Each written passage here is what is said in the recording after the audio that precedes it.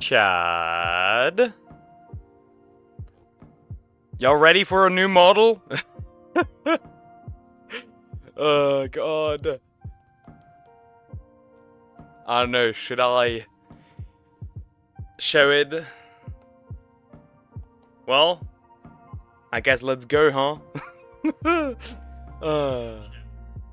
Chad? Wink. We got a slight new model, new upgrade. Yeah, they're torrent. No. It is a bit odd still. I'm still going to work on some things. Because it's still not quite the way I need it. Not quite the way. It's not fully ready yet. It will be soon though. German sands. Okay, okay. Oh, we can turn that off. We got a slight upgrade. The eyes, what the fuck? The eyes are different now. They are different. Early, yeah. German vampire. Next Pennsylvania form. You mean, German vampire? Well, it's not entirely a vampire. I'm still working on some things. Because I did lose my old model, kind of. I do have it, like, the VRM file, but I don't have the... What's the word?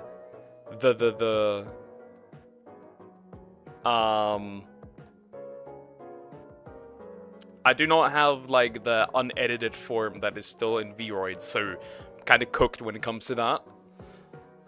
It will go through some upgrades, I guess, still.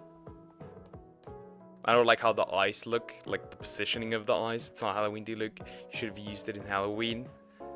Sorry, not sorry, I like the human better. You no longer look like D-Look. Exactly. Which is why I pursued to do that. Hey, Aitzy, how are you doing? Hope you're doing good.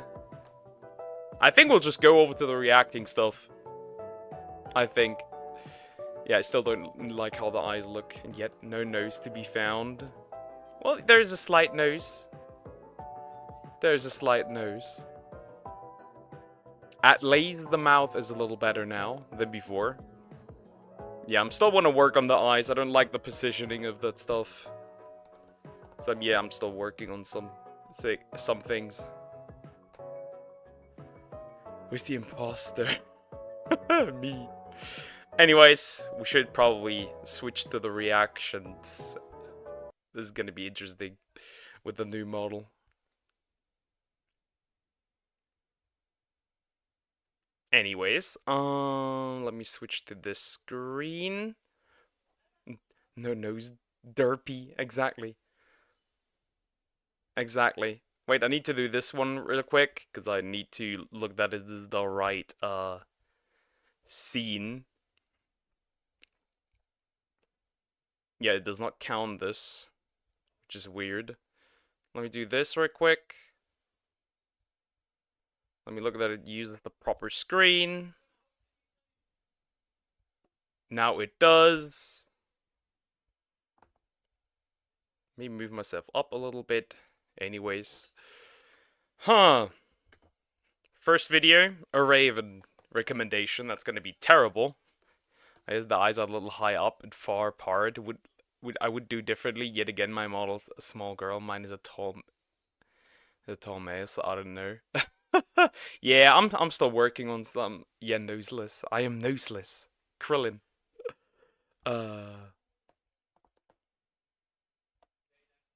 I will work on a few things, definitely, still. I'm still utilizing some things. I need to move some stuff. And I'm leaning towards the side. I don't like that.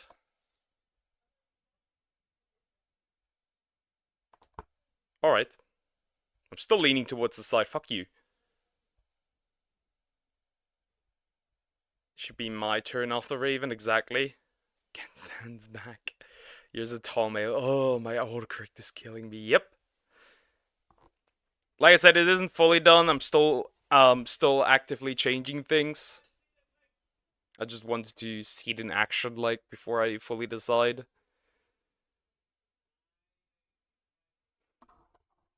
Do you think we can bully no nose? Do you know who else don't have a nose? Well, Krillin doesn't have a nose. Well, you do see a slight nose. Like, if I move like this, I do have a nose. Even in the old model, you're still noseless. Stop calling out my noselessness! Hey Seth, how you doing? Hope you're doing good. Just because I want to be Voldemort. Well, funnily enough, I've heard rumors that that is actually how you look like. Anyways, this is gonna be bad. Let me switch to this. I don't know how to react to your new model. It's a love-hate thing. Yeah.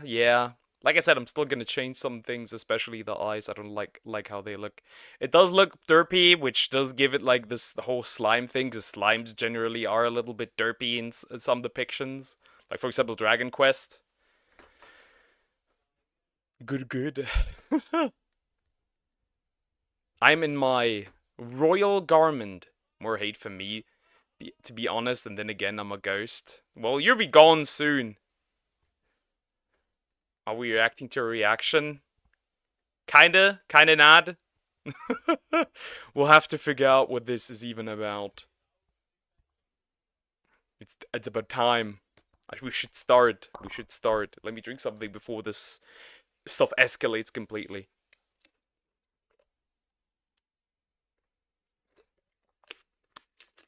Royal Voldemort, yeah, clearly. Prepare for Croc and make it double. Hi Croc, how you doing? Hope you're doing good. Anyways, I watched the weirdest alpha male show by Shira on the Wall. I'm scared. I'm scared. I don't know what to expect here. I would say let's just get into it and see what happens, I guess. It also kind of fucked up the movement. Cause like it's a bit more cause like I had to rebuild the entire model. So it has some weird like stuff. Excuse me, who the hell are you and what have you done to Poker? I'm in my royal garments now. Croc. And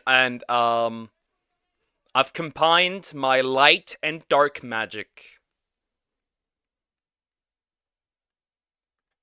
Anyways, I watched the weirdest alpha male show by Shira on the Wall. Let's just get into it. Is anyone else tired of how many streaming platforms there currently are these days? I mean, you have Netflix, Hulu, Disney Plus, there's some other things as well. Amazon Prime, Crunchyroll. Just 5 million streaming services. Nobody asked for this. And the first one to die, and I hope it does not die, is hopefully going to be I need to real quick. I'm getting a call, which is not good. Which means I need to real quick. I'll be right back.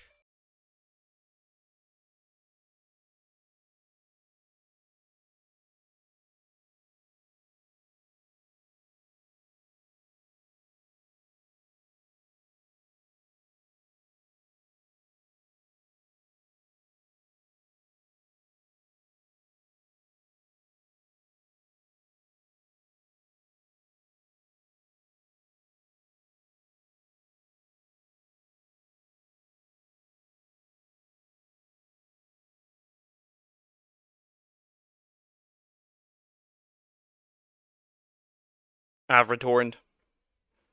Why call me during stream? I do not know. But they like to do it. Max, formerly HBO Max, Paramount Plus. Exactly. Just all those hundreds upon hundreds of streaming services. The new VTuber looks too much into your soul. Exactly. I'm looking to save Raven's soul, and I don't find anything.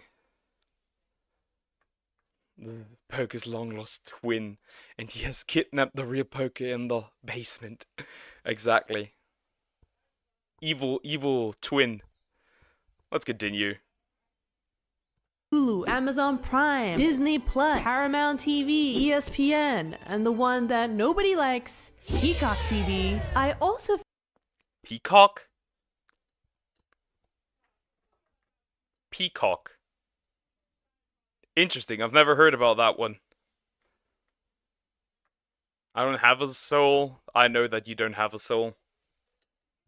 feel like there's only a few actually decently watchable shows on these platforms, and that's until one of them gets cancelled. Yes, I am still mad about Santa Clarita Diet, and the OA, and The Last Man on Earth.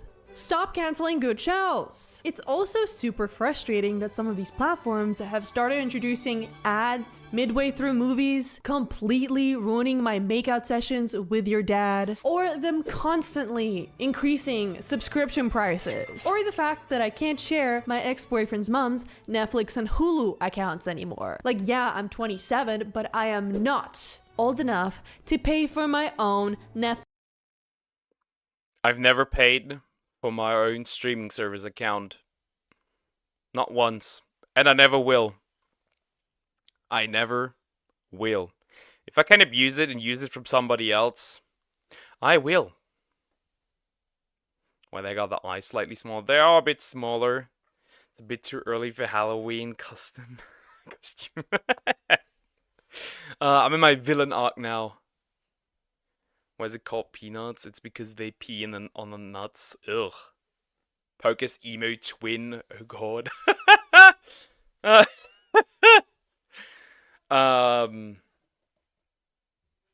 just pirate movies. Real. I might be emo, but at least I don't have a crazy ex. No, Zoom, not again. Netflix account. And yeah, all of that sucks, but none of these streaming platforms suck as much as short TV. Oh, you haven't heard of short TV? Don't worry, I didn't either until I saw this lovely video by Love Kate that inspired this video so much, so thank you, Kate. And I learned that short TV is unlike any other streaming platform out there because all of their movies are actually filmed vertically, which is, I mean, definitely the superior way.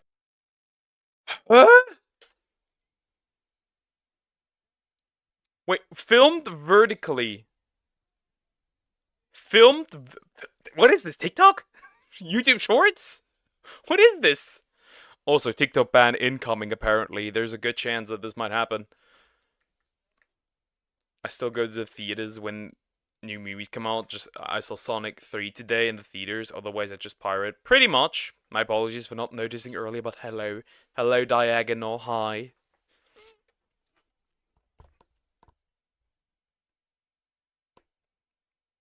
That looks nothing like emo or goth. True. Way to enjoy movies, right? Like imagine that on the big screen. Sorry, excuse me. A dream.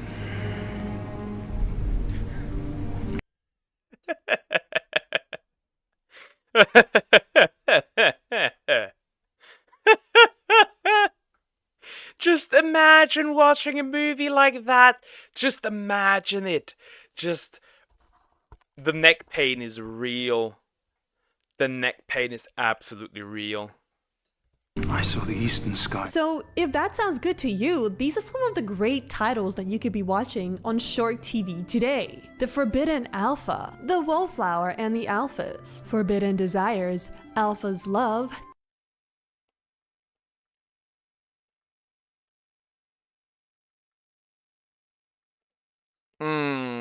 Thank you for the recommendation, Raven. We're getting into the good stuff. What are we getting next? Betas, Omegas. We had this before. We had this kind of before. We had this before. This is nothing new. Nothing new at all. It's more like Vampire Community. Its rival is goth and emo. Yeah. and finally, Pregnant and Rejected by Alpha. Ooh, that one sounds really good. So I thought it would be fun if we had a This will be Raven. Look at one of these movies together today. And the one that we'll be watching is called Forbidden Desires Alpha's Love because it's actually the top rated movie on Short TV. Which, I mean, must mean it's good, right? Here is a little synopsis. Forbidden Desires Alpha's Love is a short TV series that follows the taboo romance between Alpha Adrian and Chloe in multiple identities. The series includes episodes about drama, romance, revenge, and werewolves. There's some absolutely ridiculous stuff in this movie. Monster fucker. The monster fucker permit.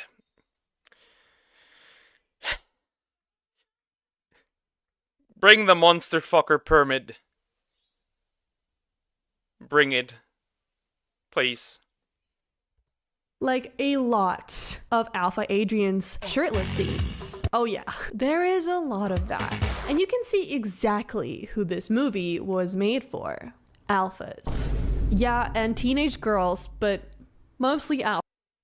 I can tell you right now, no man on earth, well, possibly gay men would probably watch this still, but I can tell you, no regular man watches these movies. I can tell you right now that that is not the target audience.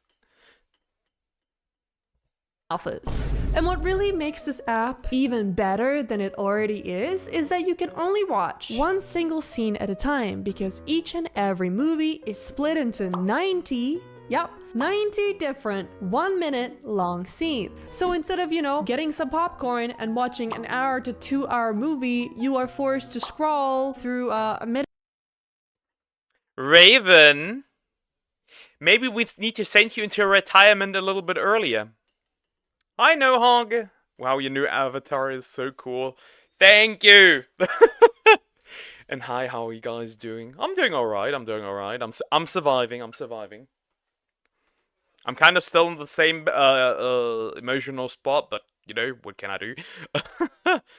Is there a Sigma male show? I mean, technically, American Psycho, which is not a show but a movie, technically, so that would work. Minute long video clips. Oh yeah, and after the first. You know what vibes this gives me? For like you know what vibes this gives me? Remember the old times when you were watching anime on YouTube and it was like cut in like multiple parts, like 20 parts of like one episode? The good old times. This is the same energy. This is the exact same energy. Raven, you're a child. 10 free episodes, you are forced to either watch 5 minutes of ads for each and every 1 minute long episode, or spend your hard-earned cash on their coins. And no, you can't just buy the entire show or movie outright like you usually would. No. Anyways, dog, I'm out right now. I just passed by to say hi. That rhymed. Since I got a notification, so I gotta go, gang. Bye. Hope y'all have a good day. Hope you have a good day too.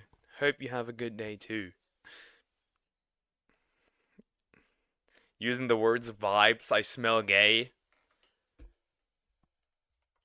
You can't smell anything. You can't even spell. It's even wondering. I'm wondering that you can even spell the word smell. Oh, you have to pay for each and every episode. And of course, that ends up costing way more than an actual, Hollywood blockbuster. But why would I spend $20 on Barbie, a Hollywood blockbuster with an amazing message, when I could spend $150? Barbie still kind of failed because Ryan Gosling was pretty much the star of the movie. $150 for that shit. This is nice and expensive. $150. Great. On Pregnant and Rejected by Alpha. So let's finally dig into Forbidden Desires Alpha's Love. I'm excited. Are you excited? So the movie opens on this old-timey castle called Moonrise Hotel, which is known for frequent werewolf sightings. Oh. And the next thing we see is a dark wolf NPC. I mean, the CGI is immaculate. It eerily looks like a real werewolf, right? And it's very real. This looks like a game from like 2008, 2009, possibly even older. Wonderful CGI. Werewolf turns into a handsome ginger man called Adrian Wild, aka Alpha Adrian, the Moonrise Pack Alpha. We also find out Chat, maybe if I stop streaming, I will also turn into a handsome ginger man. It follows me around. that Alpha Adrian has to use a cover story in order for people not to find out that he is an actual alpha werewolf.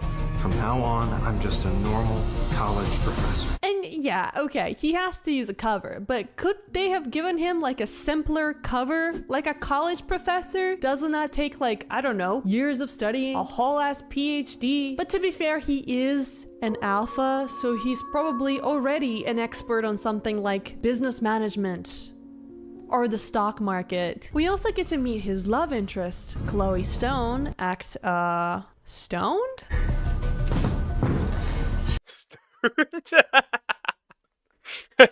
This is peak.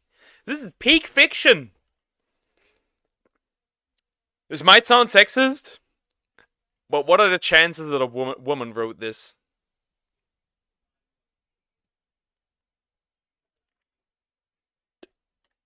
Because like I see no man watching this. Barbie box office 1.4 billion never failed. No, the message kind of failed because people were glazing Ryan Gosling instead of Margot Robbie. He turned into you. I am handsome. Good morning, everyone. Hope your week went well. I see you have a new outfit now, and quite a stylish one at that. Thank you. Hi, Marcus. How you doing? Hope you're doing good. This is peak fiction. I will pay $150 to watch this because it's funny. No. Damn, Chloe, lay off the pipe. We also get introduced to Chloe's mother, Scarlett DeVille. Yup, Scarlett DeVille. Scarlett DeVille. Why does that sound so familiar? Cruella DeVille. Let me guess. She's also evil? Meds are working. She isn't running away, but remember, this is just a one-night deal. My parents are doing this to me to keep me from getting too powerful. Apparently. I'm just kidding, but wouldn't that be funny? So Scarlett here ends up drugging her own daughter and giving the strange man her credit card as, I guess, the form of payment. So as the strange man with the credit card is walking up the stairs very, very slowly to catch the very, very slow Chloe, Alpha Adrian is still somehow on the phone, completely oblivious of his surroundings. You know what this also reminds me of? Ever seen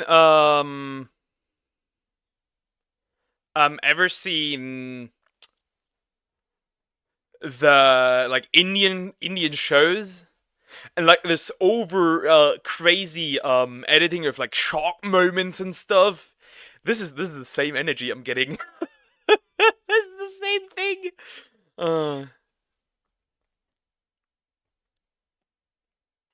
I think your on-stream chat is a little bit funny, acting funny. No! I'll check that real quick.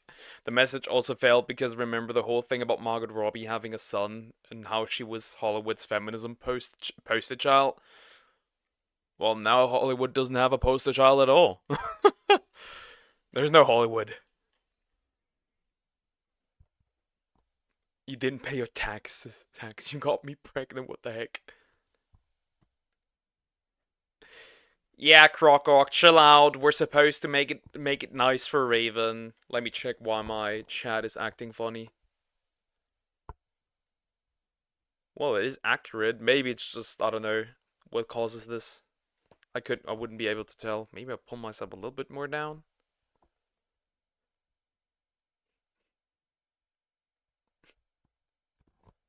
Help me. Please help me. Like, I don't know how he couldn't hear all of that commotion and yelling happening literally right next to him, but I guess maybe our alpha is deaf in one ear. So Chloe finally gets Adrian's attention and asks him for help. But because Adrian is just so startled, Chloe has to literally kiss him in order to get his. What the fuck am I watching again? Huh? Maybe the $150 are actually worth it. This is kind of weird. I hope this gets a little bit more freaky. I'll be right back. Okay, Aitsu. Like, imagine a dude being so startled that you have to kiss him to wake him up. To make him react. I don't know about that one. That's an interesting that's interesting writing. That is peak writing right there. His help. And finally, Adrian takes her into his room and closes the door. And what happens behind that closed door? Things get a little spicy. Alfred, is it possible to have a human as my mate? I don't think so.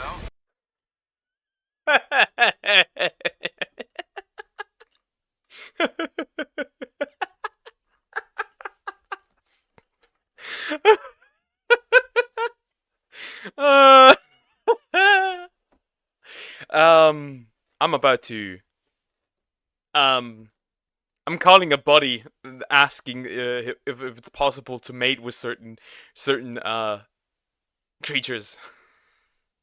That is wild. That is wild. What happened, Alpha? Shh. Calm down.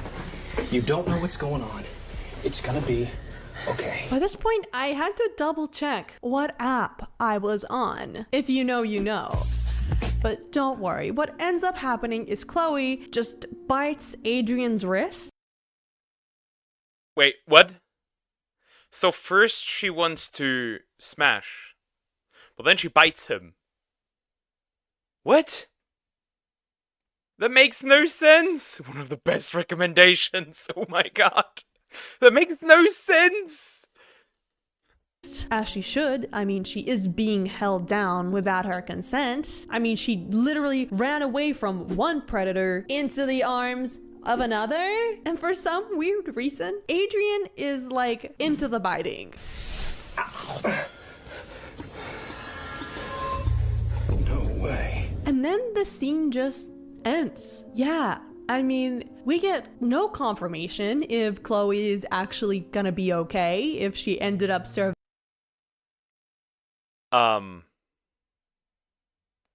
This gets kinkier and kinkier. Interesting. Very interesting. Surviving the night, or if she ended up being caught by the strange man with the credit card. We have no idea what happened until the very next scene, in which we get a massive context clue. So Chloe is finally back home and she is on the phone to one of her friends. How could she? And who's that man? I just can't believe my mom tried to sell me for money. Are you okay? Are you okay? How about, can I call the police? Do you need to see a psychiatrist? What can I do? Is there a hotline for human trafficking? I mean, people say, are you okay? When they see somebody stumble and fall, not when they hear that their friend is being human trafficked by their own parents. Oh my god, I'm sorry, we rushed here as fast as we could. You know, you get run over by a train and the people just around you go like, "You okay, buddy? Do I need to call the ambulance?" What the fuck? Also, peak editing. When you're done watching this, I have a recommendation I didn't think of until last night. Flicker's talks. Our youth knows nothing. I think if that's the first video in that particular series. Okay. Are you okay? Oh yeah, I am perfectly fucking fine. Didn't just break every fucking bone in my fucking body. Thanks for asking, Mike. Alright, okay It's just a saying. I'm sorry. And then it cuts to Chloe nonchalantly walking through her house. And what? Is that Alpha Adrian on her couch? Chloe ends up being so startled by Alpha Adrian that she ends up running into the arms of her own trafficker. Oh my god. Oh my god. Mom, there's a man in our house. What are you trying to pull? What's with the yelling? I guess Chloe just forgot that literally the night before, her own mother tried to sell her for cash. We're just... Who wrote this? Who wrote this? If I find out who wrote this, I'm gonna have an in-depth discussion about what is going on in your brain. Like, how do you come to write this script and the story and Alpha Adrian? Aitsu, calm down. Just gonna move on from that whole thing, okay? Yeah. Adrian is here to drop off a gift from his dad. From his dad? Yes, Lucius, who happens to be my new boyfriend. He's loaded. Wait. Okay. Adrian randomly appears at a house. Is entered into her. His body is into her mom. Like, no, what was it, dad? I don't know anymore. I'm just confused. Was it his buddy? What? And he's loaded. He got guns in his He got a gun in his pants. That is crazy. Nah, fuck this. It feels like a tomorrow's teachings video. It's that absurd. It is so odd. Like, who wrote this? I ain't saying she a gold digger, but she ain't messing with no broke werewolves. What do you think I was gonna say? If you had the balls, you'd say it. I'm just kidding.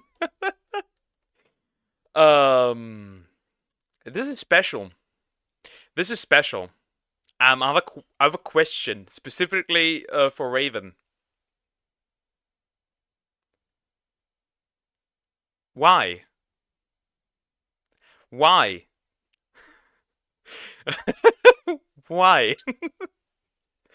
He popped up at our house. I'm still in PJ. We're about to move into Lucius Mansion soon. You're gonna get used to having a man in the house. Adrian is going to be your stepbrother. Ugh! Now it's getting weird. Now it's getting absolutely weird. Are we really on the right website now? Like, on the right, like, subscription service? Why not? I found it. Why? We are on the hub. Oh no. I have to remind you once again that we are indeed on Short TV, a teen 12 plus app. 12 plus, huh? No, it's even bigger.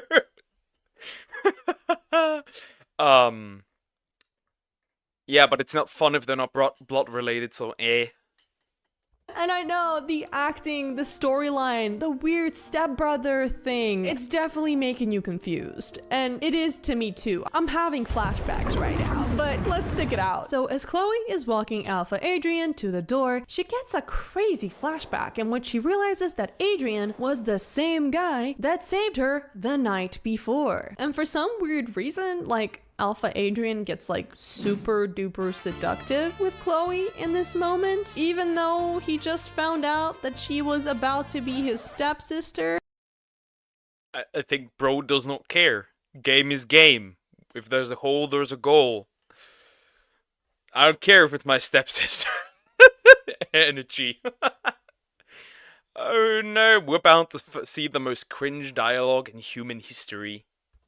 Last night, it was you? Listen, I didn't see anything. Unless, of course, you wanted me to. But then, just like that, he gets incredibly aggressive with Chloe. Again, he is an alpha, and I guess he does have that dog in him. Listen up. I don't care who you are or what kind of connection we have. What is this? He's like, he looks like a disappointed dad, and she looks like the bratty daughter. I don't know. This is just weird. What? Nothing makes sense here. But you need to keep your distance. You and your gold digging mom too. One more thing. Stop trying to seduce me. I'm not. Good. Didn't he try to get what? Didn't he try to smash her like a few minutes ago, and then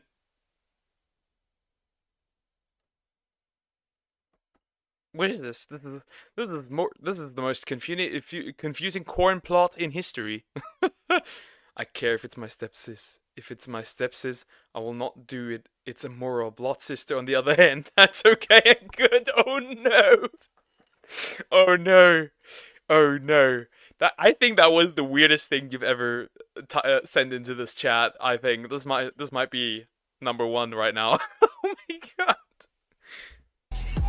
Keep it that way.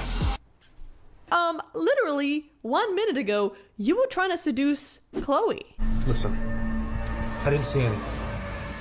Unless, of course, you wanted me to. So not only Adrian is deaf in one ear, he also suffers from some sort of, I don't know, short-term memory loss. Pick a struggle, my dude. So the next episode, we follow Chloe to her university.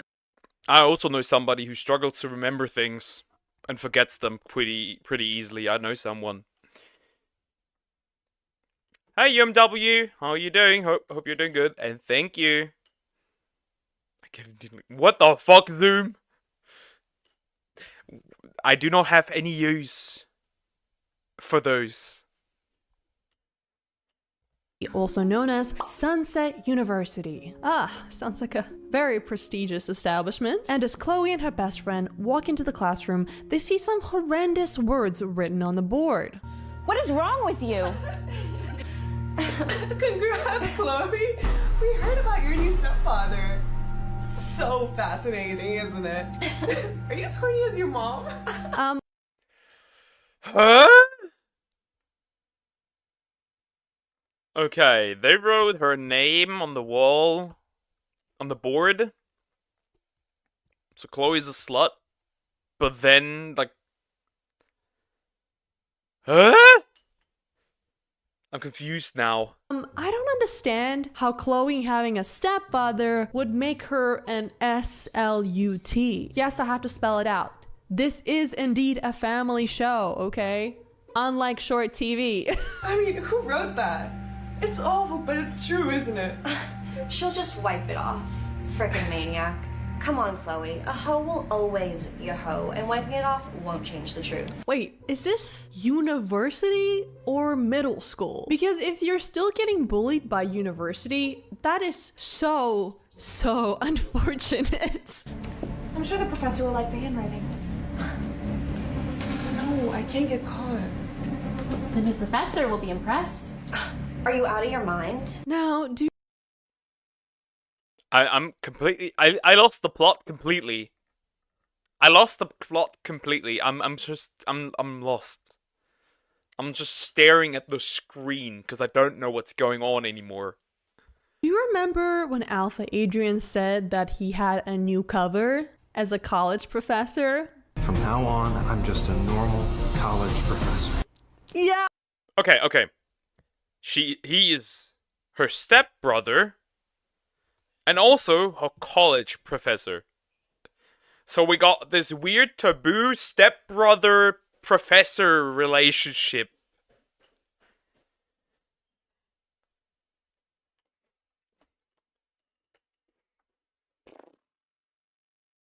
Okay.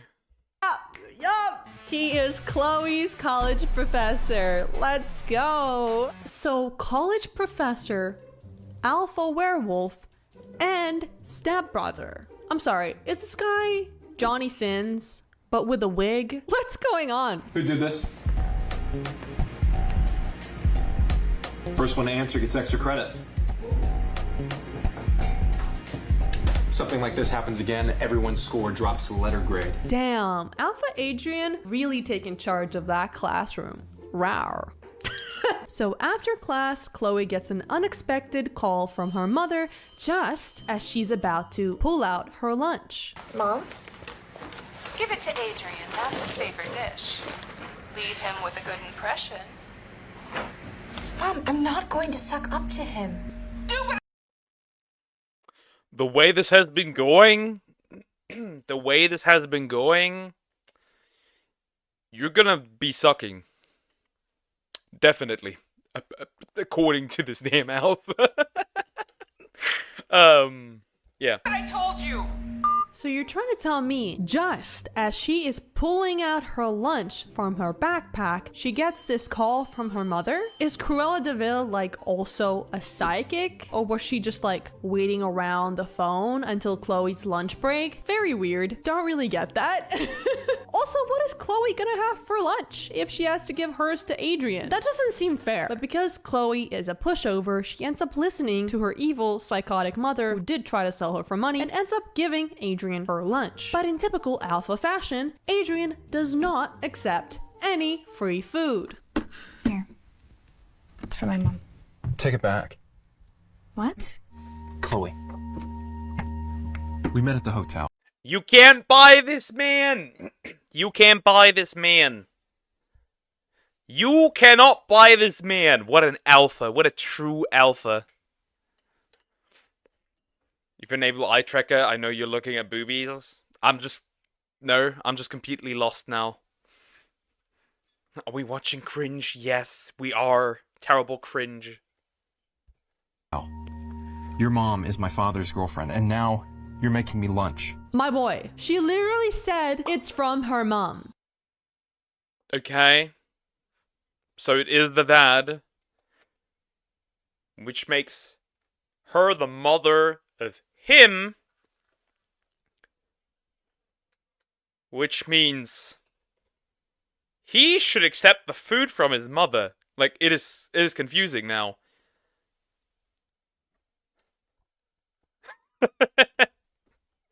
It is very confusing now. Aitsu! Control your cock! God damn it. You can buy this man also, Adrian. my steps is kinda, True. Do you also have early onset Alzheimer's? You're way too obvious. You'll never be my mate. What?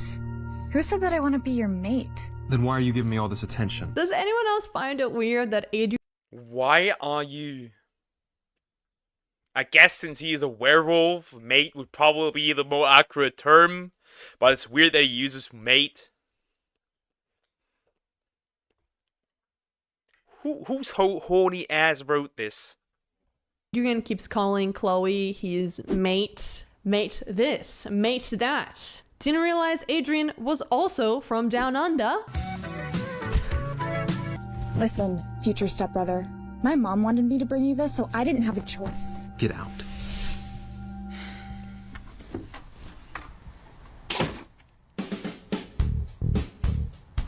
You know... No. This is about to escalate. I do not want to date D-Luke. Exactly. My eyes are burning right now because of the cringe I'm blind that things a lot. This is not going the way I think it's going right now, huh? Since you seem to be so confused... No. Maybe I need to show you what seduction really is. No. I'd love to say that this storyline makes sense, but... Don't show us what seduction really means. Don't do it. Don't do it. 1 minute they were fighting over lunch, and now she's trying to seduce him. I I don't know. But of course, in true alpha fashion, Adrian would never let a woman take charge. So he turns Chloe around, stares at her face, and Chloe ends up running away like a little girl. Nothing makes sense here anymore. Nothing at all. Okay. Okay, the first one was because she was drugged. Let's say that is the case, right? But then again, she kissed him willingly. Now this is weird as well. Huh? Now, before we fast forward to the next scene, I want to play a fun little game with you guys. Do you want to play a game? Okay, no, not that kind of game, okay? Nobody dies, it's okay. If you're the writer of this show, what do you think will be the next logical step in this story? Let's see if you get this right. A, Chloe stops trying to seduce Adrian, since he is her stepbrother and teacher. B, half-naked Chloe and Adrian accidentally end up in the same dressing room because her bullies prank her and change the signs on the door, so they are forced to hug each other. Alright, A is unlikely. B seems possible. B seems possible. Stop torturing us, please. No. You can thank Raven for this one. Until the bullies leave. C, Adrian takes his job as a college professor seriously and no longer tries mating with Chloe. Or D, Chloe calls the police on her mother since... Alright. I would say B. B. I would say B. Because B is oddly specific. I would say B. Let's see. And she did, once again, try to sell her, and everyone just forgot about it? Well, if you guessed B, you would be correct. Congrats.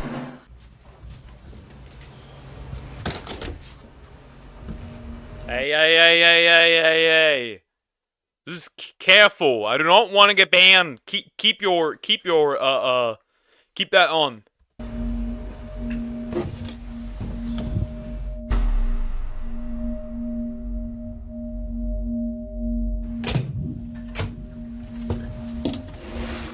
Who's there?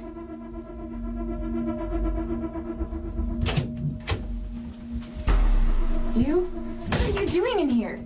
I have so many questions. Firstly, why did Adrian walk into the dressing room already half naked in a towel? Like, was he walking around campus in a towel? I don't know how appropriate that would be, especially for a college professor. Where are his clothes? I don't know. Number two, since when are they got evaporated on the way for the plot. Also, maybe he was just walking around as a wolf and just randomly grabbed the towel. Who knows? there showers at the university? Like, I went to university for 4 whole years, and I don't think I remember seeing showers. Unless, of course, you're at the dorms, which makes no sense because Adrian and Chloe were about to move in together, right? At Adrian's house with his dad. We're about to move into Lucius Mansion soon. You're gonna get used to having a man in the house. So, like, do they live at the dorms part-time and, like, spend only... Is this all on TikTok? No, this is on a separate streaming website. Like a separate streaming platform that you have to pay for. I'm not kidding. The weekends at home? I don't know. Thirdly, if they did live at the dormitories, wouldn't the teacher dorm and the student dorm be completely separate so this would never ever happen? I mean, I'm really questioning the facilities at Sunset University. I just don't think they're up to standard. So anyway, the bullies are about to walk into Chloe and Adrian half naked in this dressing room, but luckily Alpha Adrian gets them to safety in time behind a single shower curtain. And even though it looks a lot like the bullies walked in before they could even get into the showers, we're just gonna ignore that and move on. Don't say a word. Where is she? What do I do now? Hold on to me. Now. Oh yeah, That makes no sense!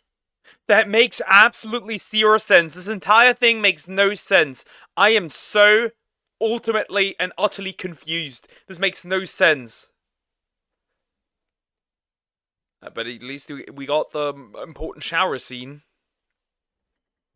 Yes, a hug is what will make the situation so much better. Not like, hey Chloe, you should hide in the corner where they can't see you. No, Chloe, come here and hug me in case these bullies open the shower curtain and see us. They won't get any weird idea about us, I don't know, sleeping together if we're hugging, right? Who's out there? Serafina?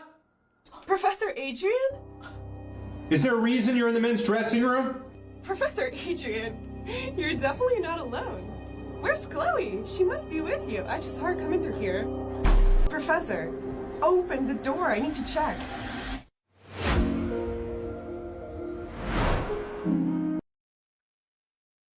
Why is that so dramatic? Why is that so dramatic? What are we? What are we watching? Why is that so dramatic? What type of streaming web is this? How is this not banned yet? No, this is literally just like a regular streaming website. Quite literally. Website 12 plus.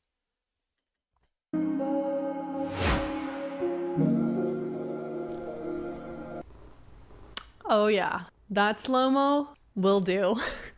That slow-mo will definitely No, not the lotion. Like actually, where's the? Not the lotion. All bro did was pick her up. Did not need those sound effects exactly. This was like, like I said, it gives me like those Indian TV shows. Like that's exactly what it is. That is terrible. That is terrible. definitely do.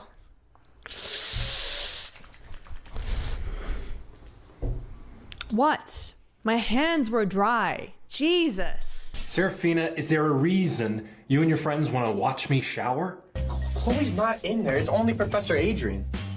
Declan, do you really think I don't know about your sweet little feelings for Chloe? You can't fool us. Serafina, would you like to explain why you and your friends are in the men's shower? Well, Are you causing all this drama because you guys just want to see me naked?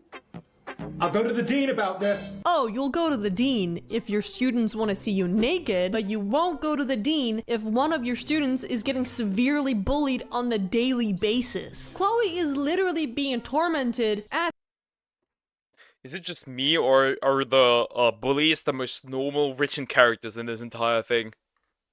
I mean, there are bullies in college, sure, but they are still the best written characters, I think. If it looks a bit different. Yeah, it does. Unsolved Rubik's Cube. Hi, how are you doing? Hope you're doing good.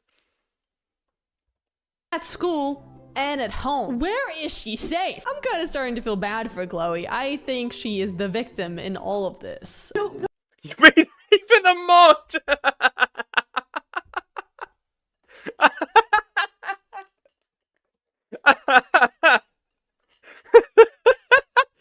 Literally the shock of his life. That is wild. I'm Cat, by the way, her life. Okay. What the fuck? What the fuck? Raven has been a mod for a while now, though, Cat. Raven has been a mod for a while.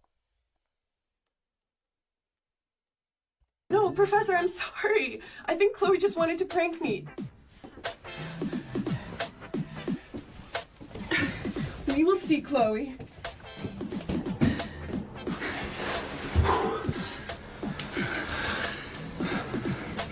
Thank you. Just another secret between us. You know, you really are a troublemaker. Again. Huh? She's not even doing anything! Like, she's not causing, like, this situation, she's not causing this! Nothing makes sense here!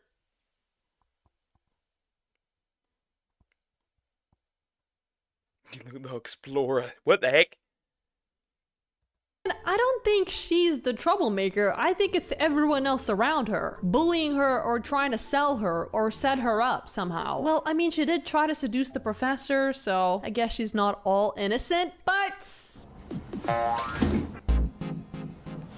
Oh my god. I'm sorry. Boing!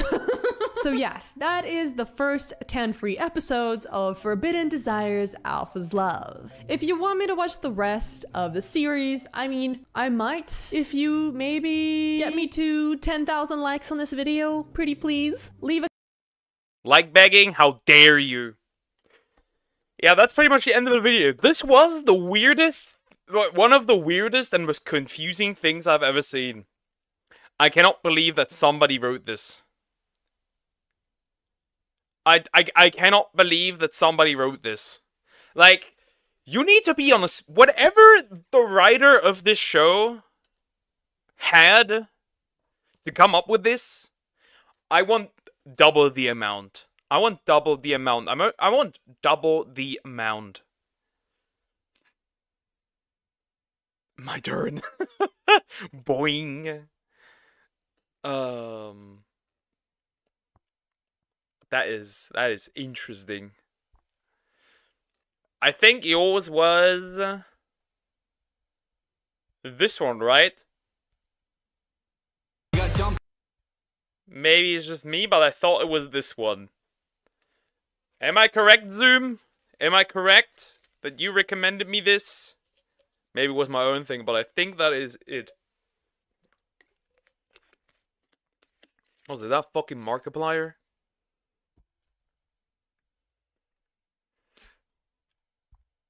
Is that fucking Markiplier?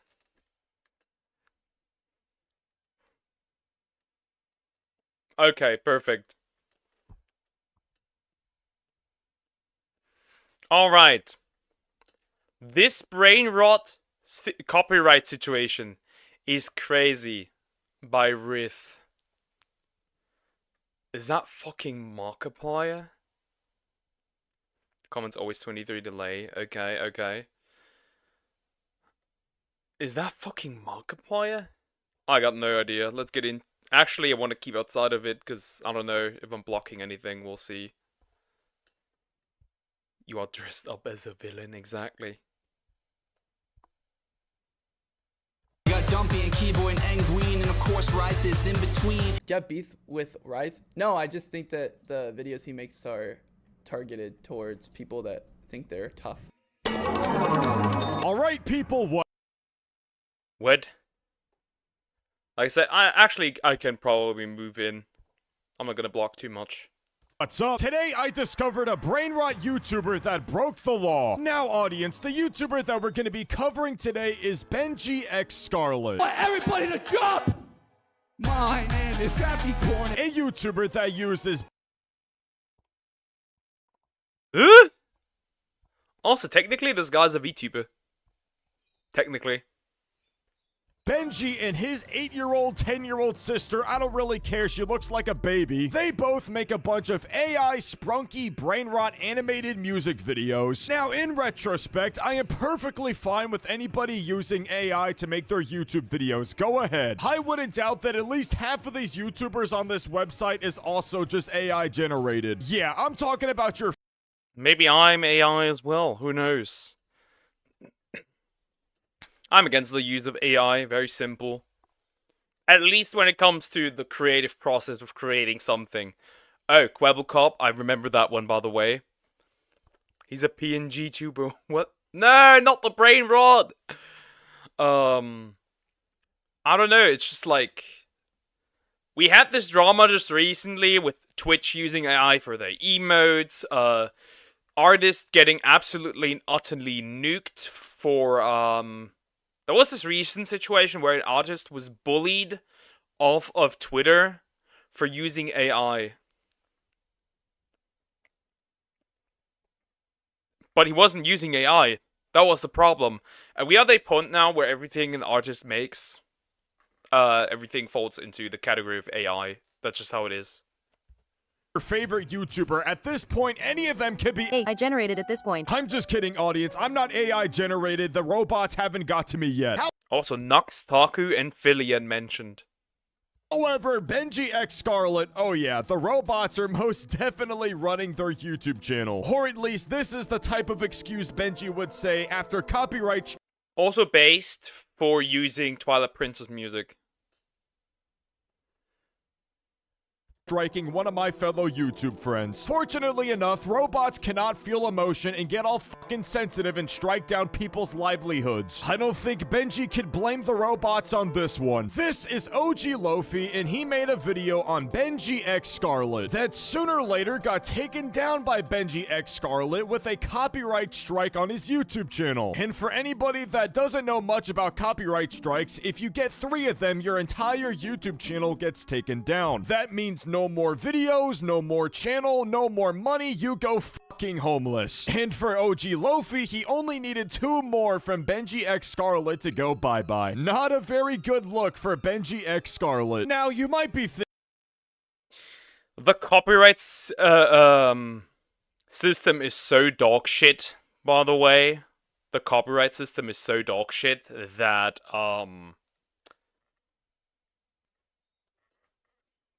there's still YouTubers out there who lost their channel for false copyright strikes who still don't have them back. This is fun. why did OG Lofi get this copyright strike from Benji X Scarlet? Well, the simple answer is that Benji got sensitive and didn't want to hear criticism on his name, because striking down for copyright is the simplest method of getting a video taken down. However, the long story is that whenever OG Lofi uploaded this video on Benji X Scarlet, it was classified under fair use, which basically means a criticism or a parody on somebody else's content is transformative, which essentially means that Lofi's video shouldn't have been taken down for copyright under any means. If you give criticism and commentary over somebody else's protected copyright work, you are then transforming the content. Wait, in this case, the copyright strike is useless. Maybe it's just me, but the copyright strike is absolutely utterly useless in this case. Like, I don't know. Like, you make yourself look even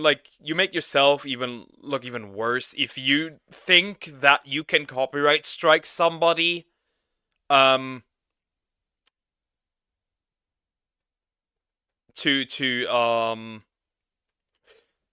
don't know. To shut down criticism, I think you're a bitch. You're a coward. That's just me, though. Dan Schneider, a scandal at Nickelodeon by blame it on George. Okay, I will watch that after the next Raven one. Itself, therefore shielding you from the copyright strike. And because Benji decided to strike down OG Lofi's video to begin with, he then broke the copyright law because OG Lofi's video was transformative and falls under fair use. So at this point you might be thinking, well, Rith, what exactly did Lofi say to get the video struck down for copyright? Why did Benji get so sensitive? What could he have possibly said about Benji? Yeah, he said this. Ladies and gentlemen, the moment you've been waiting for, the best Funky Cat song ever!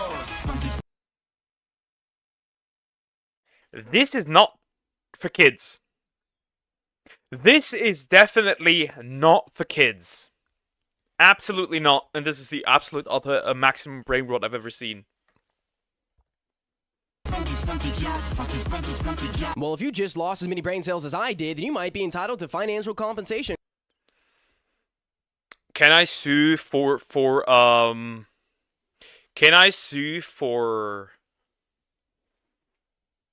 like assault? Because I feel like I was assaulted right now. Bro, I feel like I got assaulted by now. And call 1-800-BRAIN-ROT-KING for your... No offense, Lofi, but Benji should never have gotten sensitive over that dog shit joke. For the record, guys, I like Lofi's content. Go subscribe to him. But Benji, come on, you got sensitive over this. How fucking pathetic can you be, dude? Clearly you've been around your 8-year-old sister way too long and now you find playground insults as like saying the N-word. Sensitive ass motherfucker. Interestingly enough, this guy got so sensitive over commentary YouTubers making fun of him that he actually put me and a bunch of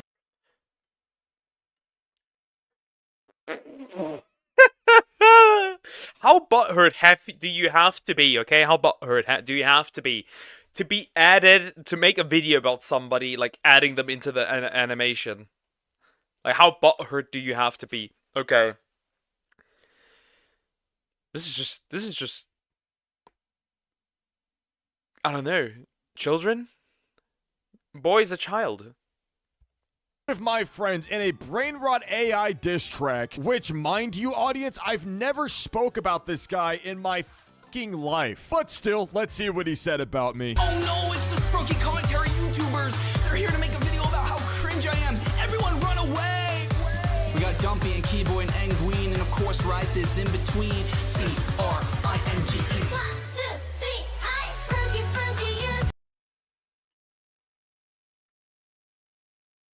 Can somebody recommend me a gun?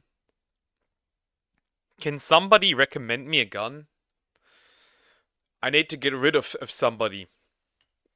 Because I lost a couple of brain cells and now can no longer survive. That is so weird! What is this? Again, audience, never in my life have I spoke about this guy. Why am I in the video? Why am I dead center of all the commentary YouTubers? What the f did I ever do to you? Well, to be honest, I know exactly what you did. You made me look fucking stupid. Why the f do I look like a malnourished POW in World War II? You could have designed me in any other way to make me look more handsome. And at least you took the time out of your day to make sure you at least look like a somewhat normal piece of shit. You look like the team.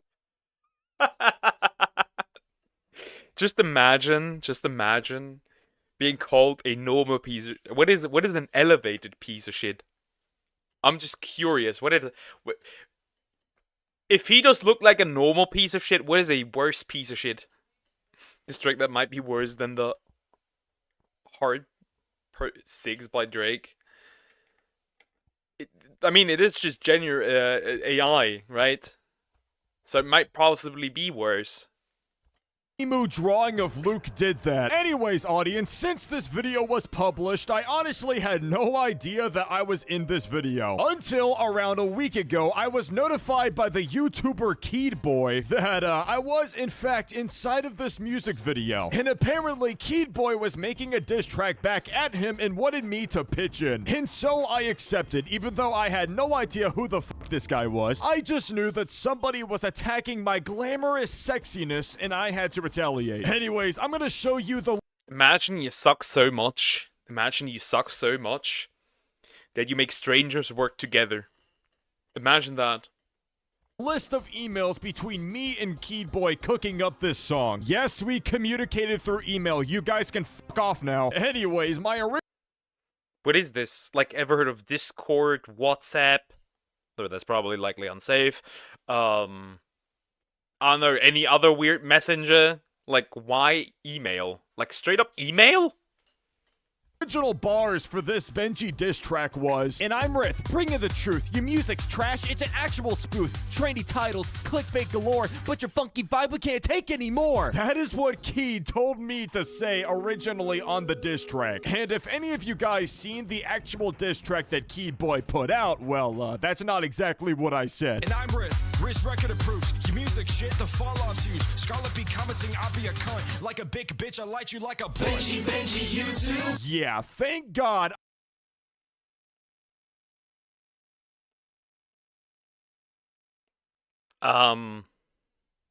Is this just, is this just two people having a brain rot diss track fight? Because that's what it feels like. That is exactly what it feels like. Maybe that's just me, but it feels like two people, three people actually, brain rotting each other.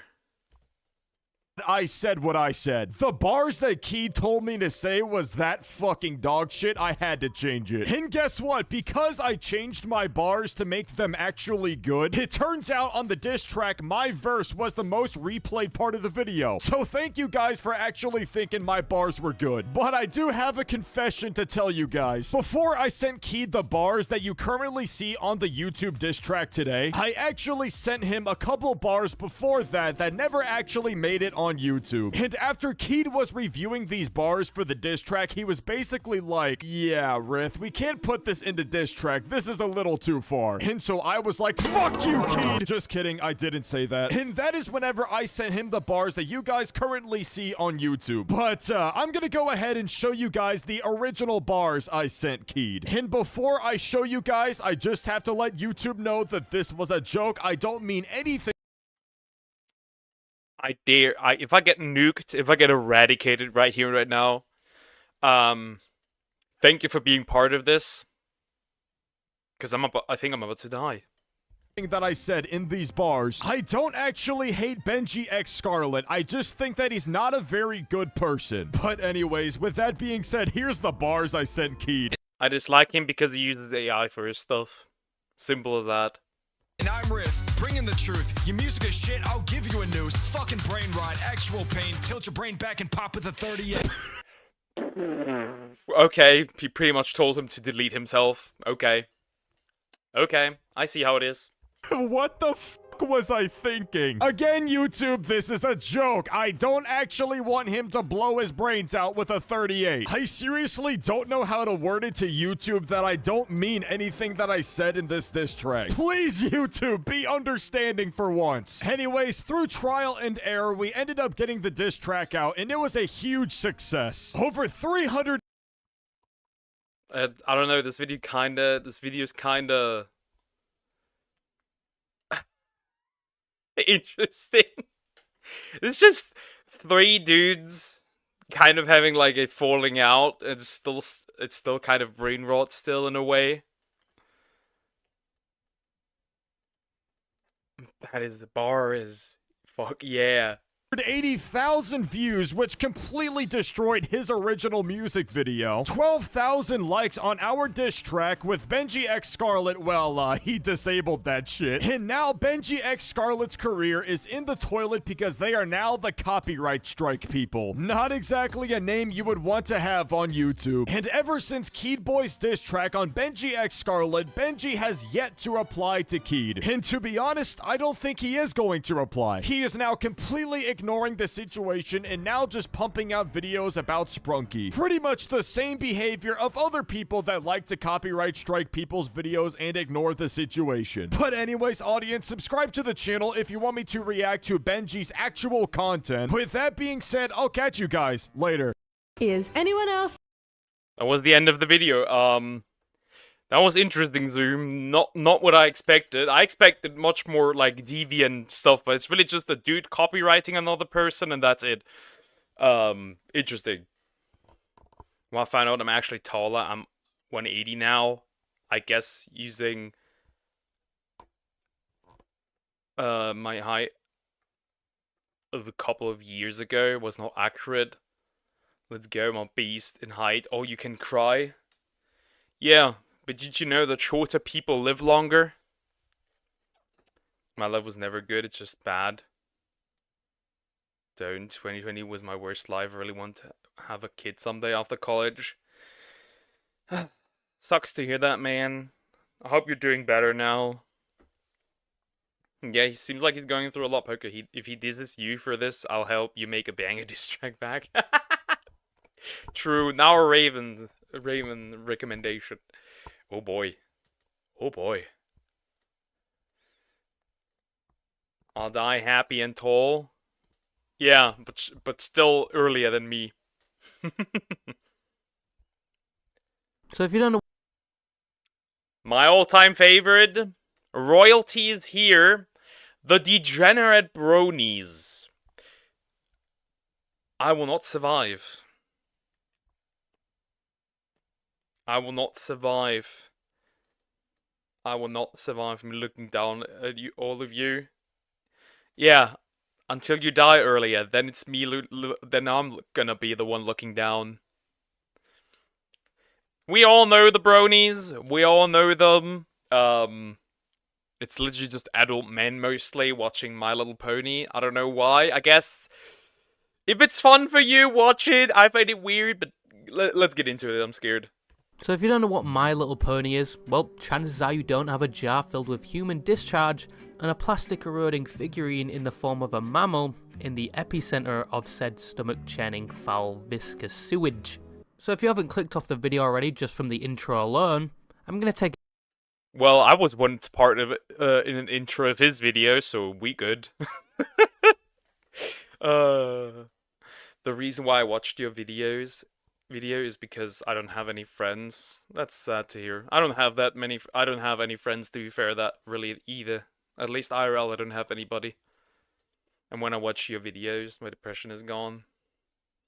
Well, glad to be of service. Yeah, it sucks. It really does. I guess you have an iron stomach, and when it comes to the internet, you have seen and expect the worst. Because today we are going to be talking about the My Little Pony community, or better yet, the bronies. And boy oh boy, is it going to make you lose hope in humanity if you haven't already.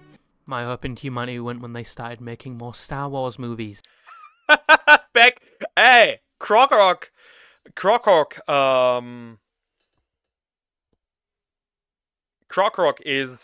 is probably really happy to see one of the best movies of all time here. Just kidding. But anyway, what is My Little Pony or a brony? My Little Pony is a lot of things from a franchise toy line to an animated form of media, with many indulging and knowing the topic for the latter reason. The animated TV series started all the way back in 1984 to help advertise the popular toys. Little did they know that when they started creating said animated episodes that were predominantly for kids, that their intended audience would also incorporate fully grown adults, who to say the least were infatuated with this show. Especially the more modern and peak of the show, My Little Pony Friendship is Magic. I just know that there's a lot of not safe for work art out there. A lot of not safe for work art. It is atrocious how much is out there, and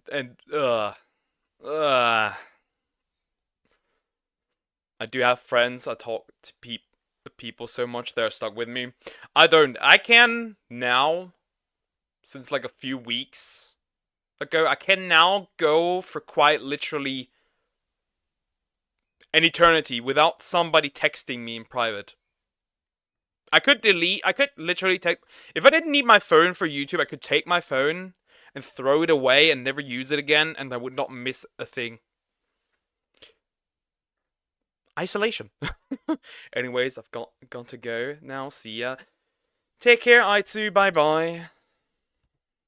Which started all the way back in 2010. Just a little side note, I have met multiple people, all going past adolescence, that are worryingly interested in this animated TV series, to the point where they buy the merch. I do know a few through Twitter, but they're not, like, weird. They don't sexualize these things. They're not weird. They're just like My Little Pony. And it's actually women and men. Again, really weird, but, you know.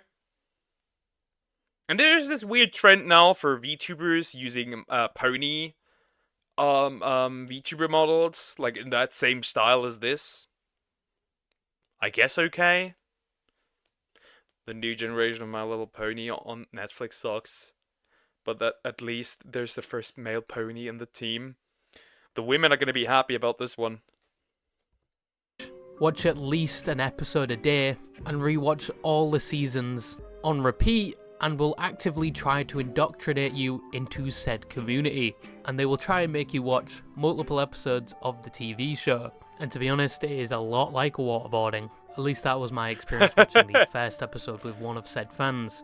But these fans incorporate their activities under the title of a brony. A brony is a male fan of the My Little Pony television program and range of toys. But a lot of female fans identify themselves as bronies as well. And you'd think a community centered around a wholesome animated kids TV show would be somewhat safe or wholesome itself. It's not. We have to realize that anything targeted towards kids, anything targeted towards kids is not safe, is not child friendly. Because there's always a weird part of said community that will turn this stuff weird. Always. Doesn't matter. It simply doesn't. It is for the most part, but some instances I'm going to describe may make you preemptively want to load 7.62 Hollow Point. But first, what is so attractive about My Little Pony to these people? Said people that are well... The ponies. The ponies. Past the target age demographic for this show.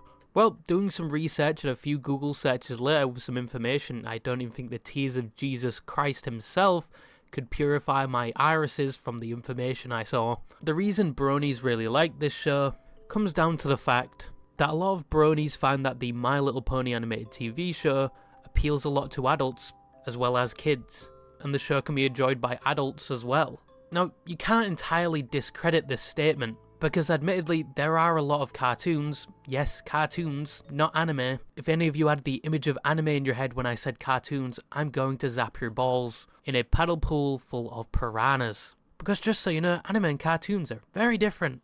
Anyway, think of cartoons like Regular Show, Star vs. Force of Evil, and Adventure Time. Like My Little Pony, adults... Just like how people call Avatar The Last Airbender an anime, and I'm like... Fuck you, no. It's not the same. It just isn't. It just isn't. You should know about the My Little Pony Equestria Girls. It's the human versions. Yeah, they're also not safe. They're even less safe, probably. Tend to watch these shows despite them being cartoons targeted towards children. Hey, I rewatched Adventure Time and watched the latest spin-off Fiona and Cake recently. These shows do hint to adult themes, especially in Regular Show and Adventure Time, and some have a mature subset to it. You'll make it to Tier 8, where you touch her horn for the very first time. Very special. What about Tier 15? Stay away from that! Do not do Tier 15! Unlike cartoons like Uncle Grandpa or Fanboy and Chum Chum, although I do love both. Femboy and Chum Chum? Wait, there's a show for there's a show for deer out there. That's interesting. Dracula, new deluxe skin, Delucula, exactly, 100%. For them from the bottom of my heart, from my childhood, and that's another point why these people love My Little Pony: nostalgia. Some people will rewatch entire seasons of shows even though they know exactly how it ends, how each twist in the story is formulated, and the fact that when the show ends they will be left with an empty void in their heart, and they will see a dishevelled, hollow reflection of themselves from the darkness of the rolling credits scene, fully well knowing there will never be a continuation to the series, and life at that very moment becomes hollow and obsolete, just like every good anime that refuses to release a second season. No, we are not I don't know. I don't remember what the anime was called. I don't remember anymore. But that was not a good anime. It was really just ecchi and zombies. I forgot what that was called. But there is some anime that have like one season, like Deadman Wonderland literally is one season and that's it. That is painful. Still waiting High School of the Dead. Still waiting. So in conclusion, I can see why some adults watch cartoons, either out of nostalgia or because of the adult themes. But I can't say the same for My Little Pony. I mean, I know from personal experience that some of my childhood shows are like this, but I haven't watched My Little Pony. So in order to get my credentials to shit on My Little Pony, I'm going to watch 3 episodes. Wish me luck.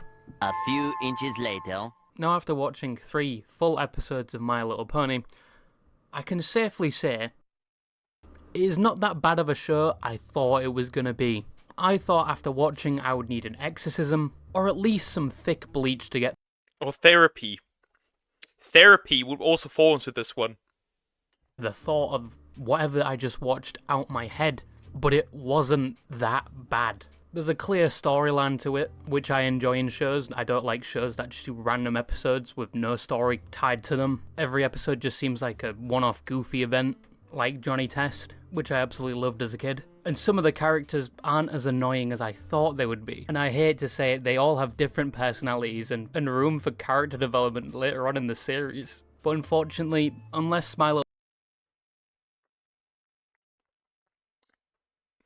The character development comes in probably a lot of the art. I love Johnny Test, by the way. Great show. Was so fun to watch as a kid.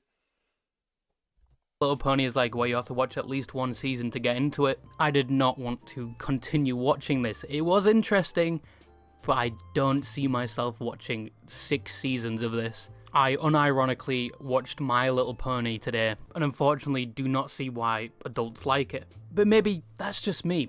I think you guys should watch it as well. I think you should go on YouTube right now, because the episodes are on YouTube, surprisingly. Type in My Little Pony Season 1, Episode 1, and tell me what you think. Because in my opinion, it wasn't that bad. I just don't see myself watching more. But why are My Little Pony fans or bronies loved so much? Especially on any online space, where if you admit you are a brony, you're gonna get crucified. Well, I'm scared. I'm tremendously scared about this. all this stigma or stereotype comes from the fact that some My Little Pony fans really love My Little Pony. But the term brony was coined, of all places, the internet's public urinal, 4chan, and was done so as soon as My Little Pony Friendship is Magic was released. And people were spamming 4chan with posts about it, to the point where they created a section on 4chan just for posts like that. But knowing the people that roam the dystopian webpage that is 4chan, these posts wouldn't be entirely just about how good the show is, because this is where terms such as clopping would be invented. Clopping. Isn't that going to be something weird and sexual and odd? Not the clopping of horseshoes, but the clopping of someone's penis getting manhandled. Okay, never mind. We're going into the weird stuff. No, this reminds me of the Connor with Grimm. Oh no. We're getting into the weird stuff now. Prepare. I give you a few seconds to run away. 3, 2, 1, let's go. To death by their right hand over animated images of fictional horses. Clopping is the term for people that are currently or actively tenderizing their meat to My Little Pony characters.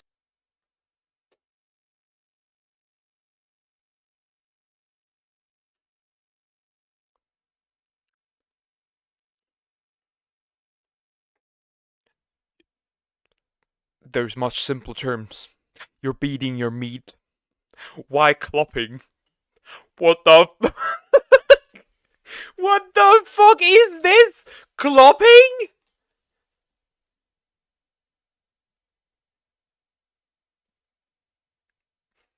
Oh hell no! Yes, we have strayed from Lord's intended path. Yes, we do need a worldwide reset of the human race. But bronies are often confused with fairies, which they do share some similar ties with, some being a part of both communities, but some are adamant they are two different communities altogether. Wait, he's a brony and a fur. You can't be both. You can't be both. You can't be fucking both. I mean, technically you can.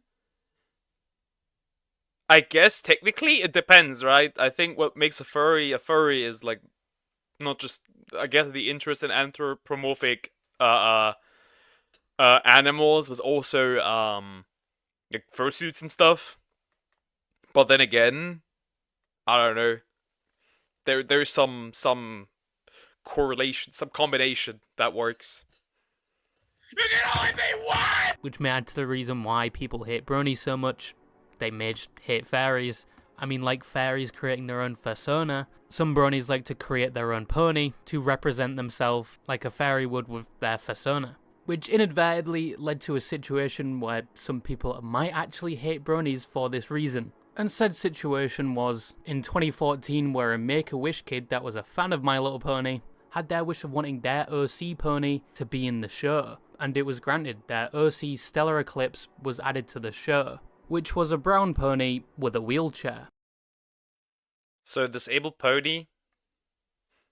I guess that works. Yeah, I guess that works. Interesting though. And if we left things like that, everything would be fine. All 4 nations would live in harmony. World peace would be achieved and world hunger would be a thing of the past. But no, we couldn't have that.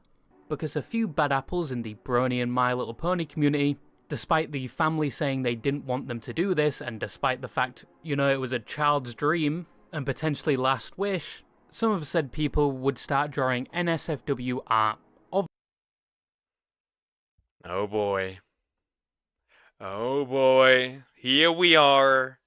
Here we go.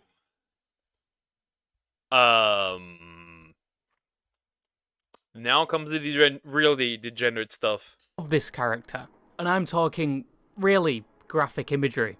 Now I can't see why they would do this, or their true intentions. But the next part would make it very clear, because the family wanted them to stop doing this, they vocalized it, and they didn't stop, they actually increased the amount of posts they were making about this character. Now obviously none of them really got anything done to them. It came down to just waiting for people to forget about this, and eventually people did, and people stopped making NSFW art of their OC. But about 10 years later, the kid is still alive. Not saying that's a bad thing, I'm just, you know, stereotypically Make-A-Wish is for kids that are, you know, terminal illnesses. But they are still alive, and they stream on Twitch sometimes. And their comment on... I mean, hey. Good for them, good for them. Very good for them. I don't know if it's my turn next. Yes, it is. We'll do yours next. This is interesting, so glad for them. But man, if somebody always brought that up, I'd probably crash out. On the scenario is, they don't really care. They were a part of the fandom and knew what was coming, which tells you a lot about the My Little Pony fandom, I guess. But anyway, back to clopping. Some of the bronies like to clop to some of the cast of My Little Pony, with members like Twilight Sparkle, Pinkie Pie, and Rainbow Dash being their favourite to clop to.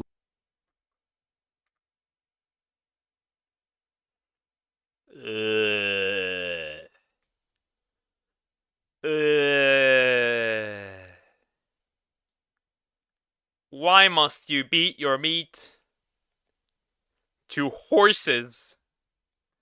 What is this, Bosch? With endless resources available of them on Rule 34. As usual, I guarantee you the cockroach under your refrigerator right now probably has a post on Rule 34. Some fans even vote for who is the most beautiful. It was not necessary to have that moan in there. What the heck? They literally have votes on who's the hottest pony. Yeah, congratulations. Awful pony. I don't know about you guys, but Pinkie Pie is definitely getting it up the rear. But more relevant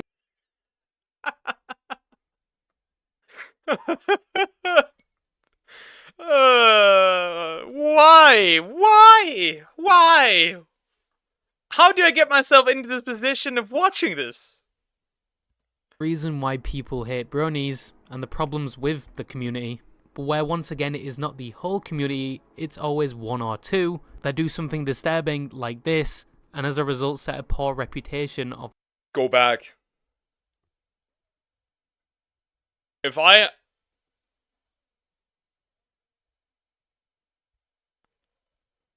Suddenly getting it up the rear.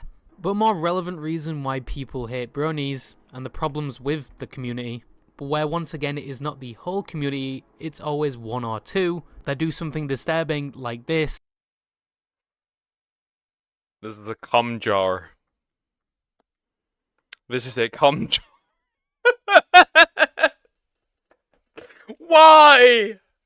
Ooh! And as a result set a poor reputation of the community, especially those that are not bronies or don't even know what My Little Pony is about. Because believe me or not all of them clop, and not all of them have a jar with Twilight sparkles drowning in someone's future generations, which is one of the events that has painted the community as degenerates ever since its occurrence, which in and itself created its own popular meme of the cum jar, where the meme often... So that word comes from... No. No! This was the Gojo figurine before the Gojo figurine was a thing. Oh no. This is the male version of covering a figurine in period blood. describes a figurine from a community being placed within a jar and then being seasoned with bodily fluids to ferment and possibly pickle the plastic depending on their diet. But the first person to create this atrocity was of course from the My Little Pony community, and of course on 4chan of all places. I am so traumatized. I am so traumatized. I am so traumatized. Why? Where an anonymous user posted a picture of Rainbow Dash with some glazing, and all I have to say is like, come on buddy, you could have at least filled the jar up. He was obviously not gooning hard enough. But to describe the scene, the jar was stained brown with what I could assume being their offspring slowly choking to death with the lethal concoction of the fluid, and can you even show this on YouTube? Rotting plastic combining together. But yes, this is where the cum jar meme started.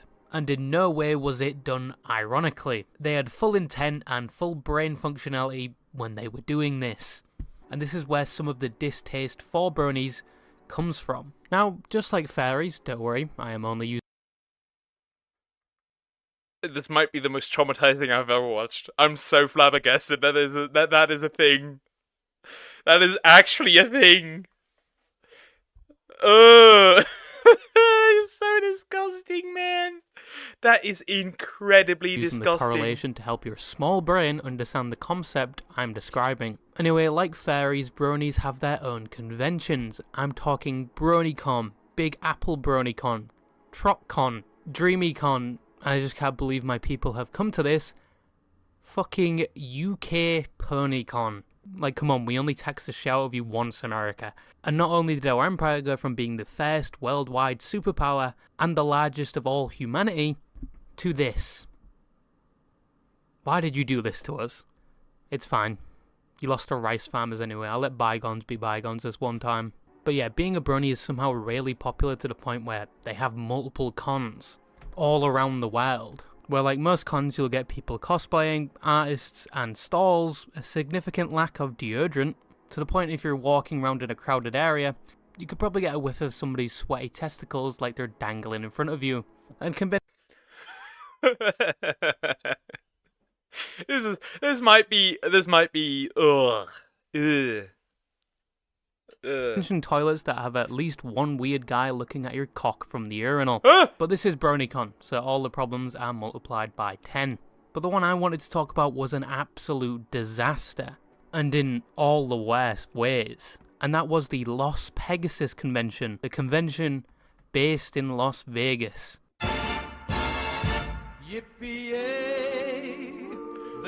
Someone brought their homemade Twilight Sparkle fleshlight to the con. Homemade? No wedding bells for today. I got spurs that jingle. Now this event was doomed from the start. Not only were the people organising it not well educated in event planning, the hotel they had chosen on the New Vegas Strip had been going bankrupt multiple times, and the rooms were absolutely dreadful for their prices.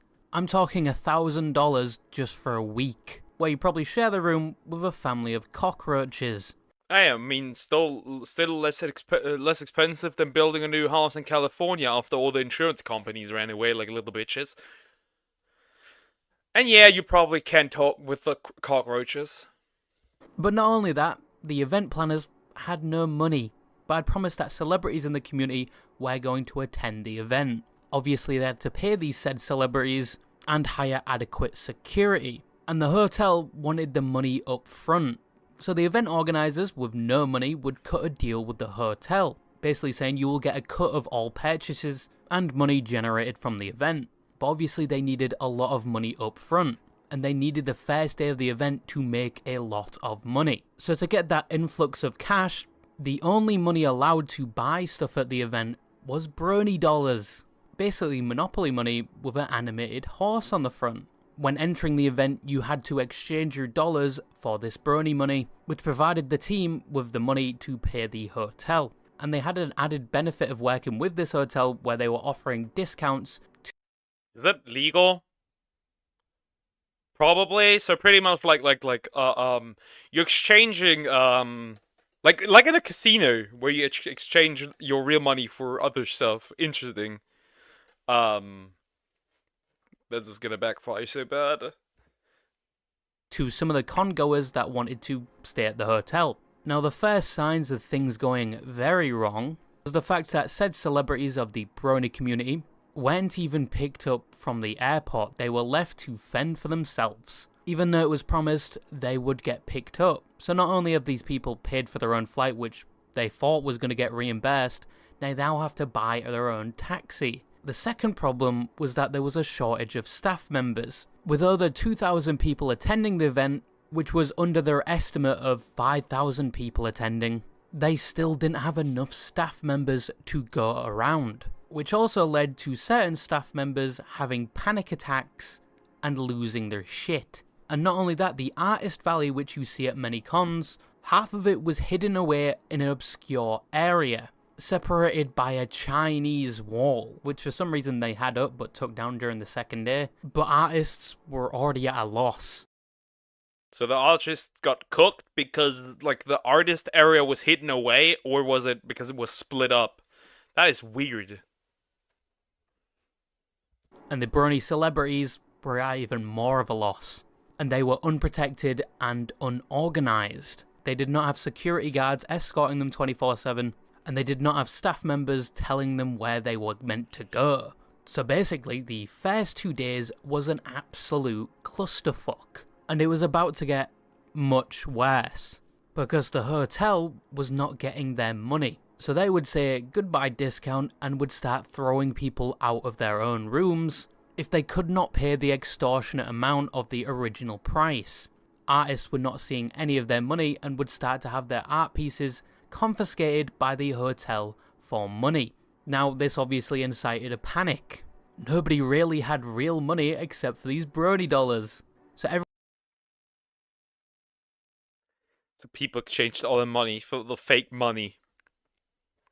What the fuck? Who badly planned this? Everyone scrambled to exchange these brony dollars, most of them taking significant losses, but they just wanted to take their money and leave. No staff members could be seen, and even the event organisers were gone. The organisers had taken the money and ran, abandoning the artists, the celebrities, and the attendees with no physical cash, just brony money. Now, panic ensued, but the celebrities tried to get it under control, not for the people that lost their rooms, not for the artists, but for themselves. They were out thousands, and some did not have money for the flight back, so they would ask people to donate what they could. But the event ended earlier than expected, and people lost. Yeah, who would have thought that this event would have ended earlier, considering that nobody was able to pay for anything? Yeah. Also, this gives me same energy for like other a very popular, what's the word? Help organizations where money is donated or events are organized and then they run. A lot of money and no staff or the organizers to be seen. They took the money and dipped, and the extremely average hotel on the New Vegas Strip unfortunately did not make as much money as they wanted, and probably have a strong distaste for bronies now. But in conclusion, that was the brony community, some of the problem with the bronies, and some terrible events that have occurred in said community. Now, I have not tried this for a while. If the like and subscribe button don't appear when I say like and subscribe, you're the next brony in line. Like, huh? I'm not a brony. Quite literally, you are about to start watching My Little Pony, and the next time you are at Walmart or your local Tesco, you are going to buy an oversized pickle jar to place and disgrace Rainbow Dash. But the My Little Pony... That's pretty much the end of the video. This is disgusting. Probably the vast majority of those people aren't like this, but still, this is mad disgusting that now I know where the idea of, the cum jar came from. I'm traumatized. But yeah, nice. Okay, well, I have to go for now. Bye-bye. Take care, Raven. Bye-bye. And I, Chad, have to take a quick bathroom break. So, I will be right back.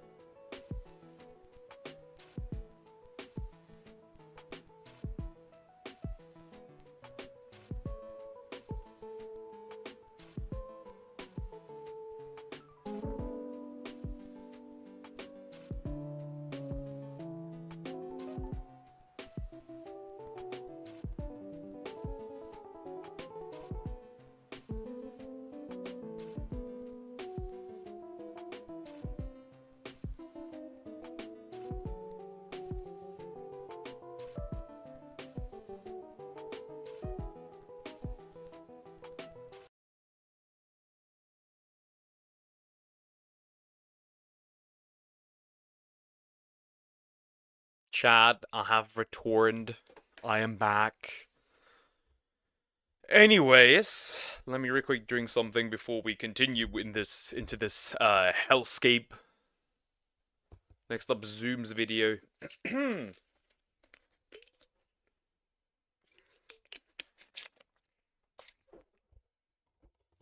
I'll be real.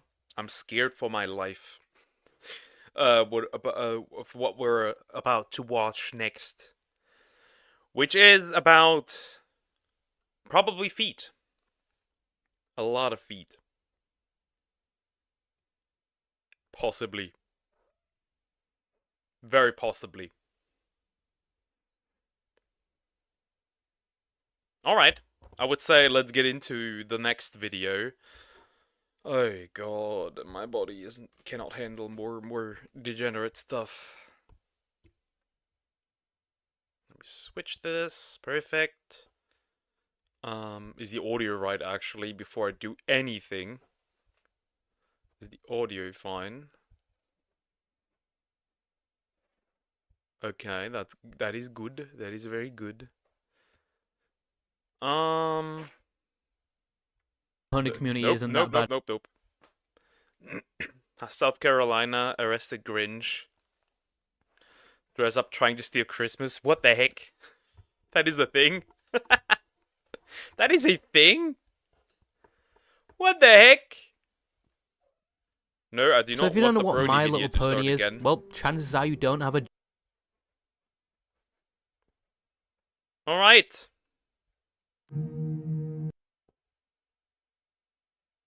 Alright. Dan Schneider, a scandal at Nickelodeon by Blame It on George. George, what the heck? I wanted to do this in a Spanish way, but I realized that was not a good idea. Let's get into it. Let's see. I don't know much about Dan Schneider except that he was working at Nickelodeon and he was very much into feet. So much so that it was actually uncomfortable for the girls working for him, but we'll have to see. I do not know how to pronounce that, Raven, and I'm not going to.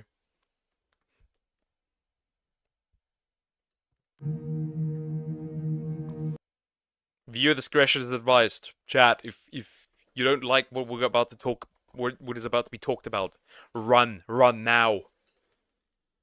Nobody talks about pedophilia. It's the big secret. Oh no. And it's widespread? Oh yeah.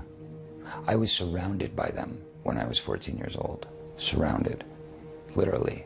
Didn't even know it. It wasn't until I was old enough to realize what they were and what they wanted and what they were about and the types of people that were surrounding me till I went, oh my God, they were everywhere like vultures. If you grew up watching Nickelodeon, then you may have heard of Dan Schneider. He was responsible for many of its hit shows during the 90s and 2000s. Okay.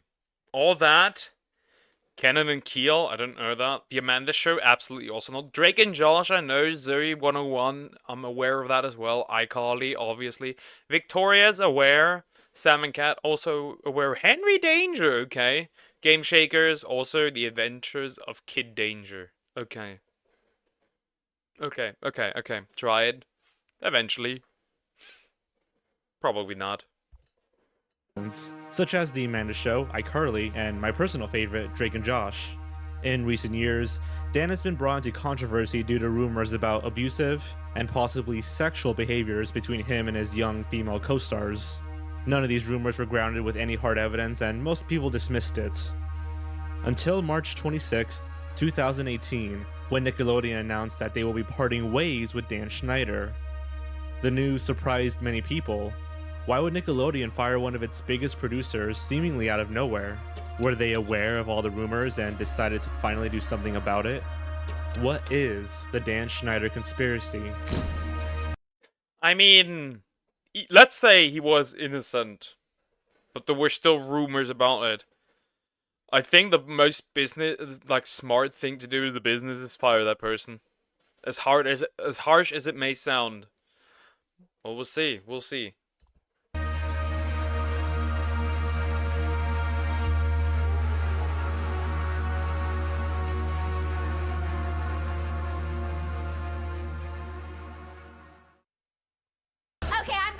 I'm Sam, and we like to...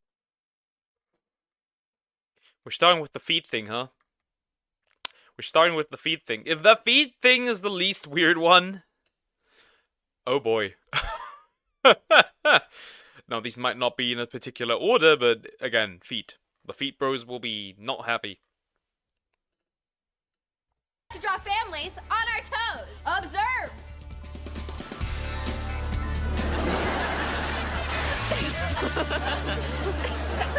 Okay, and that completes our 5-part series on toes, toast with froze.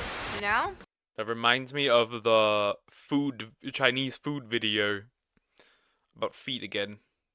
I'm gonna turn off the camera using only the remote and the power of my toes.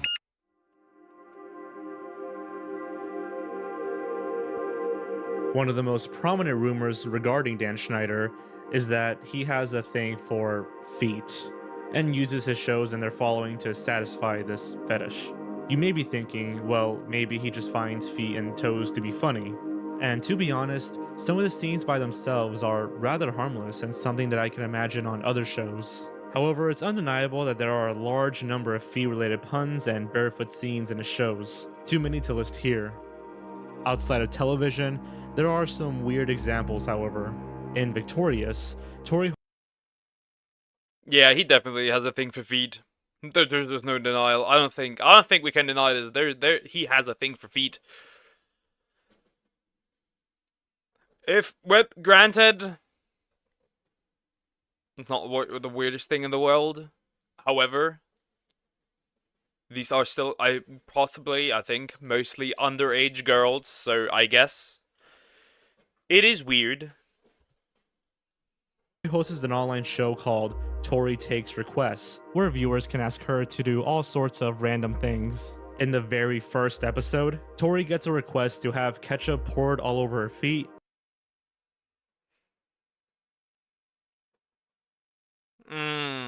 Wonderful. Great. More feet. Seasoned feet. And then she does a little dance at the end. In another online show called Cat's Random Thoughts, there's a moment in the first episode where she sticks her big toe in her mouth. What the fuck? I thought it was bad. Oh, this bad. Ooh. I didn't really watch Victorious growing up, so I don't know if these played on television, but I do know that they were extras on theslab.com, a fictional in-universe website. Now, here is where things get even more unusual. On September 13th, 2013, the Salmon Cat Twitter page asked its followers to take a picture of their feet with the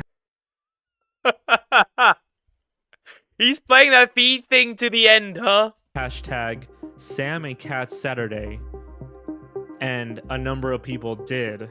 This is just one of many now infamous feet-related tweets from Dan Schneider and his shows, but this is the most well-known. You can find several if you look around long enough. Bro now has a feet collection. I bet bro has a feet collection now. I can almost guarantee that bro has a feet collection now. During the same year, there was a post on Reddit about how Dan Schneider is the most successful writer / TV executive in children's television for the last 30 years. A user commented, "I grew up in LA and was an extra on the Amanda Show a few times.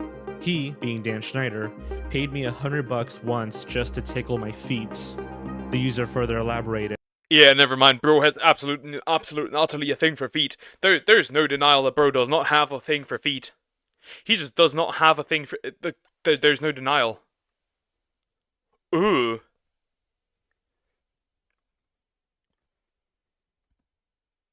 To make a weird story short, in between takes, Dan asked me if I was ticklish, and I said no. Then he bet me $100 he could make me ticklish. I was expecting him to reach over and tickle me under my arm or something like that, but he led me to his office. I basically got paid to receive a foot massage and a lot of compliments. Imagine getting a feet massage by Dan Schneider. That is weird as hell. The commenter later deleted his or her account. It's unknown who this person is, how old he or she was, or if this person was even telling the truth.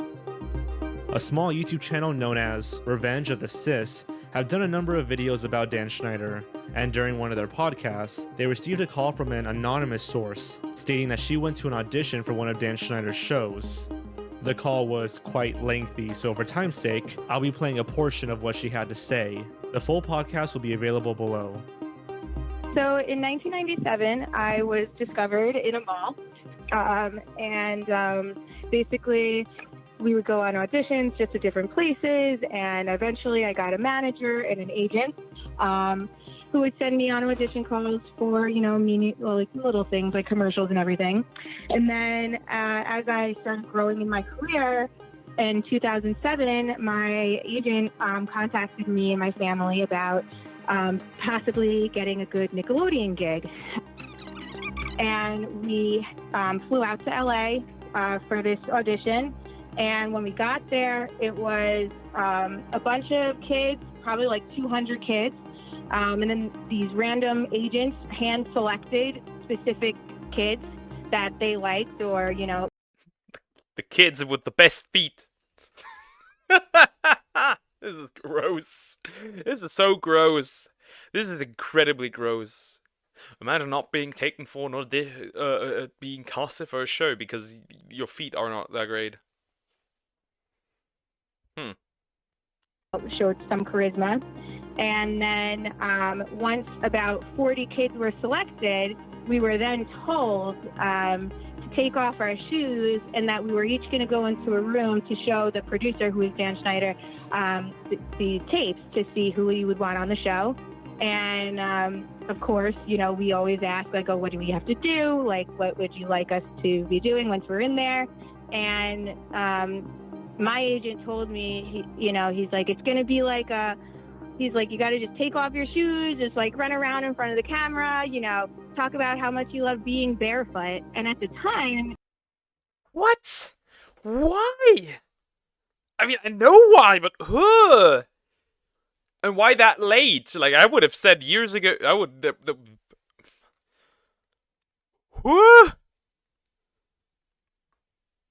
feet bros. Even, it was like, okay, that's weird, but I didn't think anything of it because I was still young. Right. My mom kind of looked around and was like, this is wrong.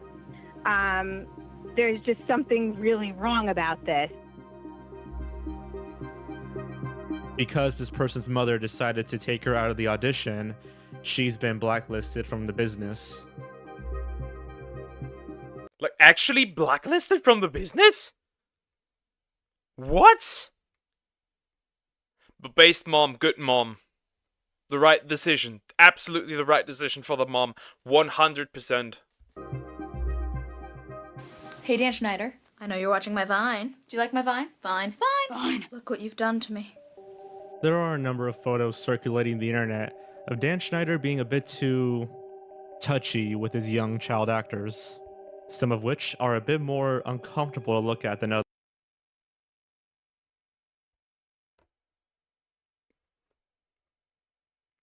If she is underage, execute him on the spot, thank you. Others. What the? There are stories of him inviting young actresses into his office and hosting pool parties during auditions. So what would happen is that your parents would send you to sort of like this camp.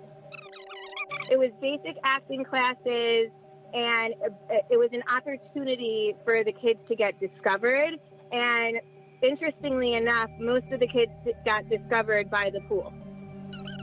They had a pool, they had like tennis courts, and I believe like it was like Megan Fox and other female select, and Hilary Duff was another one who got discovered there at the pool. And they would push you to do pool activities because they said that's where you have the highest chance of getting discovered. Now, what was the age range of the people that went to these at these camps? The age ranges, the ones that I was familiar with, are ages 13 to 22.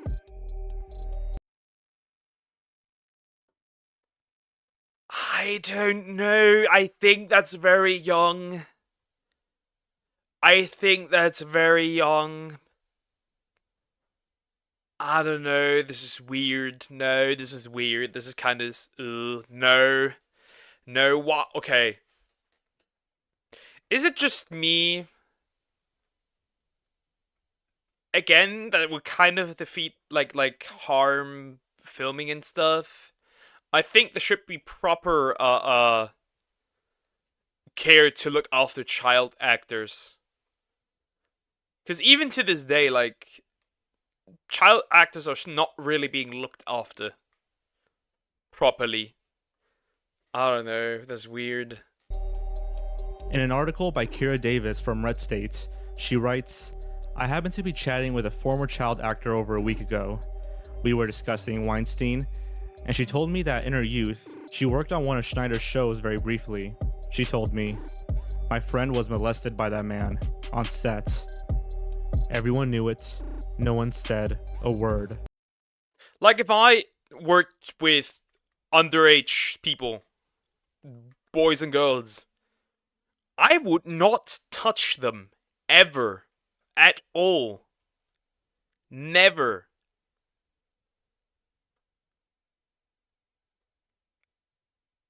Like, even if you know, we just have seen this recently, right? With the guy that voiced Broly in the dub for Dragon Ball Z, and DBS Broly, I think, also still. Just being pretty much cancelled for hugs. So nowadays, you should really just not touch anybody at all, actually. Screw that, scrap that. Not just touch anybody at all, I would say. Even with their consent, because consent nowadays is a spectrum. I can withdraw consent. Which is why, no, never touch anybody.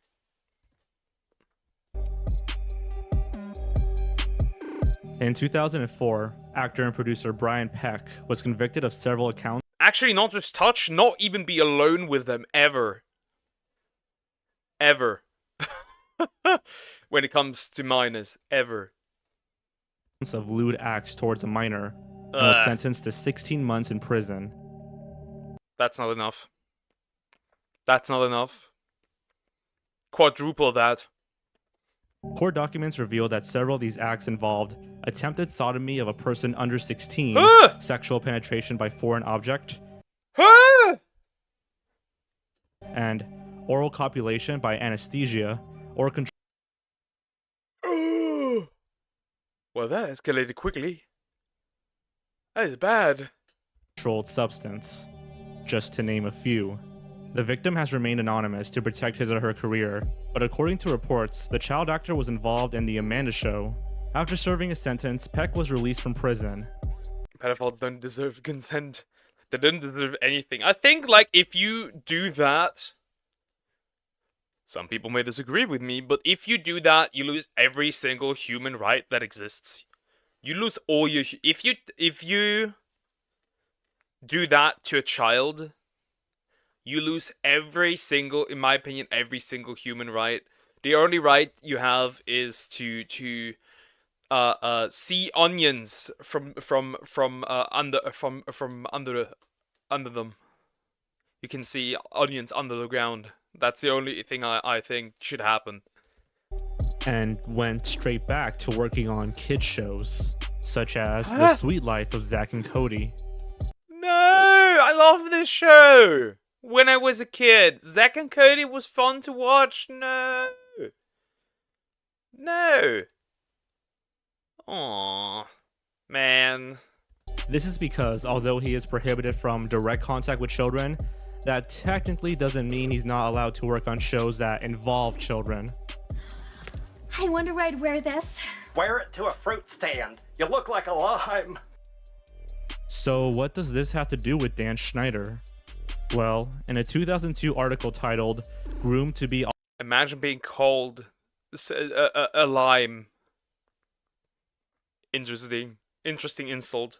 All that, it is revealed that Dan Schneider and Brian Peck would host comedy boot camps for Nickelodeon child stars, where they were allegedly separated from their parents.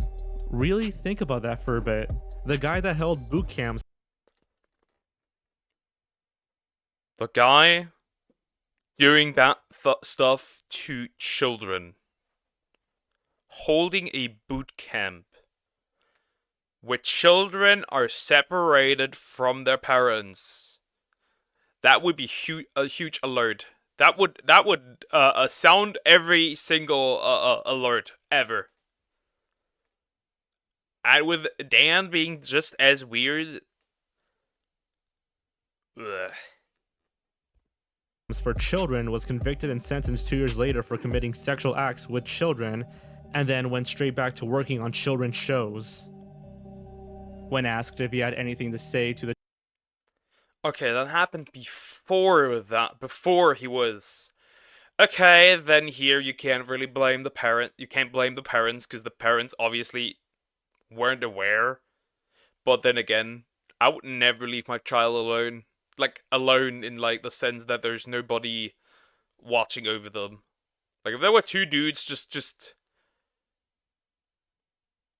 watching my kids, I'd be afraid, actually.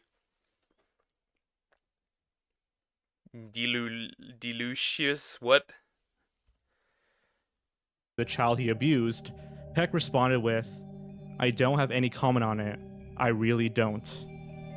And this is the guy that Dan Schneider worked with for years. According to Deadline.com, Dan Schneider was known for having temper issues. During a meeting with Nickelodeon executives, Dan was told that his show Game Shakers would not be renewed for a 4th season. I've seen a little bit of that. Nothing major, but I've seen a few things. Few episodes. If you have anger issues, you just not work with children at all. That's just me. You should not work with children at all. Leaving it on a cliffhanger ending. It was also reported that Nickelodeon's newest show, Cousins for Life, would move into the same studio that all of Schneider's shows were exclusively produced for years, and that Dan wasn't so happy about having to share space now. Perhaps the most absurd allegation towards Dan Schneider is that he is the true father of Jamie Lynn Spears' daughter. Yeah, this is a little silly, but it does lead into something interesting, so I'm going to bring it up for educational purposes, just so you guys know. Jamie Lynn Spears, the star of Zoe 101, infamously got pregnant at 16 years old, which resulted in the cancellation of the show. Crazy Days and Nights is an online gossiping website ran by an anonymous blogger known as NT. There is an actual online gossiping site? I guess. Okay. I never watched Zoe 101. Like, I'm aware of it. I've seen, like, snippets from, like, going through every single channel and then it being occasionally on TV when I was a kid, but I never watched, like, an entire episode of it at all. A self-proclaimed dialed-in entertainment lawyer. Supposedly, NT was able to predict certain scandals involving big-name celebrities, such as Weinstein and Kevin Spacey, on his website years before mainstream media caught on. Obviously, there's no way to verify this is accurate, despite the Daily Beast believing so. Regardless, there was an interesting post made by NT in October of 2007 saying, "I don't even know how you define what list someone is when they are on some ensemble show watched by teens and preteens. So go with the above and make her a female. Make her pregnant, which is causing the producers to have a heart attack because they really don't need any more scandals. But wait, there's more. One of the producers, who was old enough to be her grandfather, shouldn't be having a heart attack because of shock." Wait, so is he implying, are they implying here that Dan Schneider is the dad? That is scary. Because he is the one who knocked her up. New boyfriends are being lined up as we speak. In December of 2007, just 2 months later, Jamie Lynn Spears announces her pregnancy.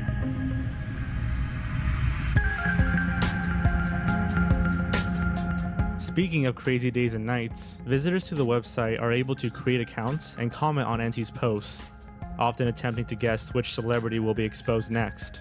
One of these commenters, known as him, is believed to be Robert Downey Jr. What? What? This escalated quickly. I guess he is truly him. He's not just Iron Man and Doctor Doom. He exposed also files. How would you even know? Like, how would you even know that it is Robert Downey Jr.? Like, what evidence do you have? I'm curious now. Yeah, the Golden Avenger himself. Where the hell did this come from? Well, most people came to this conclusion because of what him revealed about himself through his posts, such as having a troubled youth and nearly destroying his Hollywood career.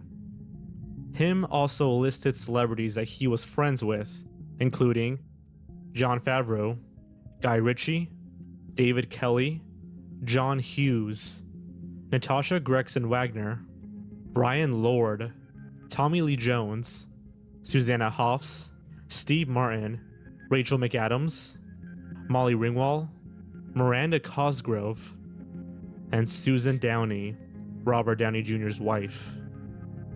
It's worth noting that him's complete list of celebrities included some that people were not able to find a connection to Robert Downey Jr., such as Neil Patrick Harris and John Hamm. Of course, there's no way to know for certain who him is, but what we do know is that some time ago, he had this to say about Dan Schneider. He's a monster. So pretty much like we are theorizing that it is Robert Downey Jr., but we do not know. I guess the evidence of having these friends and the fact that he also like made movies with these people. I guess there is some evidence, but it'd be wild if it actually was. The worst predator alive. And if you wonder why nobody will confront or charge him, he's in. I don't know. There's one predator that might actually be worse, you know, that certain island.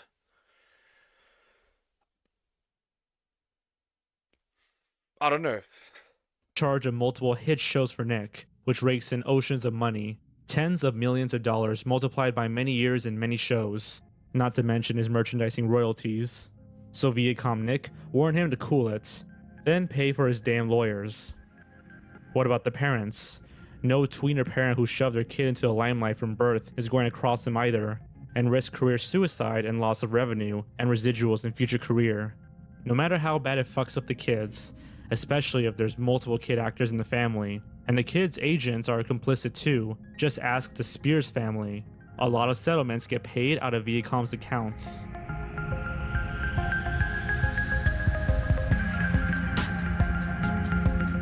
Finally, on March 26, 2018, Nickelodeon parted ways with Dan Schneider. I mean, it kind of makes sense that the parents would disregard the kids' safety just for money. That's really nothing new. I think actually this is very likely very common for parents that want to turn their kids into celebrities. Everything for that fame, regardless if it harms the child or not. Nickelodeon's official statement was, following many conversations together about next directions and future opportunities, Nickelodeon and our longtime creative partner Dan Schneider / Schneider's Bakery have agreed to not extend the current deal. Since several Schneider's Bakery projects are wrapping up, both sides have agreed that this is a natural time for Nickelodeon and Schneider's Bakery to pursue other opportunities and projects. Dan was given a payout of $7 million upon his departure. He and his wife sold their home and currently reside in Hidden Hills, California. It's unknown if Dan Schneider is working on any new projects. So, is Dan guilty? Did he really abuse his young child actors? Well, no one knows for certain. As you may have noticed, there is actually no concrete evidence against Dan Schneider. No celebrity has spoken out, and the ones who did have kept their identities private or are anonymous. So, for all we know, they could be lying. The closest comes to us from Noah Monk, the actor who played Gibby on iCarly. Uh-oh. Gibby! Still my favorite scene is when they're in the basement and I think was it Carly say, or was it Sam saying Gibby? And then Gibby just screaming Gibby and falling from the ceiling. Yeah.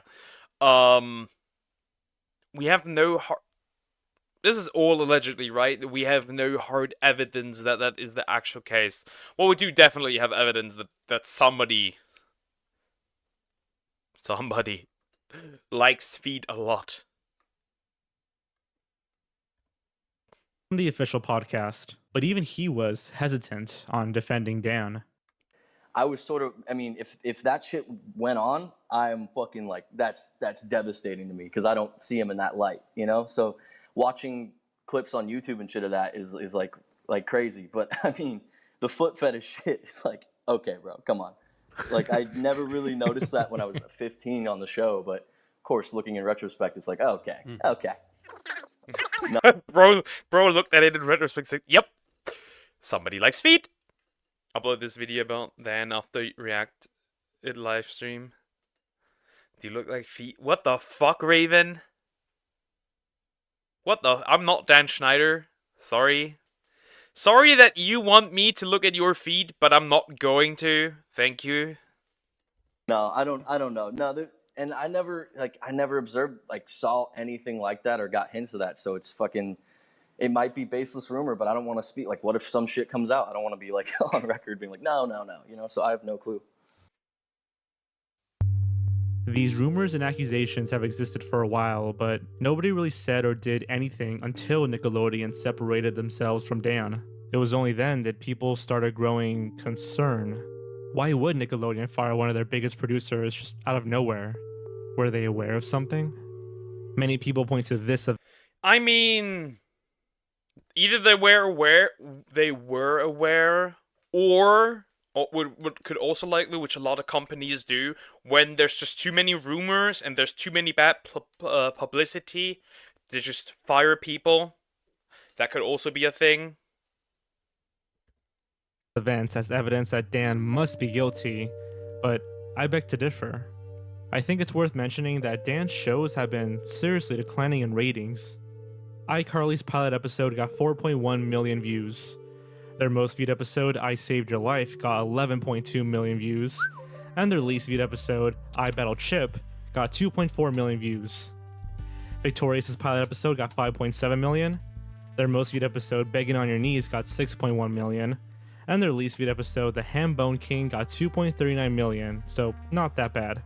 Skipping over Sam and Cat since that show never finished, Henry Danger's pilot episode got 1.94 million views. Ooh. I mean, that show wasn't that good anyways to begin with. It was okay, there was some banger episodes in there, but nothing major. Also, I never noticed feet in that one, so I can't tell. Their most viewed episode, Hour of Power, got 3.16 million, and their least viewed episode, Saturday Night Lies, got 1.05 million. Game Shaker's pilot episode got 1.98 million views. Their most viewed episode was the pilot episode. Yikes. And their least viewed episode, Escape from Utah, got 0.52 million views. It seems as if the Schneider style just wasn't working anymore.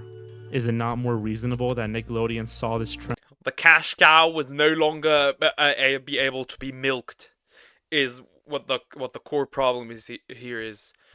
It was no longer possible to milk Dan Schneider. I mean, that could also be a reasonable explanation then why he got fired. Just simply, the shows weren't doing that well. And fired him because of it. I don't want to dismiss any of the people that have investigated and spoken out against him. I mean, with this many rumors and allegations surrounding Dan, it's just kind of hard to ignore it. And it's not like this hasn't happened before. In 2004, a man known as Jason Handy used his job at Nickelodeon to lure young child actors. He was arrested and sentenced to 6 years in prison for molestation and possession of child pornography. There should have been... There is a permanent solution for this guy. I'm just gonna say, there's a permanent solution. I can't spell it out, but there's a permanent solution. And after serving his time, he was released and went straight back to working at Nickelodeon. Hollywood is one of the most unsupervised, unrestricted industries in the world. The promise of fame and fortune can be so alluring to young and upcoming actresses and actors that they and their families are just willing to do anything. Once you become a public figure, everything you say and do will be held against you. Which is why if some actor or That's why I'm one of the also part of the group of people that say Hollywood is evil. But still people are not looking into it because, you know, it's a lot of money. It makes a lot of money. You can bribe people. Actress in the industry was abused as a child, they'd probably rather say nothing and not risk their career. You can't change the past, so might as well keep making money. I think the most we can definitively say about Dan is that, at the very least, he finds feet entertaining, and that's not a crime.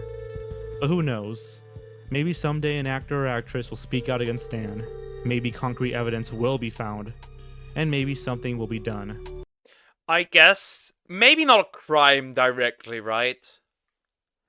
But still weird because, again, I don't know the age of the of the people back in that day, when they made the shows. The girls were likely underage, which does make it definitely weird. I suppose we'll never know.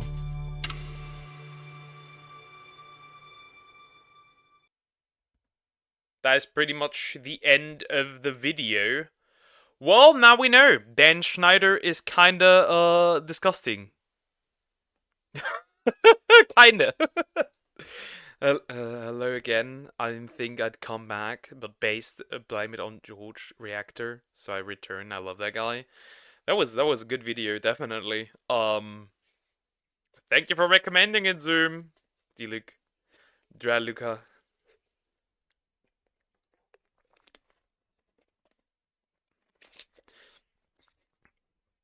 Anyways, next video that Raven has recommended, is this one. Peggy 8. Why am I getting ads now? Who said I was supposed to get ads? Screw you, I have an ad blocker. Andrew Tate's online university called The Real World just got hacked. Screw you. If you want another good Blame It on George video, I recommend the videos on Pink Morning Cartoon. Okay. I need your serious opinion on this. What opinion do you need? No, let's just get into this. The Andrew Tate hack is worse than you think by no text to speech. I mean, my opinion on Tate is very simple. I don't necessarily like the guy because he pretty much like he pretty much said what's the word? He acts like taking care of your wife and liking your wife is gay. I don't the dude is the least masculine man pseudo-masculine man that I've ever seen. I don't know, it's just weird. Will you upload the Van Nickelodeon? Oh, yeah, I will. I don't know, it's just... I think that he's not really a good role model. There are by far better role models than he is, and yet young men are picking him as their role model. I don't see it, but maybe I'm also not into that alpha male stuff. Who knows? Let's get into it. Andrew Tate's online university called The Real World just got hacked, with 325,000 emails and all their public and private chat logs being leaked. But all these news articles that are covering... We must blow up the planet! The emails and chat messages were leaked! This are missing two very important things. The first thing is that they don't even have an account to look into the real world because they aren't stupid like me. But the second thing is that I don't think anyone realizes that this hack is way bigger than you think. Now, just to get everyone caught up to speed, if you don't know what the real world is, it's fundamentally a Discord clone. You have channels. Yeah, it's a Discord clone that pretty much like, what's the word? It's pretty much just like the usual, what's the word? Like financial scam and like that will make you rich and you like a paid course and stuff. It's really just that. And you can chat in them. There's a currency system that's a little bit different, but instead of servers, you have campuses, and then in the top left, you have a courses tab where you can go through and watch videos to learn, in my opinion, very fundamental garbage that you shouldn't have to pay $50 a month for, because keep in mind, to join the real world... Okay, let's read this. $49.99 catted. The first step towards breaking free. Access to all Tier W campuses. Daily live broadcasts. Daily course updates. Then over there we have unlock access to live calls and AMAs with experts. 24/7 support on demand guidance.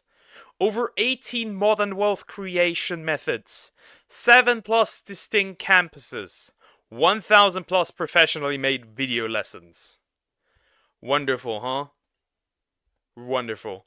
Then the Challenger, which is 149. 3 months of harness, 3 months to harness your power. All of Cat, daily coin bonus, power level boost. What is this? Dragon Ball? What was that? Rise of Kingdom? And then Hero, 497. You might as well do it 500. I don't know. I don't see the point. For the entire year. 1 year of complete commitment, maximum daily coin bonus, bigger power level boost, exclusive chats and lessons. Yikes! And apparently it's really basic. Well cooked. React to vegan teacher. That vegan teacher did it again. By August the Duck. Give serious opinion now. What? I will react to that. Thank you, dear. Let me real quick add that. Before I miss it. August the Duck. 17 hours ago. Oh god, I dislike this woman with a passion, I'll be real. To go on Andrew Tate's Discord clone, you need to spend $50 a month. Every single person that is on this platform is spending $50 a month. And if it wasn't obvious, most of the people in here are hustle culture bros that think they're better than everyone else, and I cover all this in a previous video. But in terms of this video, I want to focus specifically on the important stuff, the hack. And the first— I'm gonna break a few people's hearts, but having money does not make you better. Making money, having money, literally means nothing because realistically, you can be rich without money. At least, some people, including me, believe that. Because man, you can have millions of dollars but be all alone. And then you look at like somebody else, like a dad who is like almost broke, but his wife loves him, and his kids love him. That man will always be richer, even if he's almost broke. First question that everyone has about the hack is, how was the real world vulnerable? How did people figure out how to hack it? And here's the thing, back in my previous video where I talked about Andrew Tate's Discord clone, when I was looking through their API, I noticed their backends and how everything is set up, their code might have been stolen from an open source Discord clone called Revolt. And if you look in the pinned comments of this video, it actually turns out that the creator of Revolt, the owner, actually made his own article talking about how Andrew Tate's The Real World is stealing his software. And the thing is that when you steal someone's software, you also steal all of the old vulnerabilities associated with it, because in the video that I showed, it was using an old version of Revolt. And well, it didn't take long for people to take advantage of those vulnerabilities, because on November 21st, 2024, the Daily Dot posted an article saying hackers breach Andrew Tate's online university. Now, just to understand this hack a lot better, there are two main components of it. The first component is the leaked data, and that's going to have the most impact, but then there's also the second part of the hack where the hackers actually went into the real world and started raiding it and causing a whole bunch of havoc. And in the article, they specifically say that the real world security was described as hilariously insecure, and I'm going to tell you exactly why. And I want to start off with the raid on the real world. Did they really just use the emojis and just put in like these like feminist emojis and trans flags? And the furry thingies? That is, well, not really furry, but also kinda not really. That is funny as hell. It does, D-Luke. In this opinion, I disagree. And I disagree with your opinion. Agree to disagree. You can have 20 million right now on the bank, and I would not treat you different. I see you the same person.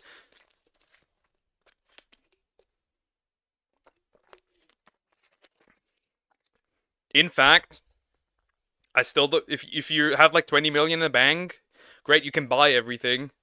But if you still have nobody in this world, you're still poorer than me. honestly, my donations was meant to help. Obviously, they do help. Obviously, makes sense. But usually, like, the money that I get from YouTube all goes back into the channel.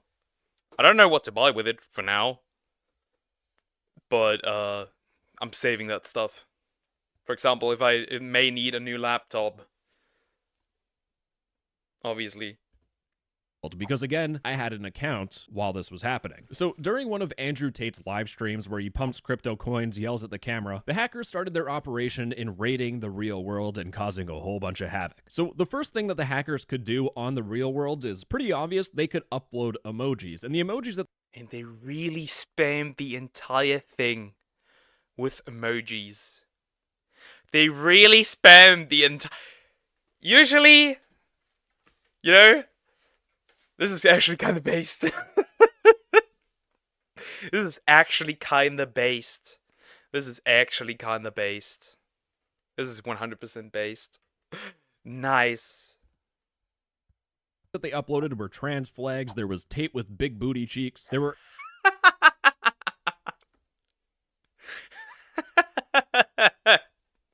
Never mind. Actually, really rich people have some of the strongest connections. The reason people say to never piss off a rich person. Yeah. But what, yeah. The problem is that that is fear. I do not want to be feared.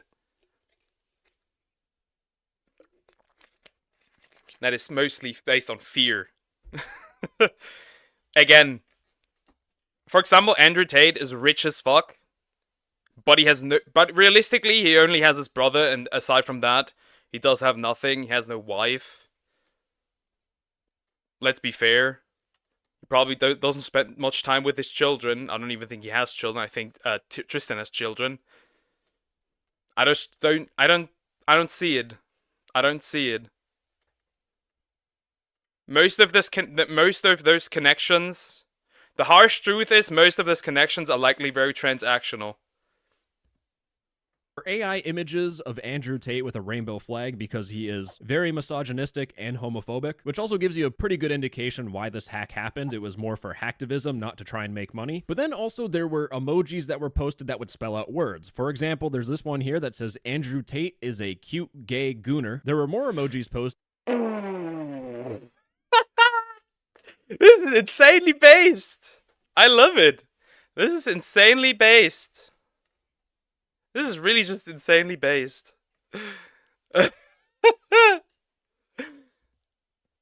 That said Tate is a cutie patootie patootie, and finally there were more emojis uploaded that said Tate loves kissing femboys. During the peak of the hack, if you close your emoji picker and you open it back up, there would be 10 new emojis every single second. And by the way, these emojis were visible everywhere across the real world. You didn't just have to be on one specific server, it was visible everywhere, and people started noticing. Now the question everyone is asking is, how did they manage to pull this off? And remember how they said everything was hilariously insecure? What they basically did is they opened up their Chrome console and they typed in a command that is almost equivalent to God mode equals 1. And when they entered in the command, they were able to go to the server settings of any server and upload. They now upload just emojis. Were they able to do more now? An emoji. There were no checks to make sure if you were admin or anything, anyone could upload an emoji. But let's move on to the second thing that these hackers did, which is a little bit more destructive than showing a whole bunch of homophobic people gay pride. The second thing these hackers could do is they could time out or mute anyone in chat. Because remember that magical God mode equals 1 command? I'm not telling you the exact command because I don't want to get in any legal trouble. But it turns out when you enable this command, you could click on anyone's profile and you would have a little menu at the bottom that would allow you to ban and cancel. Nah. They can cancel their memberships and ban them? Kick them? Time out user. That is wild. That is... Wow. Wow.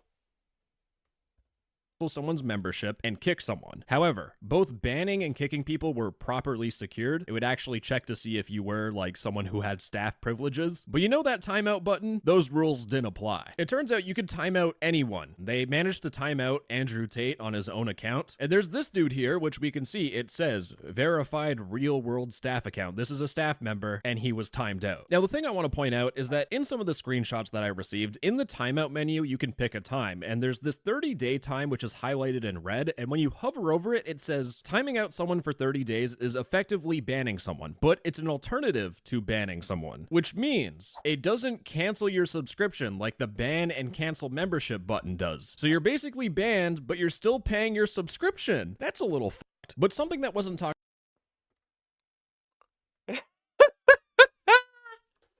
That is crazy. That is nuts. That is insane. That is so insane. It is really funny to me that somehow it is possible like to ban them but still like make them pay. I wonder if that was also actively utilized to harm people on there. I'm really curious. Like not just like by the hackers, but by the people running like these servers. Makes you wonder.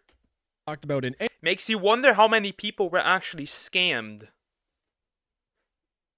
But then again, you could probably take legal action, but could you?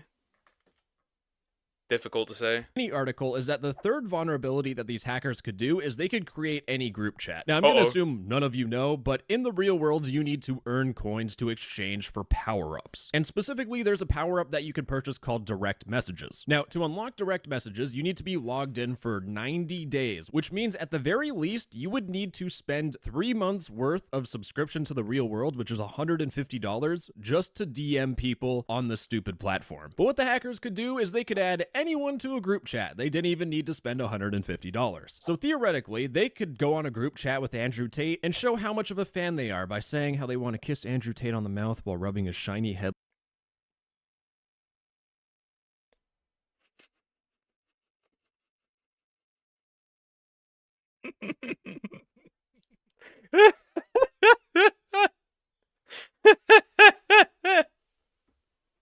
That is crazy. That is great. I love this. I love this. I love this.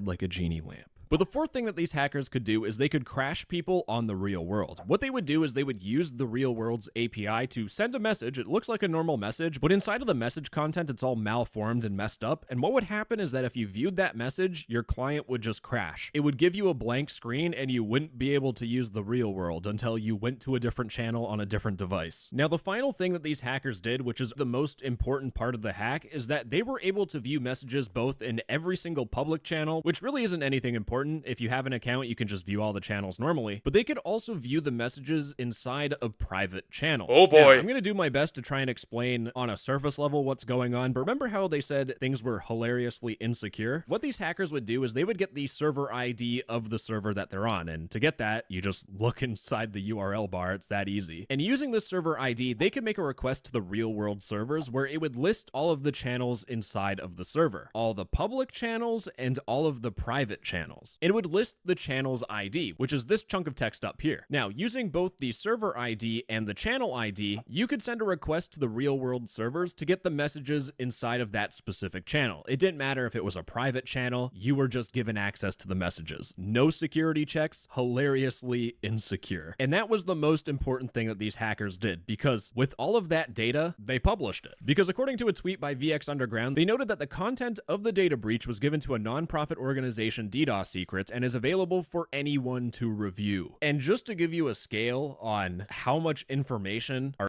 So they took everything from the private chats and made this public for everyone. Completely everyone. Wow. I'm curious what is in there. Are in these data leaks. It is actually ginormous. So just to give you a frame of reference, to download all of the leaked data from Andrew Tate's The Real World, it is 14.1 gigabytes. 14 gigabytes of just raw text files. There is so much information in these leaks, it's actually nuts. There's 221 public and 395 private chat channels. Apparently they generate $5.6 million a month. Christ. But inside of the contents of these leaks, if you want to look further into it, there's both private channels and public. Wonderful. 5.6 million for scamming people. Great. Channels, and inside of the private channels you have the private channels of each one of the campuses or the servers, and all of this is hosted on the clear internet. You don't need to go on the dark web, it's just available for anyone on the internet to sift through. It is a treasure trove of information that is going to have way bigger consequences than you think. And just to give you an example on how big the consequences of this data breach is, I'm going to give you a couple of examples that are, I want to say probably, but 100% this is going to occur. It's just inevitable. But the first thing is that according to Have I Been Pwned, which is a website that shows you if your information has been exposed in a data breach. In the Andrew Tate data breach, they added 324,000 email addresses. If they got everything. They got everything. They quite literally got absolutely everything. That is wild. I wonder what is in. So they got the email addresses. Do they also have the emails? And logs of those emails? And like, wow. If you are someone that wants to scam someone, this is basically 324,000 potential victims that you can scam. These are the same people that spent $50 to go on an Andrew Tate chat platform. And these people are also probably interested in cryptocurrency like Andrew Tate, which means they are prime targets to be scammed in cryptocurrency scams. But that's just the tip of the iceberg, because Andrew Tate has something called the War Room, which are a whole bunch of dudes that meet up with Andrew Tate and stuff, but you can see from these pictures that all their faces are blurred out. And the reason why these faces are blurred out is because to get into Andrew Tate's War Room, you $7,979. Yikes. Yikes.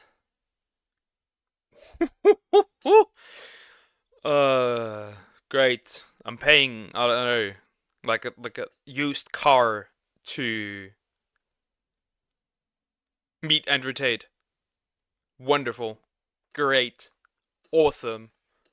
I don't know about that one. You need to spend $8,000, which means that everyone in these photos that have their face blurred, they are rich enough to spend $8,000 to hang out with Andrew Tate. If these people's faces weren't blurred and you were a scammer, this would be a treasure trove of people that you could try to fish and scam, extort, sim swap, anything. But a viewer of mine dug through Could literally farm them. You could literally farm them. Through all of these data leaks, and they actually found a link to a Google Drive containing the raw videos of these War Room meetups. Raw videos as in these people's faces are unblurred and just visible. Well, now you can farm them. Videos. Straight up videos. They have videos on this. Oh my god. Wow. To the public. The people in the War Room would do Zoom calls with each other talking about life, and in the video on the side you could see people's names in the call list. So you have a name, you have a face. That is already plenty for you to work from if you're trying to scam people out of money, and especially these guys because they are clearly well off. And things get even worse because if you figure out your target's username, you can go through all of these data leaks and find every single message that they have ever sent, and you can stalk them. And the issue with people on the real world is that since they paid $50, they feel like they're part of this community and they get a little too personal. Here's a message that I found just today that someone took from their balcony. You could figure out where this dude lives if you're good at geoguessing, and he's dumb enough to spend $50 a month on Andrew Tate's course. He probably has some cryptocurrency money, and now you know where he lives. You can extort him for money that he clearly has. And if your email is part of the data breach, you're basically cooked. Now, I do want to clarify because I don't think people have understood this yet, but the emails that are in this data breach specifically were found in a private log channel. In one of the private channels in the real world, they would log when people get banned. So it would say this person got banned, it would show their email, and it would show a ban reason. And who would have guessed it, but the people on the real world that are moderators are exactly like Reddit mods, because there were people that were banned for talking bad about the real world on Twitter. But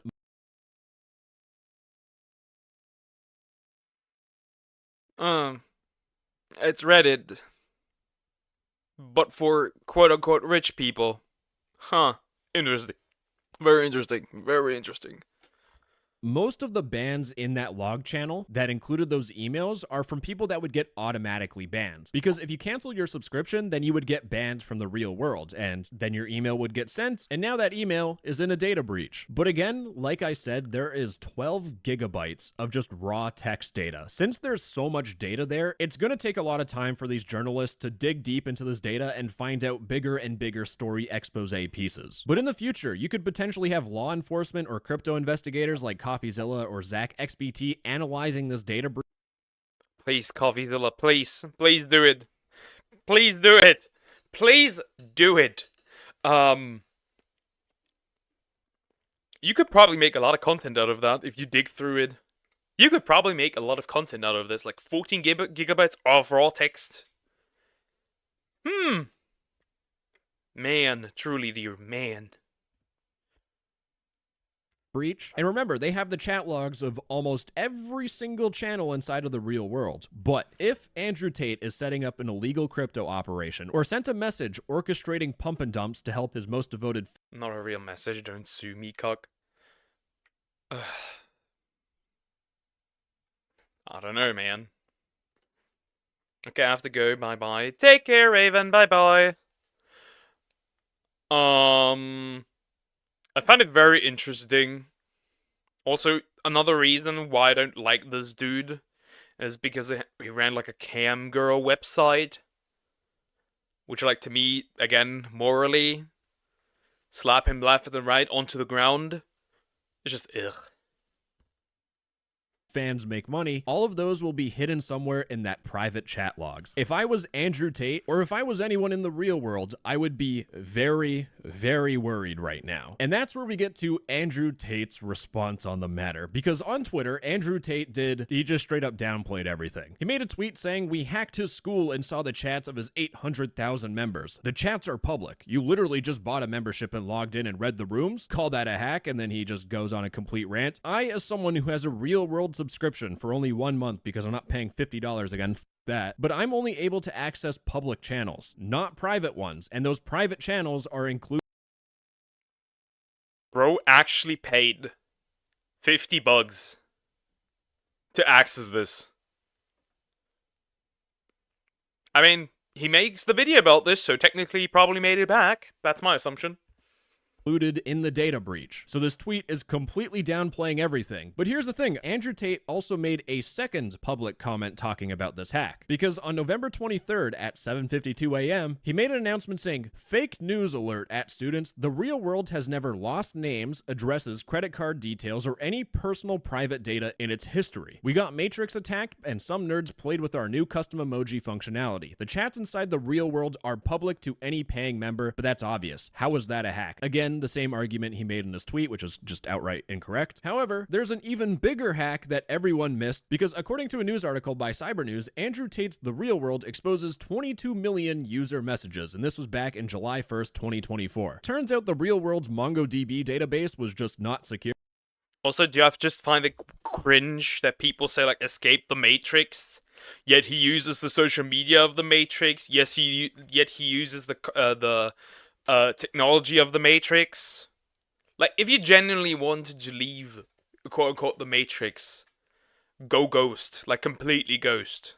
No data on you, just you living straight up alone in the wilderness. That would truly be, and taking care of yourself with what nature has to offer. That would truly be escaping the Matrix. You are just as part of the Matrix as everyone else.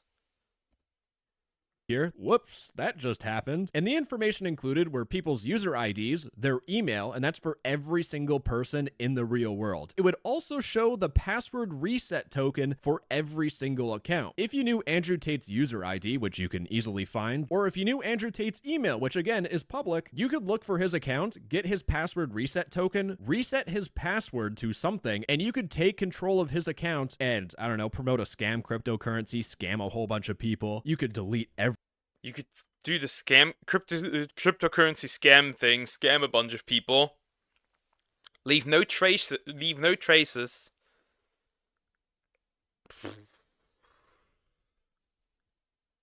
Again, would people really do that? That'd be a bit evil. But again, this is literally just Discord. Does that mean he's a Discord mod? Also, he's the leader of a Discord. And we have his Discord mods there. everything. Things could have been much worse. However, this exploit was then fixed because all they had to do was just set a password on the thing. Now, going back to Andrew Tate's post on the real world talking about the actual data breach, he says the real world is secure. And, well, is it? It does seem like they fixed a couple of issues. They for sure fixed the emoji upload, so no more gay pride parades on Andrew Tate's The Real World, so I'm quite disappointed. But it also seems like they patched the vulnerability that allows people to view the messages inside of private channels. In my opinion, this is not really an accomplishment, because remember, it was quoted that the platform is hilariously insecure. There are going to be a bunch of people that are going to poke and pry at this platform and try to find other problems. If you are someone that is thinking about poking and prodding into the real world, I just want to give you a massive heads up, but I was contacted by one of my viewers, but what they did is they reported a bug to the real world, which allowed you to go into the real world without paying $50 a month. And when my viewer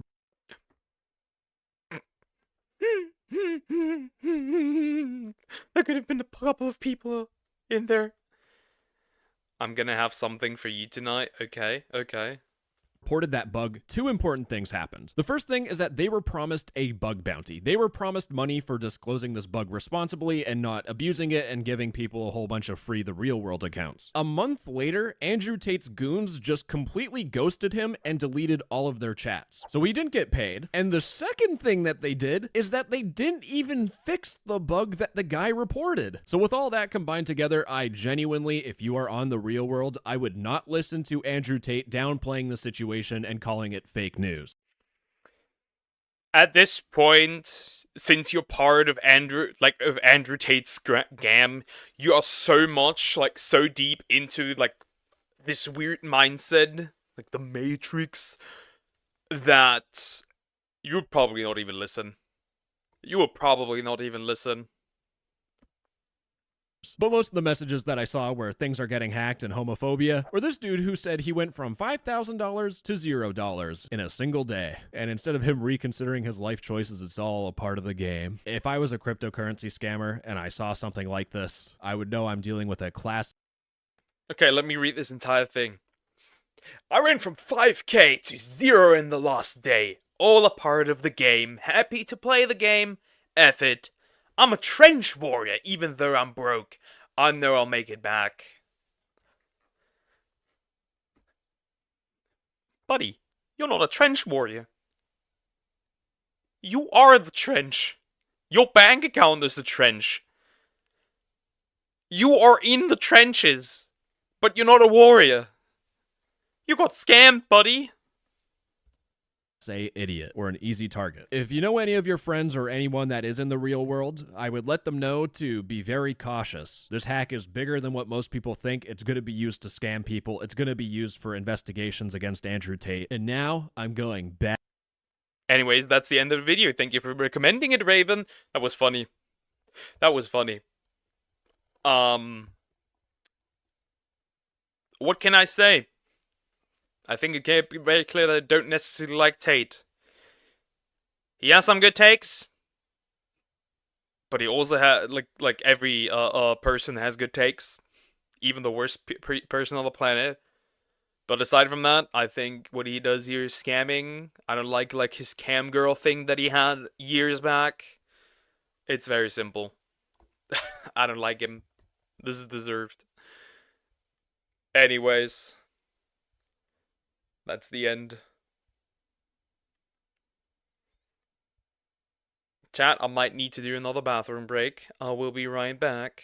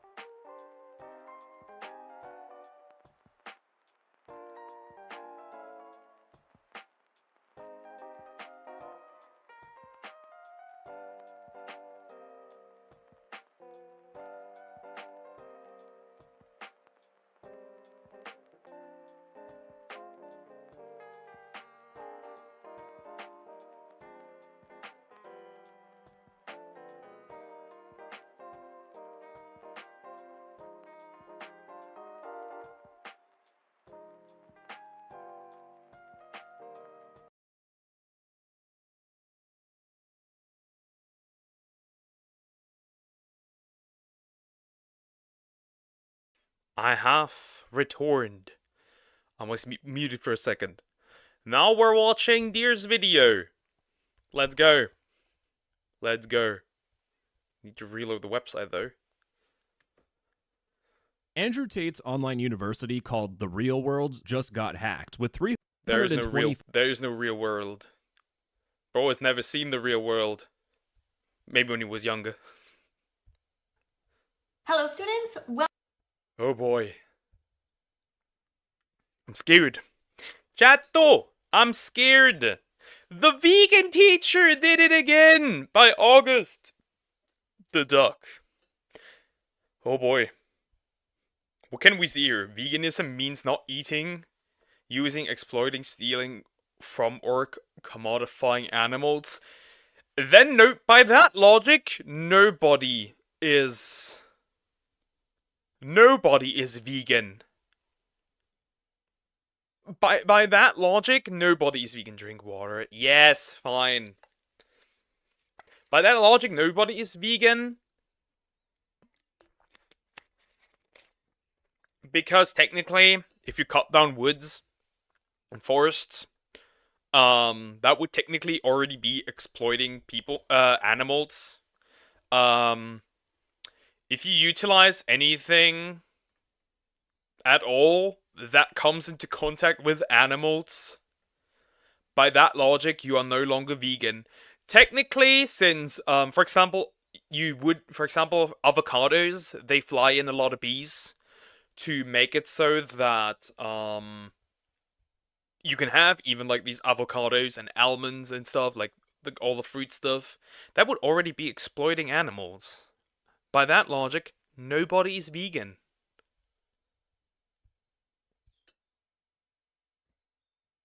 Hello, students. Welcome to class. Today we have a new student whose name is ChatGPT.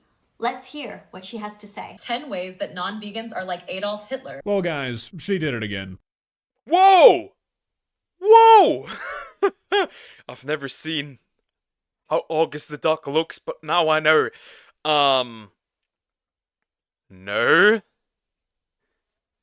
Non-vegans are not like the, Austrian painter.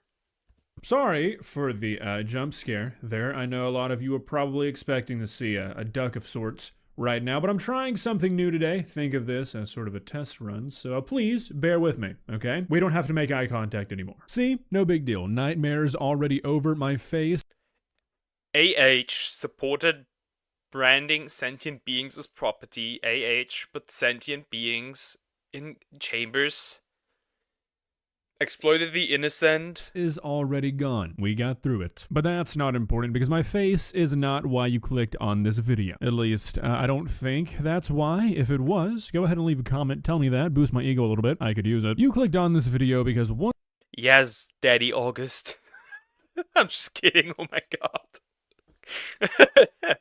Once again, that vegan teacher, yeah, she still exists, I know, has proven that she genuinely needs to be banned off the internet, and rather quickly at that. Not just the internet, put her into like a mental institution.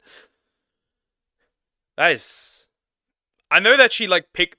I know that she like picked a bone with Gordon Ramsay, and like Gordon Ramsay tricked her and she actually believed it. I mean, with all due respect. Gay. No. I mean, he does look handsome. I do like the hairstyle. Looked at quite a few of that vegan teacher's video. I must compliment the homies, because the homies don't get that many compliments. Cruel without justification. I mean, he had a justification. It was just a really bad one. At least in his mind, he was justified. Again, it was a really bad one. Videos, and for the most part, they're just stupid. They're just her making a fool of herself and the vegan community as a whole. But every now and then she puts something out that is genuinely disgusting. She's made some really awful stuff, videos that have been striked off of YouTube because they're just that bad. And recently, she did it again. It's not as bad as her worst video of all time, which is one that genuinely changed my perception of this woman for good. If you don't know, a while back, she made a video that compared the R word, which I hate to say. R word? Oh. Speciesism. Fueled his worldview.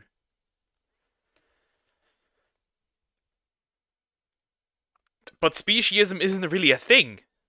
Like, it is not a thing. It is not a thing. What do you mean? Huh? I don't know. Why would you compare regular people to a monster like that? Like, there have to be multiple problems in your head to argue that. Like, multiple problems. Because we should be able to talk about serious things on this website, but we can't. But the R word of a baby to the farming industry. She asked her audience to imagine it happening. It was a really fucking terrible video. I still think she should have been banned for ever uploading that in the first place. It's not quite as bad as that, but it is something she's been saying for a while now that I feel like really needs to be addressed by YouTube. For a very long time, that vegan teacher has been comparing people who eat meat to Adolf Hitler. You know, the guy in the discussion for like top 3 most evil people to ever live in history. Yeah, that guy. She's made multiple videos comparing. He's definitely in the top 3. Is he? We got Mao. Mao would definitely fall into that category. Genghis Khan would technically also fall into this category. Stalin would fall into this category as well. Yeah, definitely top 3, I would say. Definitely. Comparing people who eat a fucking steak or a Wendy's hamburger. Never actually stop eating animals despite repeated claims. Okay. Ron, it's the vegan teacher! It is. Just you wait, it gets worse. Oh no. Hitler. And recently she made another. And as a person who really wants to see this lady get banned off of YouTube, I'm trying to bring attention to it because I'm just tired of her being able to make money off of this shit. YouTube wants to act like it's a safe website, it's a progressive website, and they want to get a lot of other people in trouble for doing things that don't really go against that, but they allow stuff like this to run rampant on their website. Something needs to be done.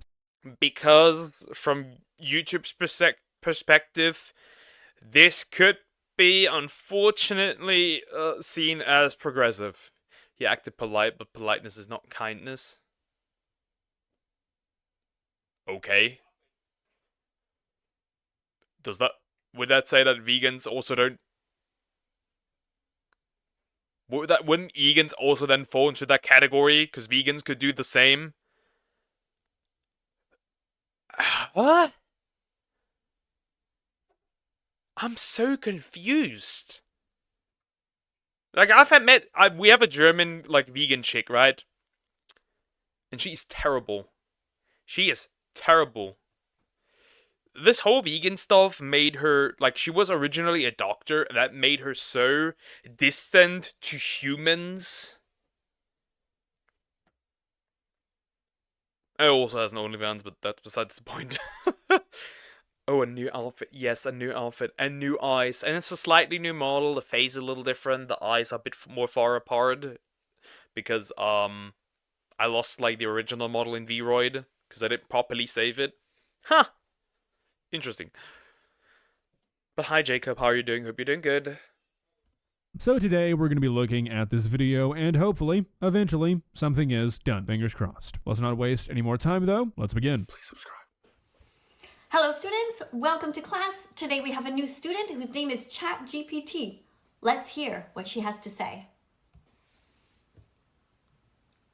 10 ways that non-vegans are like Adolf Hitler, and 10 things they can do to show the world that they have decided to be saner than him. Cool. Yeah, so that goblin ears, big mouth. Yeah, the big mouth is because of the longer, like the bigger face. It isn't fully done yet. I just want to see how it looks like fully in action.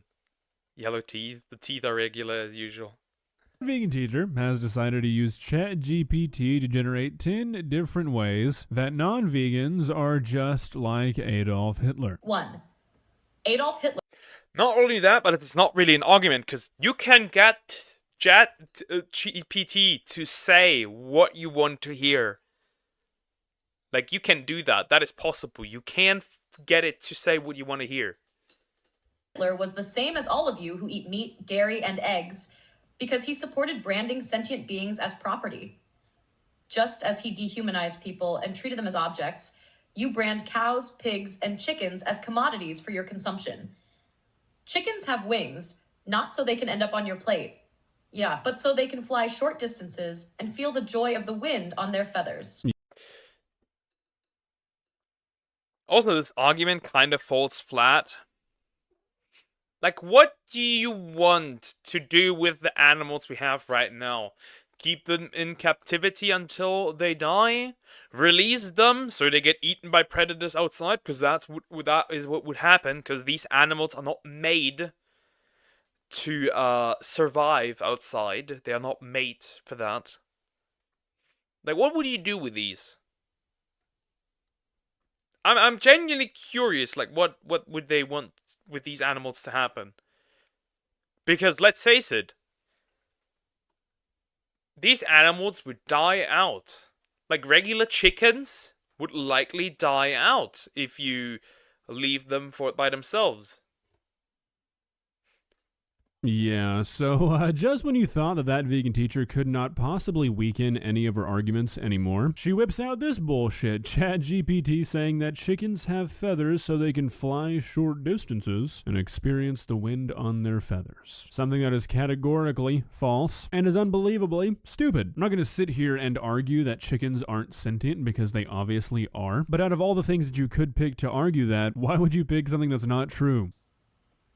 If you want to show the world that you are better than Adolf Hitler, stop supporting the branding and commodification of animals and choose plant-based alternatives instead. Good. 2. 1 point.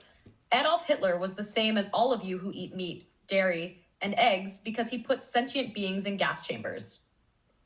Millions of Are we aware of animals being put into chambers? I'm not. pigs are suffocated and slaughtered in gas chambers today, just as he did to humans. Alright, do you see the distinction that you just made for us? I guess at this point, I'm more arguing with ChatGPT than I am that vegan teacher, but I'm sure she did a lot of bullshit to get. Also, that is not a thing here in Germany, for example. And I think in general in the EU, that's not a thing. There's a lot of very strict laws on how to, delete an animal that is made for consumption. They are not allowed to feel any pain whatsoever, for example.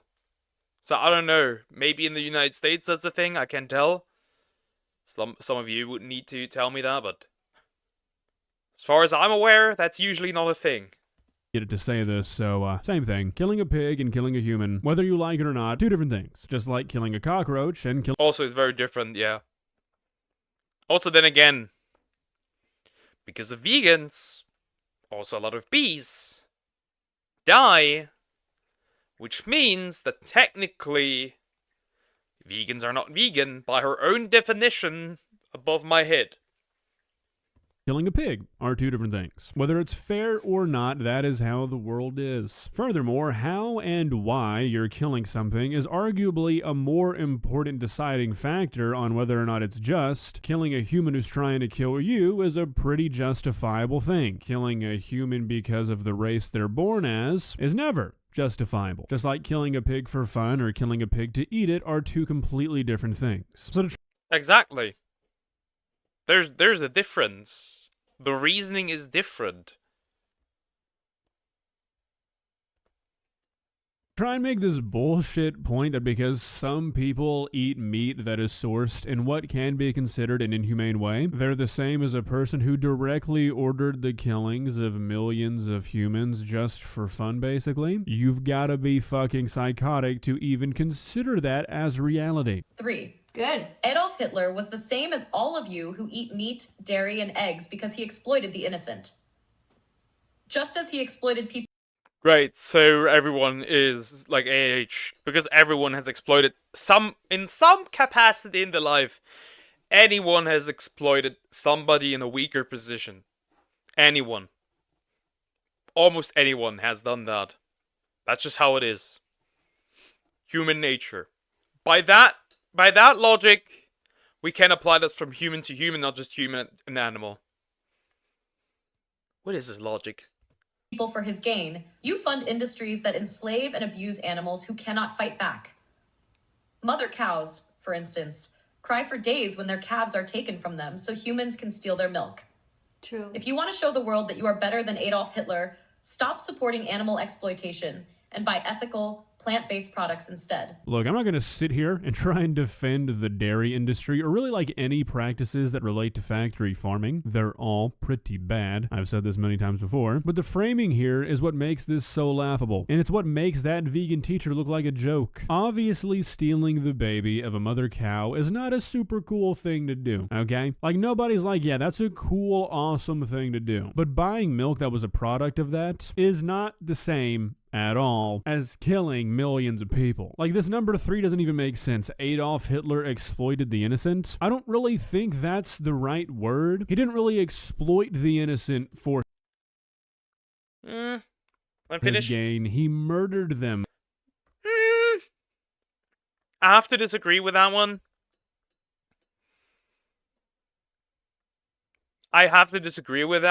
Well, in these camps, obviously, people were also forced to work, so technically she is right that innocent people were exploited. Like, obviously not just people that were put, like Jews, but also political enemies that were put there, also were forced to work there. So technically that's still true. I'm not, but my flying chicken is my dream. What? ChatGPT got moderation? No, you can also just get ChatGPT to say anything. Actually, I'm not, but ass I could Logi Tech. What? Huh? You drunk? For his gain. That's a little bit further than a simple exploitation. Not sure that really applies here. Another point. 4. Adolf Hitler was the same as all of you who eat meat, dairy, and eggs because he was cruel without justification. His actions were unnecessary, just as your consumption of animal products is unnecessary when plant-based foods are available. Lentils and beans. Lambs, the symbol of innocence, are brutally killed for their meat, something Jesus would never condone. Why these vegan debates? Somebody has never read the Bible. Because eating meat is totally fine. Totally. It gets mentioned multiple times.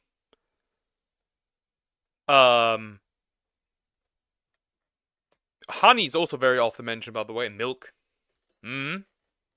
Always make their way into the religious territory doesn't really make sense to me, but that's not that important. Again, this is a crazy comparison. Eating nothing but plant-based products has time and time again been proven to not be a very good way to live. You have to supplement the shit out of your diet. It's more expensive, it's more time-consuming. Humans are naturally omnivorous. That is just how it is. To say that there's no justification for eating meat is crazy. To say that there's no justification for some of the cruel practices that exist in factory farms, okay, that's a completely different story. But eating meat alone is not the cruel parts. No other animal is painted as cruel for eating meat. And again, eating a hamburger that may have not come from the best conditions is in no way, shape, or form in the same universe even as slaughtering millions of people to... Like, not even the same multiverse. And omniverse and whatever. Like, again, I'm gonna say it again. How can you come to the conclusion that people that eat animal products are like somebody like that? Like, how do you come... Like I said, either she does this for rage bait and money, or she's completely nuts. Which then again makes sense. To try and wipe them off the face of the earth. Stop this insanity. Adolf Hitler was the same as all of you who eat meat, dairy, and eggs because speciesism, like racism, fueled his worldview. Believing that some lives are worth less leads to all forms of oppression. Mother chickens fiercely protect their eggs in the wild, just as any parent would. Stealing their eggs violates their... Yeah, and you know what? They are in the wild.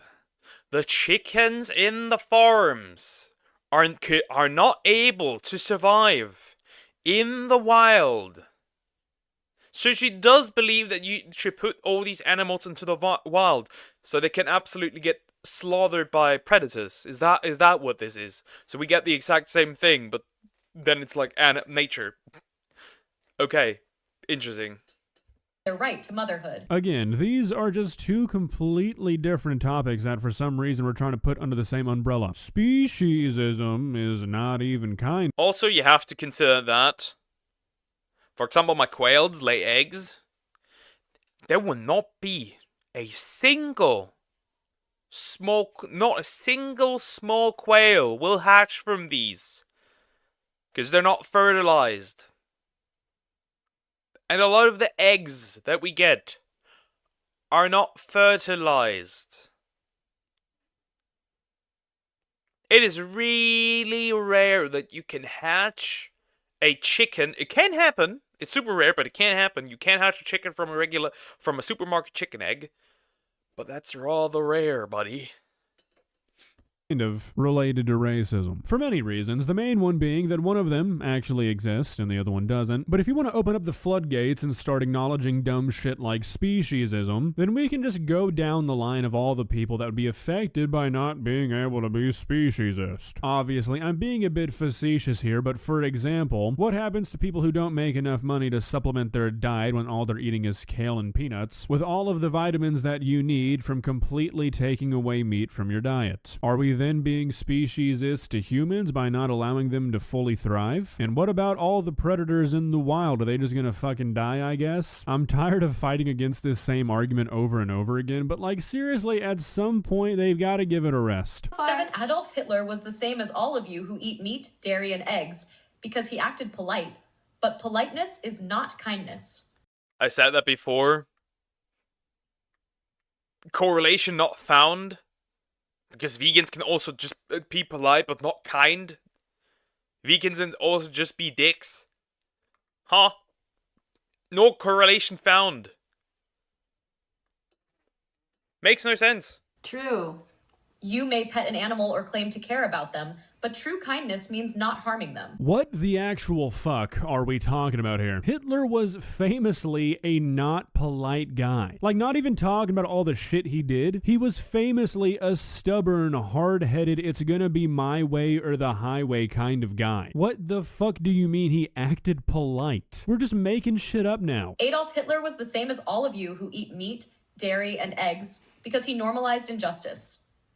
His propaganda made cruelty seem acceptable, just as our culture normalizes animal exploitation. Every holiday that includes a dead turkey or ham on the table contributes to a Holocaust, destruction or murder on a mass scale.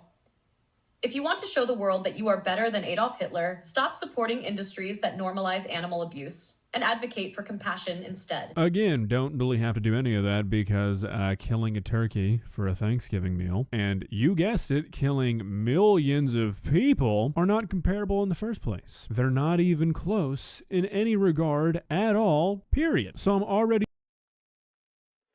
In their mind, the life of an animal is on the same level as the life of a human. Which is kinda weird. Because that causes all sorts of social dilemmas. When somebody gets attacked by an animal and I delete that animal, did I just commit a crime? Like, where does that stop? No, animals are not on the same level as humans. They can be through emotional value, like pets. But generally, no, they are not. They are not on the same level. Even before the law, like, I don't know how it is in other countries, but here in Germany, they are literally considered an object. They're considered a thing before the law. better than Adolf Hitler by default. Easy. 9. Adolf Hitler was the same as all of you who eat meat, dairy, and eggs because he turned a blind eye to suffering. What? No, he didn't. He loved that shit. What do you mean? Deer was right. This is getting worse. It is getting worse. No. He didn't mind it at all. Like, blind eyes seem like, oh, suffering, I'm ignore that. He did not ignore it. He actively encouraged it. What are you talking about? He turned a blind eye. He was literally the one responsible for all of the suffering. Why is this grown woman trying to make it out like he was some innocent third party who just didn't stop it? What a fucking idiot. Adolf Hitler was the same as all of you who eat meat, dairy, and eggs because he was never taught to be kind to animals. If he had been taught to value all sentient life, history might have been different. So this is just a crazy, stupid... But flowers? Would you consider flowers plants sentient? Because they do react to the surroundings. For example, some flowers turn towards the sun. They can obviously die.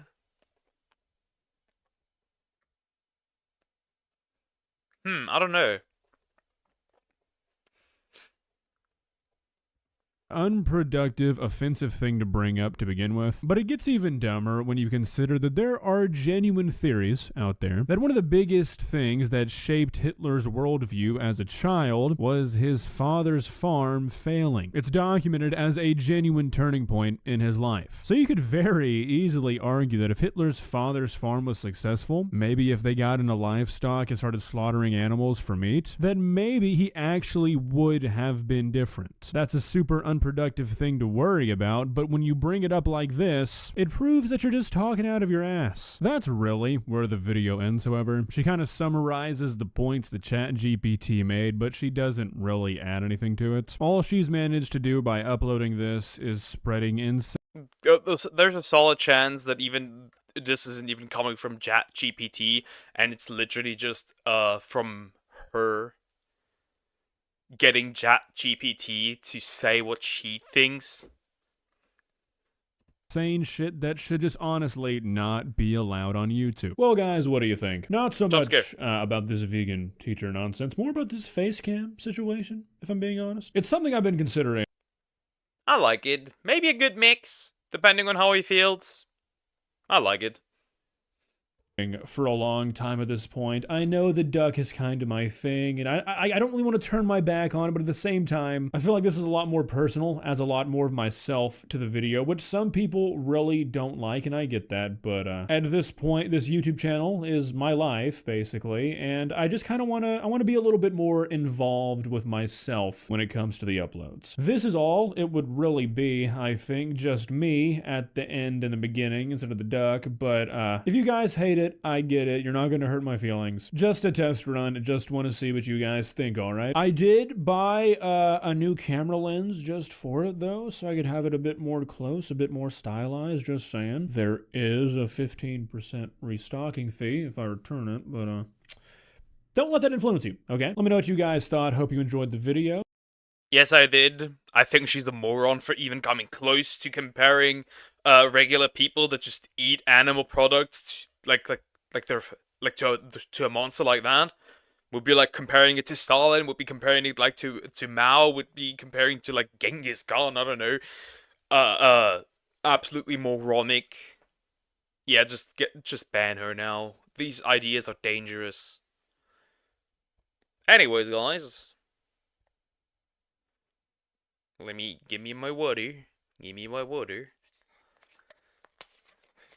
Oh boy. Anybody interested in feminists? Because I am. So today there's an history video shorts where a local farmer went full vogue vegan debate podcast where they pointed out what length they go to get food stuff onto the market. Yeah, I think it was a guy from a goat dairy. And, like, she got a lot of stuff, like, completely wrong because, he only takes the excess milk. Also, he, like, corrected her in how, like, artificial, like, leather, where, like, how much CO2 that produces, like, way more than what he does. So, yeah, I think I'm aware of that clip. I think I remember it. Anyways, TikTok's worst feminist movement by Purge. I reacted before to this channel. He's probably talking about the 4B movement. I think he's actually... I might as well subscribe now. He's probably talking about the 4B movement. Weird type of women you like. What do you mean weird type of women? I like soft, gentle women. Not whatever this is. Let's get into it. We're going to be looking at a new feminist movement. It's called the 4B movement, which originally started in... Oh no! Oh no! Oh no! It is the 4B movement. And it's not even the same. It's not even close to the same. And all that because somebody won that you just didn't like.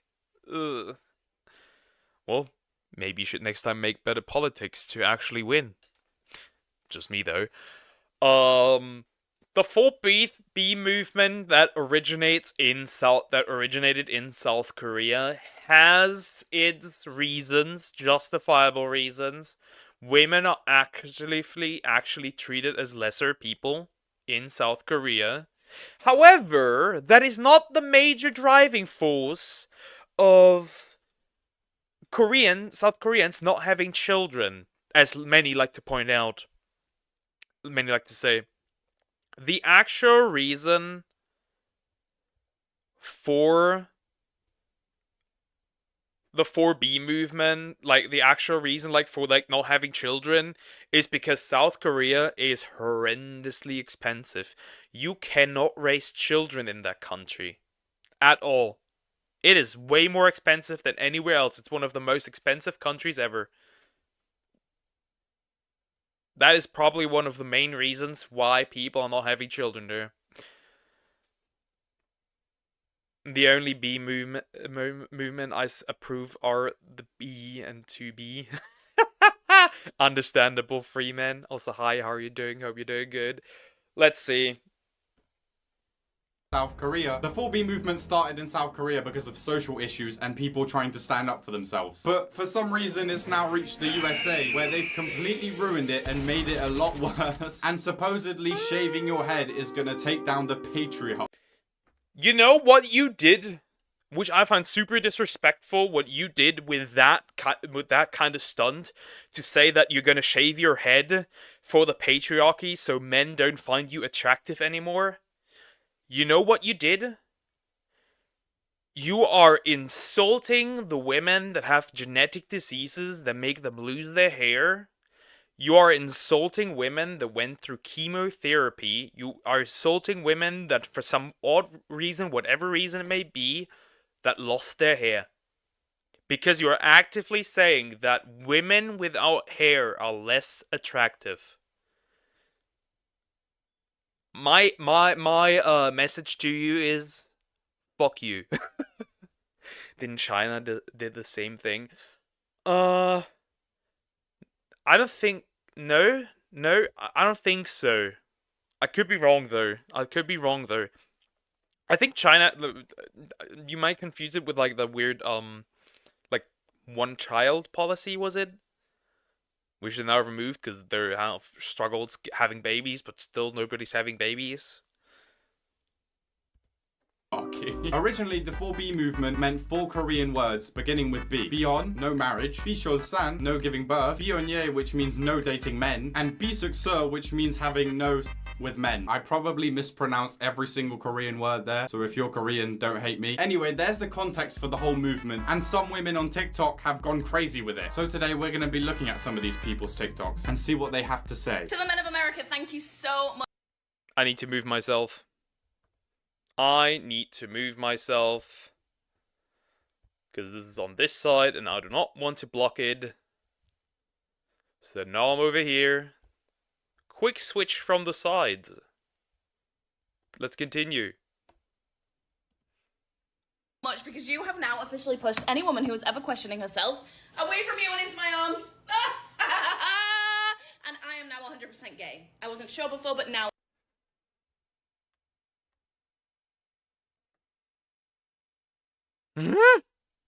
Also, aren't lesbian relationships a lot more violent?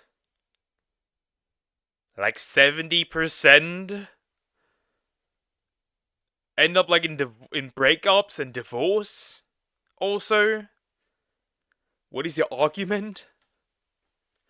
Yeah, the one-child policy, and then they changed it to any baby policy, and then to a few baby policy. Well, they cannot decide. Well, now they do need a lot of babies, because apparently the population is too old. I am positive. So if you're a man, don't look at me, don't touch me, don't speak to me, don't breathe near me. Yeah, you're a... Leave your house. Throw away almost anything you own, because I can guarantee you that most of that was made by a man. Don't drive on any roads, because those were made, very likely, by men don't enter any building for that matter, because they were most likely made by men. And I should likely also... Oh, you're gonna... I should likely also move the chat. Because that is still blocking. Come with me, buddy. You get over here as well. A little bit up. Works. What a wonderful argument. Gonna walk past her in the street. Hold your breath, bucko. Probably because she smells or something. I don't know why you wouldn't breathe next to her. You can't go near her, supposedly, so you can't walk past her. If you see her on one side of the road, you must cross. If you are really trying to push this movement, hating on the group that you want to support the movement is not the way to do it.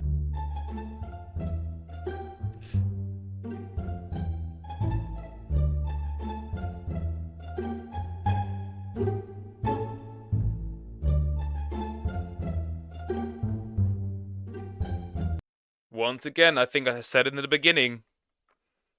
This is respectful for women who struggle with their hair, because it makes it seem like they're worth less because they have no hair or struggle with their hair. Morons.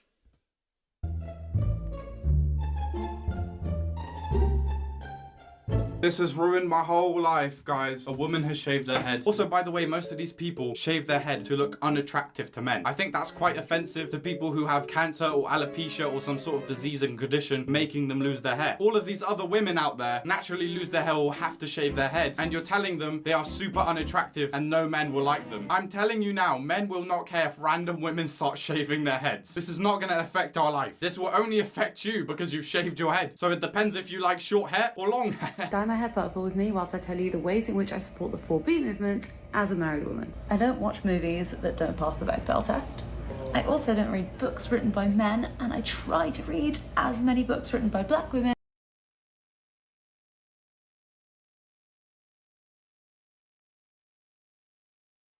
What?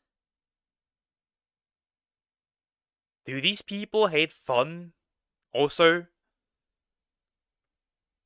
why do you bring black women in there? Like, is that like a separate category that you have to always separate black women and white women, and you could just say women? Kind of racist. As I do by white women. And finally, I try to shop at small female-owned brands wherever I can. I mean, listen, the only thing I agree with there is, you know, supporting your local businesses. Apart from the fact that she only supports women businesses. But for some reason, this movement has turned into just not liking. But then again, a lot of those products that were sold were likely beforehand made by men. If there's a male employee, would she not go there? Like, I have so many questions because they don't explain anything. Anything made by men. What do you mean you can't read books written by men? If you can't read books written by men, you're not going to be very smart. And I'm not saying women are stupid, by the way. That's not what I'm saying. But I'm saying you need to get different perspectives on different things. You should be reading good books, whether it's written by a man or written by... Also, it's also very likely... The harsh truth is that most big literature, especially knowledge-based literature, was likely written by men. May sound harsh, but it's oftentimes just the case. A woman. I don't know what you're on about. How does that progress you in life? Just because you don't want to support men? What does that mean? Yet you're still married. You're supporting feminism, not the 4B movement. Yeah, guys, how could she be married? Yeah, divorce your husband. I think there were also things where, like, women were actually saying, like, divorce your husband, dump your boyfriend, poison your partner, poison your husband and your boyfriend. Like, that type of stuff. Just genuinely nuts. You should leave your husband right now. Because of the new TikTok trends, she should leave her husband. That's true, yeah. She's not doing enough. Exactly. Everything in our society is rooted in patriarchy and the voices of men. When I read, I'm much more interested in listening to other voices, which are intent upon silencing or at best ignoring mine. You're telling me if you read a book by a man, that book is trying to silence you. What does that mean? I mean, yeah, if you pick up a book saying men are better than women, that's understandable. But if you pick up a book like How to Improve Your Life, how is that trying to silence you and ignore your problem? I mean, mean, luckily they can't watch this video, guys. They can't get annoyed at me because they're not allowed to interact with men or see things made by men, so I'm fine. It's all good. I can say whatever I want. What a creative way to support. I love this. I also have a list of femme-directed movies to watch. Now we can't watch movies directed by men. Okay. It goes from a movement, from respecting yourself, putting yourself first, so society starts seeing you in a different way, to now it's become... It went for a movement to improve the stand in society, like from women, to, how can I punish men? What exactly is your goal here? Especially since things aren't really punishing men. Because likely you were avoiding dudes, probably from the get-go anyways. I will ignore everything a man says. If supposedly that's the problem with society, aren't you being hypocritical by doing the exact same thing that the problem in the world is? Me too. It's been months I've decided to read no more books written by men. Well, clearly not reading books made by men has started to affect you. All I have to say is good luck getting laid. Especially in Florida. Because... Wow! Great! Wonderful! I don't care. I don't care. Wonderful. You are actually doing something that I encourage, which is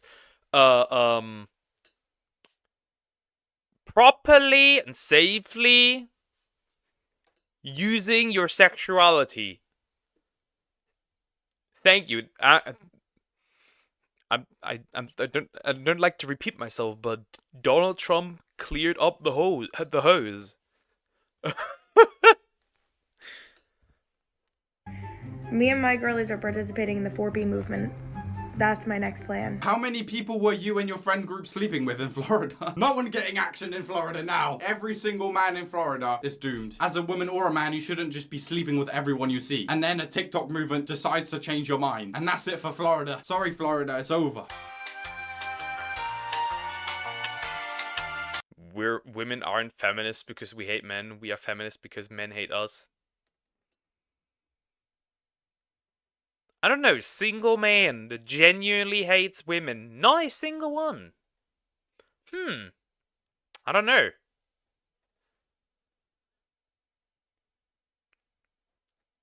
Maybe I'm the odd one. Maybe I'm a male feminist. Oh no. Anyways. I just came across this quote and my mind is blown. Yeah, it's very inspirational, that quote. I don't hate women, and I'm sure not every woman hates men. You need to go outside a bit, de-influence your brain. This quote is just stupid. What he's saying? What he's saying is, touch grass. Please, touch grass. Open the window. Go for a walk. 99% of men and 99% of women are not evil. Touch grass, please.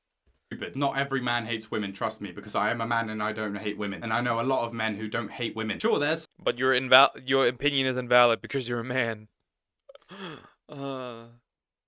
Some weird guys out there that probably do. I thought these people would be against incels. Why are you turning into them? You're turning into your enemy. Men hate feminism because they are afraid to be outsmarted by women. I think a lot of men nowadays aren't a big fan of like this modern feminism where you just cast men to the side and ignore them and whatever this movement is. Now the standard everyone being equal, I'm all for that. And also there's 100% smarter women than me in the world. I definitely don't... Men and women will never be equal because we aren't created equal. By nature. Harsh, but true. Equal in value. Yes, I agree. But there's things a man can do that a woman can't, and a woman can do and a man can't. For example, I would never want a woman. There's probably women that are able to work at like these oil platforms and stuff. Probably. But most women are not capable, for example, of doing that. So, like, men are, for example, not able to have babies. They can help make them, but obviously there aren't. Women have quite literally a superpower. There's a lot of beauty stuff that men usually are not able to do. Girls, for example, have generally better writing than boys. That's just how it is. Celebrate differences instead of trying to equalize everything. The only true equality we can kind of achieve, but not really, is opportunity. But even that is kind of difficult because having the same opportunity is usually not given, because if somebody is I don't know, I'm better than most people in English here in Germany. There's people that are worse than me. They don't have the same opportunity because they simply, no matter how hard they try, they simply are not prone to do that. They're not capable to do that. Just like I'm really horrendous at maths and others are better. We don't have the same chances. So why not play off from our strengths? Hey, Rock. Don't outsmart every woman ever. There have been, there are, and there will be smarter women than me. If you are a woman and think you're smarter than every man, if you're a man that thinks you're smarter than every woman, you're just stupid. You're smarter than no one. You're a moron. Though there is, looking at intelligence, there is certain things that can be notable. The smartest people in the world are men. Guess who the dumbest people in the world are? Men. While women are more equally good across the board. Men are on both extremes. Water, okay.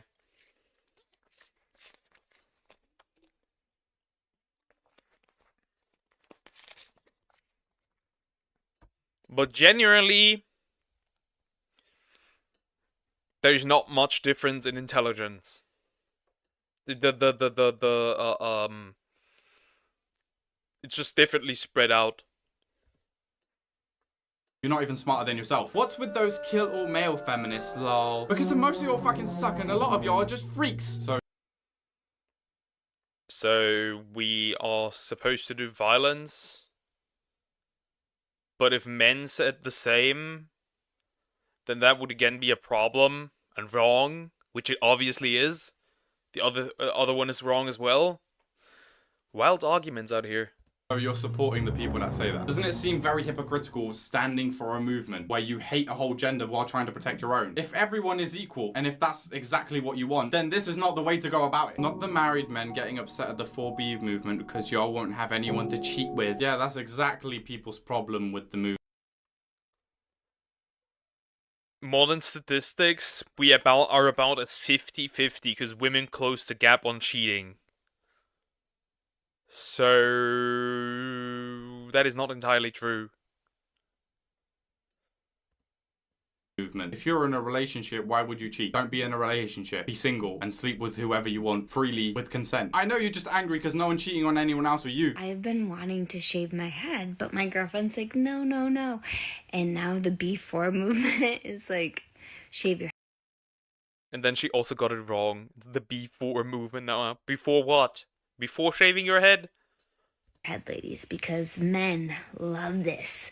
They love it. And whenever I cut my hair, men freak out. If you cut your hair, I'll crash out. Men go crazy when they see hair. That's why I like having long hair, because I just like making men go crazy. Oh, I'm so excited. I'm gonna have to tell my girlfriend I'm so sorry, but I'm definitely gonna shave my head. Oh no, don't do it. We would all care so much and be devastated and freak out. If she lets me shave it, which it's not even like if she lets me, I'm gonna tell her. You don't seem very confident about that. Seems like she might not agree with this. Ladies, I just would be so happy if all of us shaved our heads. Everyone shave your heads! This will be such a... Once again, disrespecting the women that genuinely struggle with their hair. What is this? A good prank on men. That would be something very spiteful because men love long hair. Why do you think all men are in love with you? Because you have hair. Please, let's do it. Let's shave our heads. Oh my god! Okay, she supposedly was gonna shave her head. This video was made about a month ago. Let's go look at her page and see if she shaved her head. Oh, she's not posted anything since. Clearly the girlfriend didn't allow her to shave her head. Yo, everyone shave your head, but not me, because I'm not allowed. Didn't allow her to shave her head and dragged her away from a TikTok. Based girlfriend. We have the power to make morons go extinct like dinosaurs. The morons here are just creating mediocrity. Yeah. What? I mean, yes, they have. Just like we have, right? If we just don't have families with, like, create families with women, we could also make morons extinct. Hmm. Like, what? That makes no sense. Like... Wait. Let me get this straight. By not reproducing and having children, you are gonna kill out the morons. Aren't you just calling yourself a moron? They are creating harm to Mother Earth, and they are cancer to the planet. Wow, you are so nice, yeah. What? But aren't you benefiting from all the products that are created that harm the planet? What are you on about? We can live without mediocrity. We can live without the morons, okay? I don't really mind living without the morons. Actually, I kind of do mind. I won't have any content to make. But there's still some. So I can still make content. That's fine. Y'all acting like pregnancy is not a high risk as a woman. Especially a black woman. Yeah, I agree. Pregnancy is a risk to women. Women that go through it, respect. This is why you need to respect your mothers, guys. They put themselves at risk to have you. I'm not watching any more of this video, though, because what... Hi, Sarmax. How are you doing? Hope you're doing good. I don't know. This is just moronic. Like... What is she on about now? Now it's more of a higher risk for a certain race to have a child. Okay. 54, no kids, never married. I am Plan B, diamond level, and it's so peaceful. Calm. I'm not gonna... Diamond level? Is she playing League? Like, is she... Diamond level. You just die and you just grew old and will die alone. That is all you brought upon yourself. Wonderful! What a wonderful Plan B. Nobody to remember you when you're gone. Nobody to build up from what you created. Congratulations. You quite literally wasted your life. That sounds kind of sad. Yeah, I mean, if you want to do that, no one ever to love in your life and no one to spend time with. Just only spend time by yourself your whole life. Sure, women, you have the power of creation. Amen. It does take men and women to make a baby, but sure. I mean, yes, they have the hardest part of the job. Don't get me wrong, they definitely had the hardest part of the job, but you definitely need both to create. Did anyone else wake up today and delete their dating apps? Like, I'm not just talking like just removing the app. Like, I fool. You should not use dating apps to begin with from the get-go. I'm doing alright, thank you for asking, though. That's good, that's nice. May it stay forever like that. Oh, man, this is just like... You should not use dating apps in general, they're terrible. On, removed myself from Hinge, Bumble, like... I didn't even think twice about it. There's no way I am letting any man near me for the next few years. I've been happily single for the past 4 years. I can wait another 4 years. Every man is devastated right now. I'll be real. I kind of don't believe you.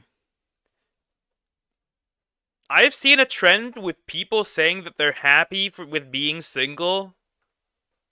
And they're just oftentimes also lying to themselves. Because why do you always have to announce that you're happy being single? Maybe that's just me. But my experience tells me that the people that say that they're happy being single, they usually aren't. Every man watched that video and fell to their knees. If you are a man, don't even look at me. Until... Chat, we're cooked. I looked at her. Do you know what? Ever again. Ah, God, no, guys. What am I gonna do now? Who am I gonna look at now? I'm literally crying my eyes out right now. I don't know what to do. Doing my part as an American woman by breaking up with my Republican boyfriend last night and officially joining the 4B movement this morning. Mental fucking illness.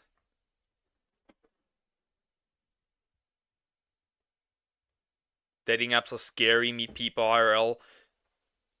They also just simply don't work. Like, you likely won't find anybody who, like, you can have something long-term with. My experience with them, at least. Why? Why? Why? Like, if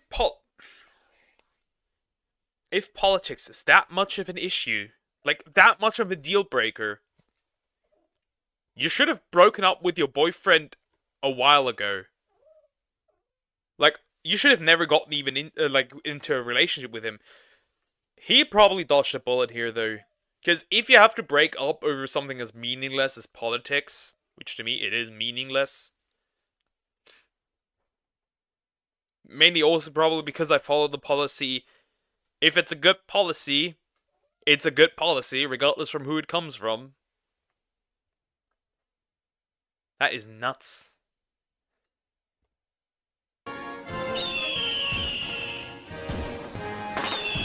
I'm not gonna lie, if this whole movement on TikTok is what made you break up with someone, there's something clearly going wrong. My piece of advice is only be in a relationship with someone who respects you and you respect them. If a movement on TikTok is going, don't date men, and you're like, okay, break up with them, clearly your relationship meant nothing. Why were you in a relationship to begin with? A movement on TikTok is what stopped your relationship. That's how fragile it was. You are so brave. I gave my fiance his ring back last night and ended a 4-year relationship? 4-year relationship. You were about to marry this man over something that trivial.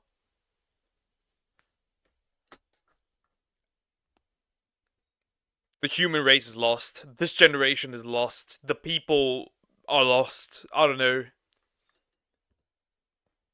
A 4-year relationship. I know it's not easy letting go, but you'll find someone better. Oh my god, these people are crazy! Why are you with that person to begin with? I don't understand. This is nearly as stupid as the fat acceptance movement. The movement without any movement. This is 4 years of his and her life down the drain. 4 years. Neither of them will get back those 4 years. Mental illness. I dumped mine 2 weeks ago. Best decision. These people are so easily influenced. This is how I've cut men out of my life completely and how you can as well. I'm right now at 7B status, so there is 4B, which is no sex with men, no marriage, no babies. I already do that. 7B is the most extreme level of not having to interact with men at all. As soon as she downloaded the DLC. What are the other 3Bs?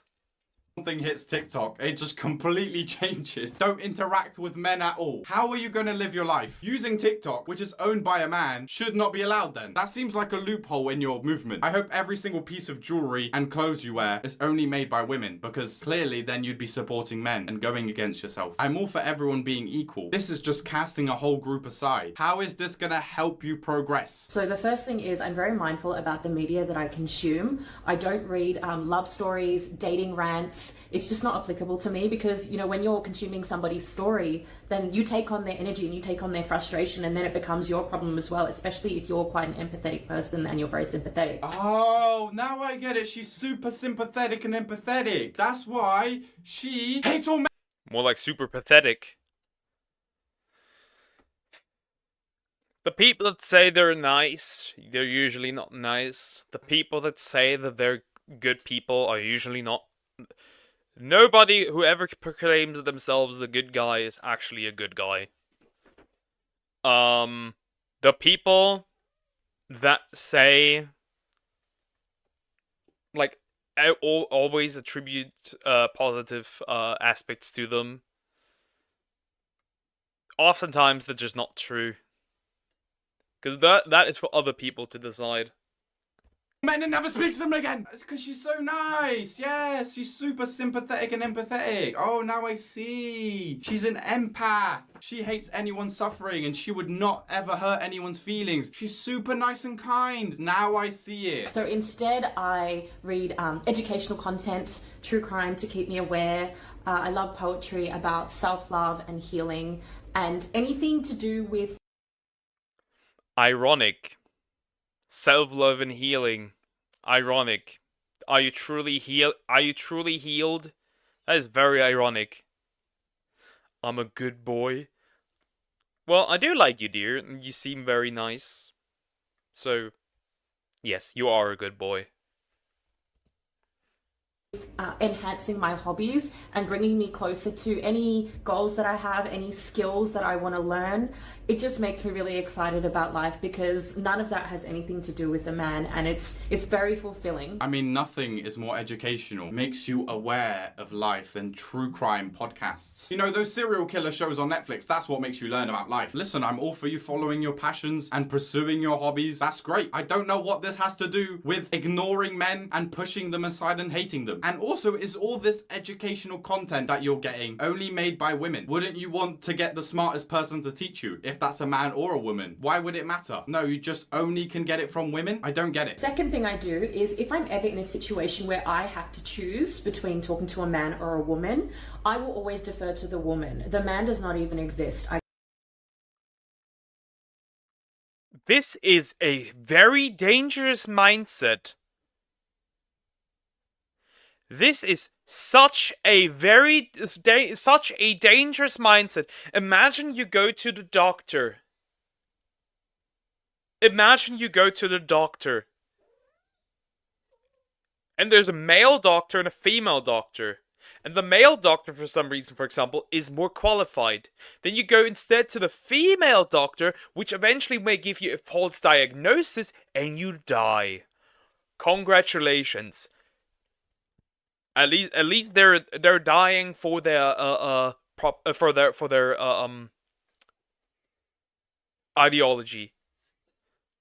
Like, what is this? Go to the more qualified person. What is this? Ironically, most people who go on and on about healing and self-love were never deeply hurt to begin with and already love themselves above all else. True, yeah. Also, hi, a rat named Mouse. Hi, how are you doing? That's an oxymoron. Worse yet, imagine she is in charge of other people and she puts them at the mercy of less qualified people. Exactly. True. This is such a dangerous argument. I completely ignore his presence, and most of the time they do get it. So, like when I'm checking into hotels, at airports, things like this. And you know what? Even if he's hurt, let his ego be wounded. You're not there to So let's say you have a guy that carries around your packages, right? In a hotel. And he asks where to put them. Are you just gonna ignore him? Like, it's not just about, hey, I'm not talking to men. It's also about you are disrespectful for people, for example, in their job. Who haven't done anything. You are by definition punishing innocent people. Nothing here makes sense. Imagine she votes for less qualified people. People are on islands. Their thoughts and beliefs can easily affect so many others. That is true. That is very true. I don't know. This is just... defer to him or to acquiesce to any of his little fantasies that he might have about you. You just directly deal with the woman, have a stress-free experience, because otherwise, you know, with the man, maybe he's going to be a little bit condescending to you, or he probably won't take your concerns very seriously. So just cut out all of the toxicity goes straight to the woman, only deal with the woman. How delusional is this person? This is basically being an incel, just reverse. This is the... There is no reverse she's pretty much like a... I don't like the term incel in general because it's kind of misused now. It's really, at the core, it's just a dude not being able to get into a relationship. Because let's be honest, you could just, if you wanted to sleep with women, you could just pay a hooker. Let's be honest here. I don't like the term because it's used for men I don't like. Because we use the term for people that are, for example, married.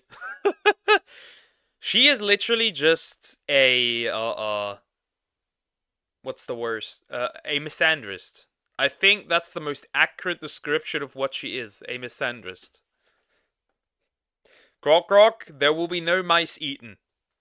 Rat. You get the point. women version of incels. Trust me when I say this. If you're going to McDonald's or something, right? You go and order something. If it's a man, there is no man making fantasies about you. What is this reasoning? I mean, it's fine if you're more comfortable talking to women than men, but this is a bit ridiculous. No man is creating fantasies about you. Come on. The third thing I do is when I'm walking on the street, I'm aware of men, but I don't acknowledge or make eye contact with them. I look right through them, and this has really helped me just...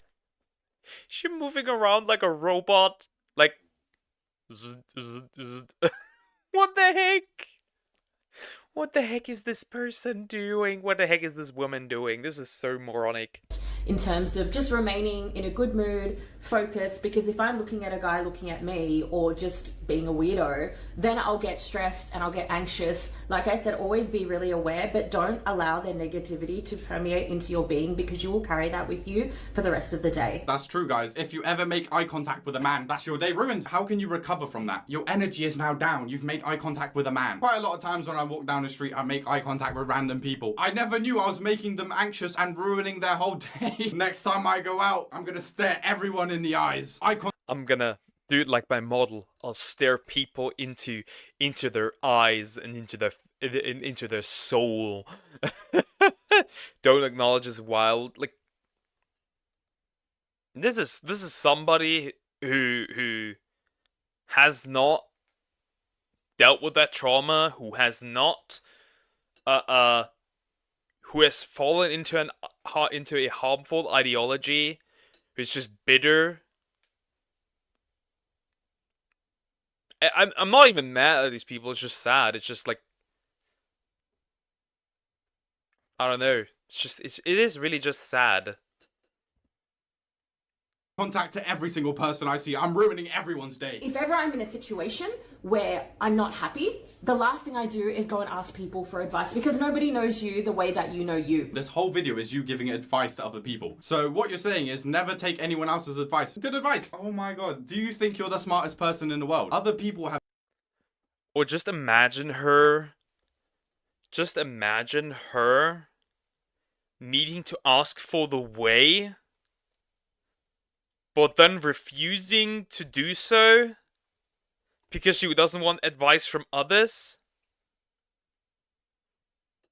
Have had experiences you've never had. Are they not allowed to give you advice because you're your own person? You are so delusional. I don't think this is a problem with men. I think you just have a problem with people. I'm at 16B. They do not exist in my mind. Clearly they do, because you've just spoke about them. You know, the whole 4B movement, it had a whole meaning. What are the 16Bs? What are the 7Bs? She didn't even explain that. What does the B bit stand for? I also don't respond to men on social media. Yeah, you've really done it there. No one's messaging you, but you showed them. Being 7B for most of my adult life by choice. The fact that you had to say it by choice means it's not by choice. There was no choice in that. You are just an outcast. I'm at 7B. It's liberating. You are at 7 brain cells. Add a 8B movement. Ignore them on social media when they troll. This is mental fucking illness. Like, how? How? What kind of monsters are you meeting out there that is your reaction? What? like zero feedback. Yes, but also trolling them is therapeutic for me, so it's finding that balance. That's not ignoring them, is it? You're going back on what you said. If you ever reply to a man trolling them, you're not doing your movement properly, are you? You can't even do your own movement properly. I like how the fact this is just disrespectful to the original movement. They're just like, you know, add another beat. Yo, add another beat. Yo, add another beat. They had meanings at the start, but what is going on now? What are the 8 B's? You know the man with the list that has like these thousands of X on a list on like in like the notes app? I think we found the woman version. The bees. If you're not a part of this movement, go follow my Twitch, purge_live, right now. And like and subscribe or... That is the end of the video. That was good. That was interesting to see. I'm good that I stumbled upon this. That was good. Now we know women that support 4B are kind of nuts. I'm not talking about the Korean version though. I'm talking about the American TikTok version. But yeah. Chat, I must take a quick break. First of all, I'm gonna move myself over. Hello. Now I'm over there again. The chat comes with me. Obviously. It's kind of like this, but not. Okay. Chat, quick bathroom break. I will be right back. This is Deer's fault.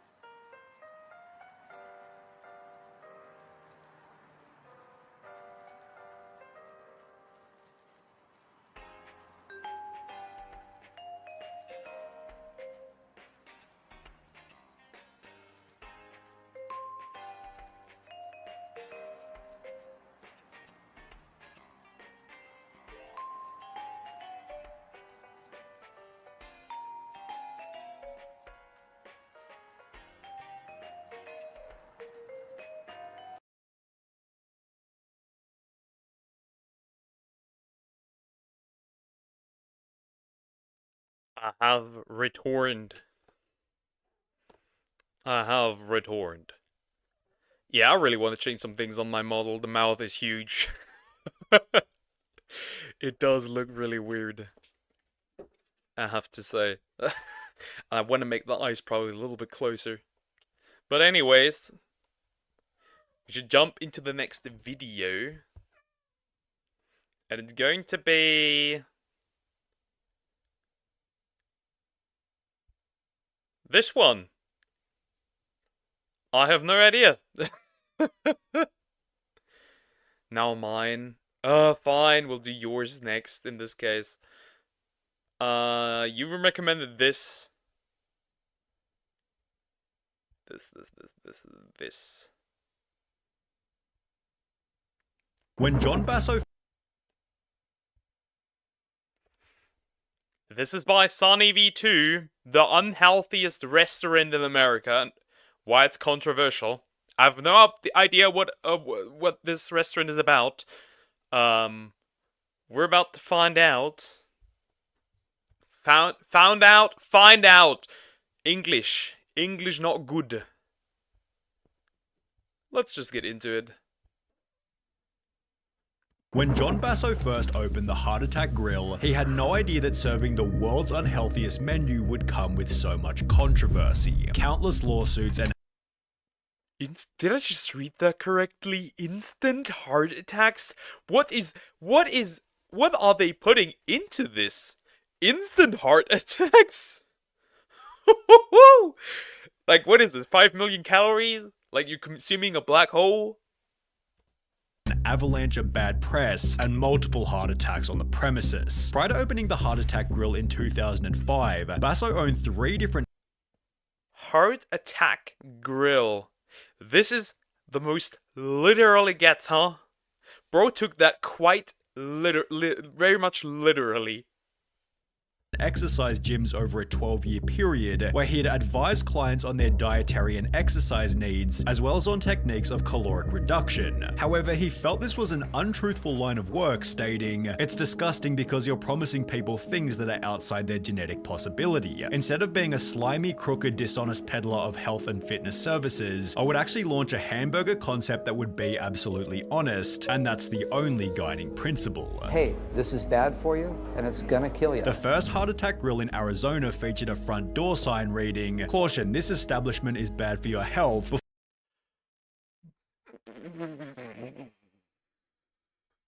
You have to put it at the front of your door or like at your windows that this whatever you're selling there will end you.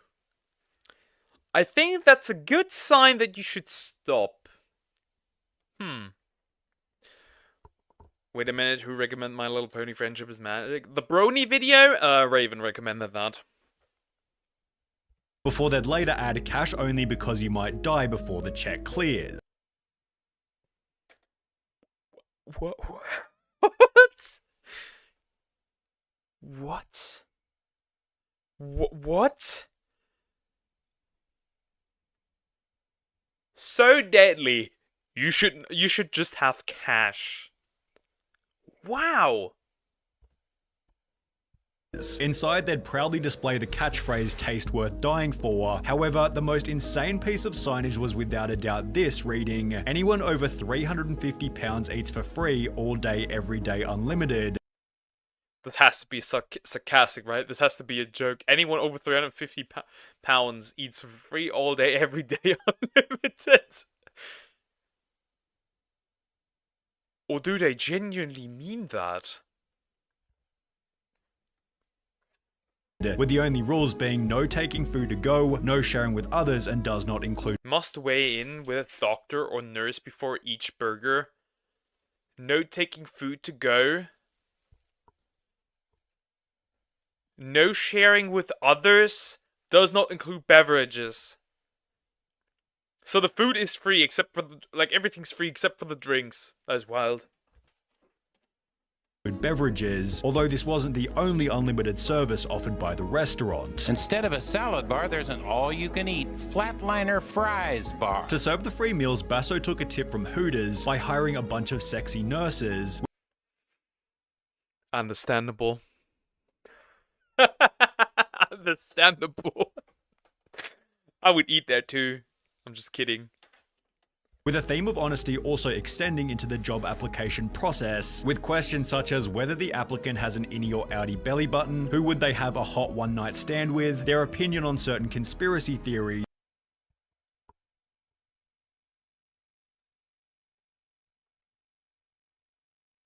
What? What is this? Oh, have you guys seen my 100 Girlfriends Really, Really, Really Love Me? Not that I'm aware. Is that an anime? Sounds like an anime. And a comment stating, "No one gives a damn about your academic achievements, but if you want to bore us with them, go right ahead." As the head of the restaurant, John spends every day dressed as a doctor, stating, "We promote nicotine, alcohol, caffeine, fat, cholesterol, sodium, all the building blocks of a quality, healthy, good time." Healthy good time. Nicotine, alcohol, fat, cholesterol. The cholesterol it really depends on. Sodium. All the building blocks for quality, healthy good time. You are talking out of your ass.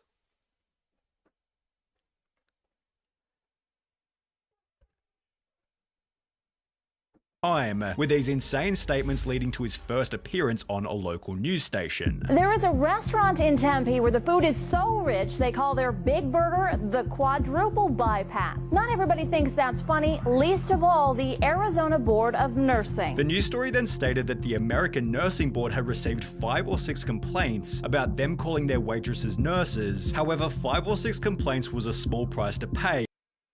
They really thought, let's hire hot women. Again, I understand. I would go there too then. And once again, I'm just kidding. I wouldn't go there specifically for that. Only if the food was good, but that would probably be way too high calorie for me. It's interesting. Whatever you like, man. Me personally, I'm not interested in any romance anime at all.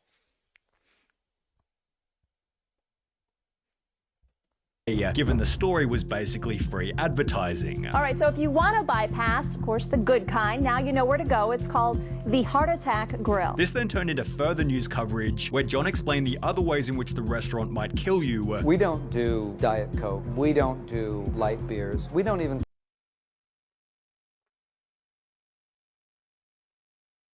So the beverage are also meant to make you pass on to the next realm as well.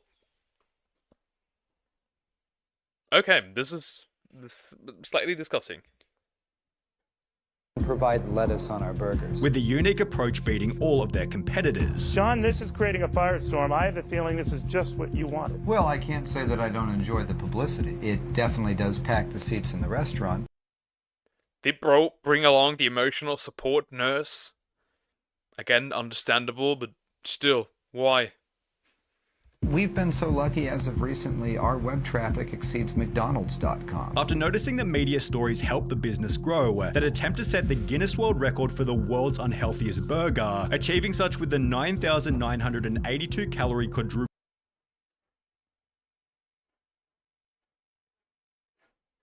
Someone out there would definitely use that for a bulk. I know you, gym freaks. I know you. Bypass burger, although this gluttonous piece of food would be served with a side of tragedy. The Heart Attack Grill had introduced a spokesperson named Blair River, who at 6'8", 570 pounds appeared in all of the restaurant's ads. I'm up another few inches. Who needs these old pants? I could eat for free. In a 2011 news report, Blair talked about feeling incredibly healthy. This is good stuff. Everyone should be modern sized like myself. However, he passed away before the interview even aired. Sadly, we now know how long that was. Blair died last week at the age of 29. His family says the cause of death was pneumonia. Even in death, the Heart Attack Grill maintained their brutally honest branding. Had he have been thinner, he most probably would have survived that. Of this video, I hate this. I hate it too, but it's interesting to see. Like, actively trying to make people die by selling them really unhealthy food. That is insane. That pneumonia. Aren't you glorifying obesity, which obviously kills? Absolutely. Not just glorifying obesity. Smoking, alcohol, probably other things as well, let's be honest. Man. With Basso taking this even further in a different interview. If they do die here, I'm not going to lie to you. That's great for business. I'll say it again. Death is great for business at the Heart Attack Grill. Although the media's goal of discrediting the founder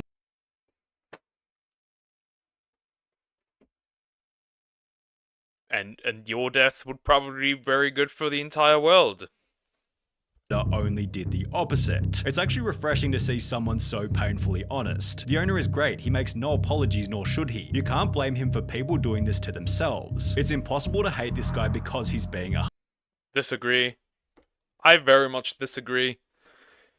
Sometimes you need to protect people from themselves.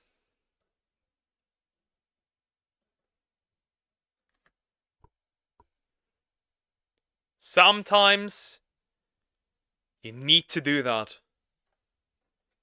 I respect this man. He is honest. No matter how honest he is, I don't respect him. I think he should bite the curb, just like the people that eat there.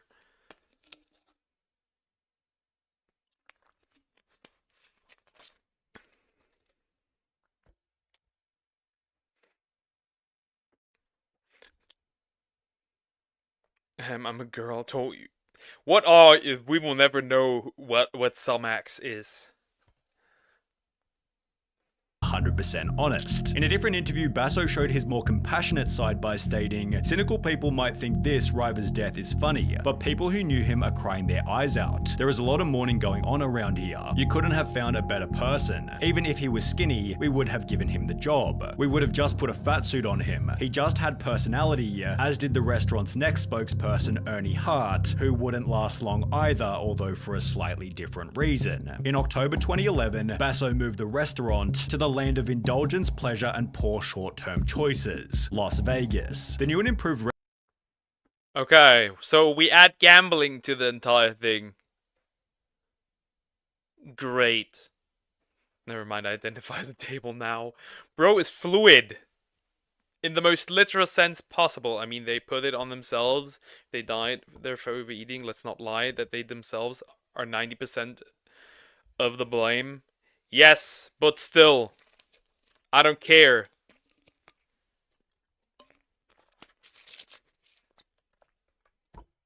I don't care. Let's say you were about to delete yourself. Should I just watch? Or should I attempt to stop you? Should I watch? Go ahead, because that's literally the same. Should I watch, or should I stop you? restaurant featured a public electronic cattle scale, as well as new signage reading "Fighting Anorexia Since 2005" and "Send hate mail to," followed by their address. The new location also led to a brand new slogan, "Remember, the calories you eat in Vegas stay in Vegas," as well as an instant increase in business. Why? Because you get buried there? I'll do a backflip. What? We've both doubled in terms of money, in terms of square footage. However, the craziest change was without a doubt their menu. Despite their quadruple bypass already holding the record for the highest calorie burger, the Heart Attack Grill then doubled their invention, creating the octuple bypass burger, which featured 8 patties. Who the fuck would eat this? Who the heck would eat this?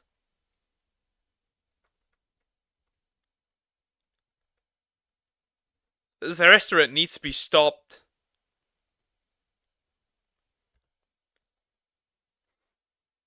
40 pieces of bacon and 19,900 calories. At around the same point in time, the Heart Attack Grill updated their website to include free video and images for the press, where the motivation for the octuple bypass burger became pretty obvious. They were trying to generate media attention, and this is exactly what they got. The new burger led to over 100 million views worth of exposure on YouTube.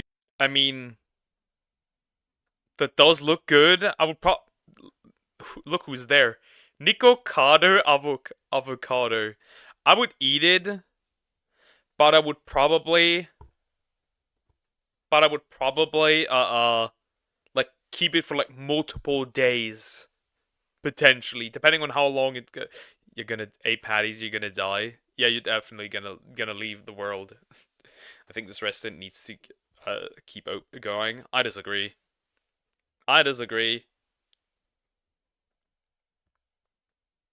YouTube, as different content creators visited the restaurant to see if they could eat it. Those who could, such as Matt Stoney, were given a ride out of the restaurant in a novelty wheelchair, although there were others who were forced to leave in an ambulance. A customer at the Heart Attack Grill was rushed to the hospital after eating a sandwich called the Triple Bypass Burger. In February 2012, an article was published titled "Man Has Heart Attack While Eating at the Heart Attack Grill," which is followed by another article only 2 months later reading "Heart Attack Grill lives up to its name again this week when a woman collapsed in their Las Vegas restaurant. This marks the second person to fall victim to their horrifically caloric food in less than a year, with the Heart Attack Grill responding in the most brand appropriate way, by bragging about it on their website. 2 ambulance departures in less than 60 days left an indelible mark on the Heart Attack Grill's public image. Dr. John delivered a clear message to the media that such tragedy— I eat it.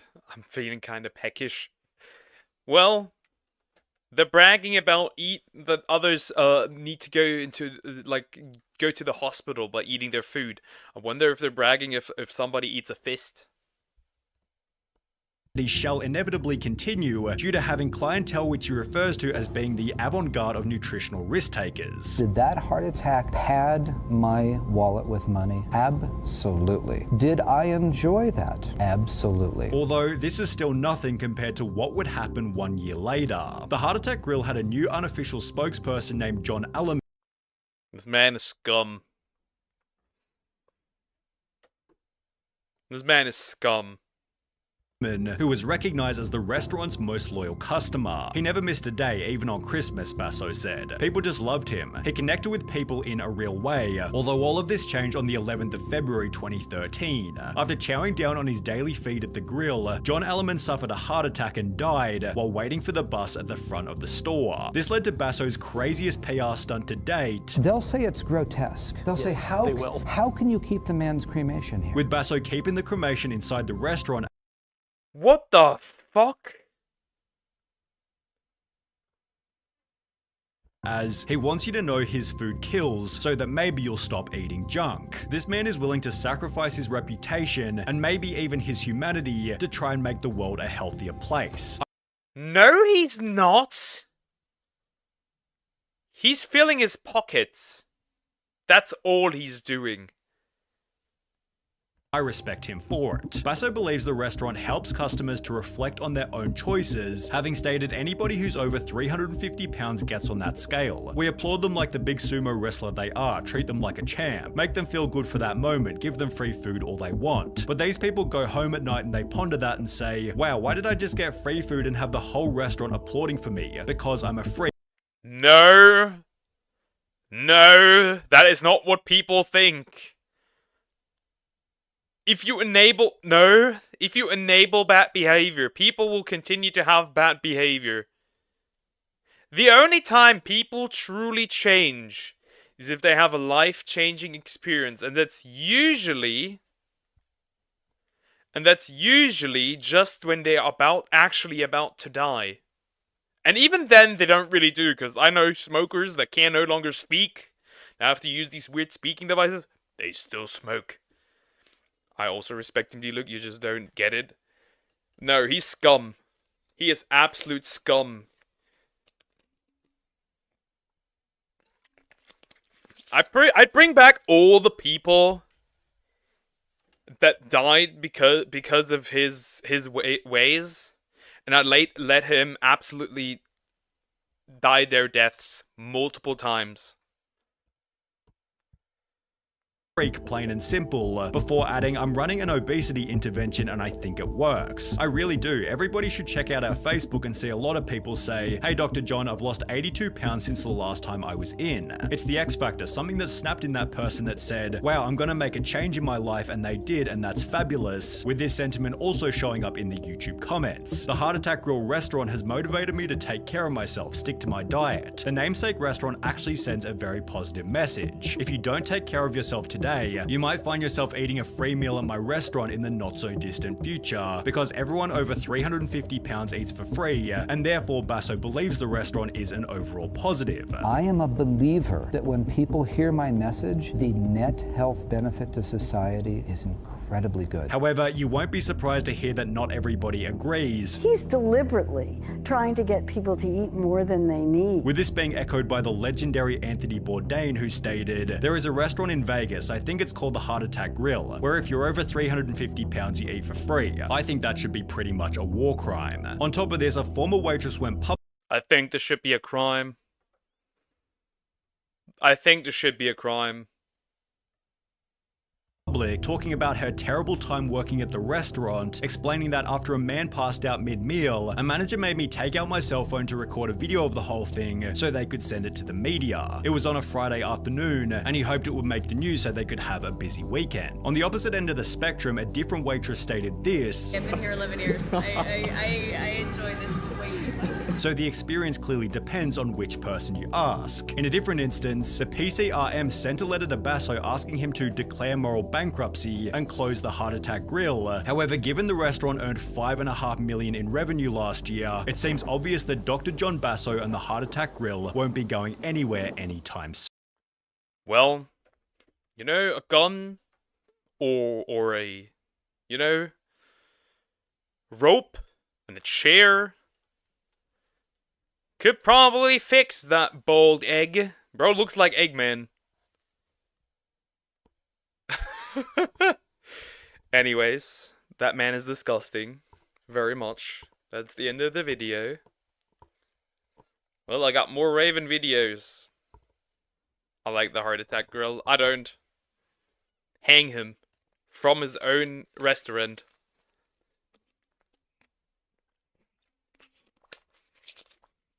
Then I got another one. Recommended by Raven. When it comes to MasterChef, meet the most hated judge on MasterChef by Film Traveler. Also, you don't need to trust her because she's gonna be gone at the 19th. Let's get into it. I watch occasional clips of MasterChef, but that's pretty much about it. when it comes to MasterChef, there's one judge who's more of a headache than a helper. And it should go without saying that I'm not talking about Ramsay. Take 2 pieces of fish, you put it over it, you take the tartar sauce. I like Ramsay. Dude, how many videos? Yes. I pre-record for the entire week. What do you mean?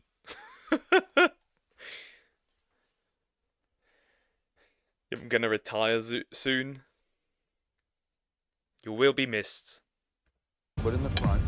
Do I even need to say it? Joe Bastianich, an American restaurateur, winemaker, and a big old douche. No, I'm not someone to hate on just anyone, but this guy, he deserves every bit of it. This guy made bullying his passion, and he made it clear each and every day he showed up on the show. Like this time in season 1, when he absolutely tore into Slim's dish, and boy did he not mince words. You need to be listening to what we're telling you about what we're producing, because this is ridiculous. Damn, that must have hurt real bad. Yeah, this is 100% bullying, no doubt about it.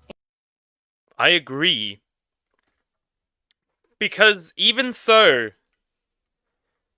I think proper criticism needs to be given. Proper criticism needs to be given.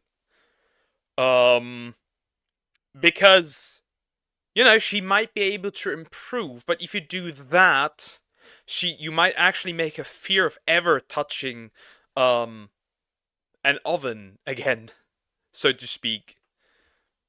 No, I want you all to forget about me. No, you will be definitely missed. Crockrock already said that it'll be very weird. And I have to admit, the reaction streams will be weird. They will be completely new and odd. And guess what? Before tossing Slim's dish into the bin, he didn't even taste it. But you see, Joe has some superhuman powers. He didn't even have to give it a taste to make up his mind before doing this. Slim, this is like a buffet gone bad. A buffet gone bad. But you didn't even taste anything, so how could you possibly decide that? I feel like he just based his judgment off of Ramsay's because prior to Joe, Ramsay had given the verdict that the dish was a mess. But let me be honest, even if Joe sampled the dish, it's not like he can provide any meaningful, constructive criticism anyway. Exactly, like the point, what's the point? Like, what is the point? Are the children of the night polka dots? What? My biggest grammar bully, kind. Croc? Yeah, he said it's gonna be weird, and I agree with him. It's gonna be really, really weird. I don't know. Maybe I'm the weird one, because I remember back when somebody very much, what's the word? Wasn't able to cook.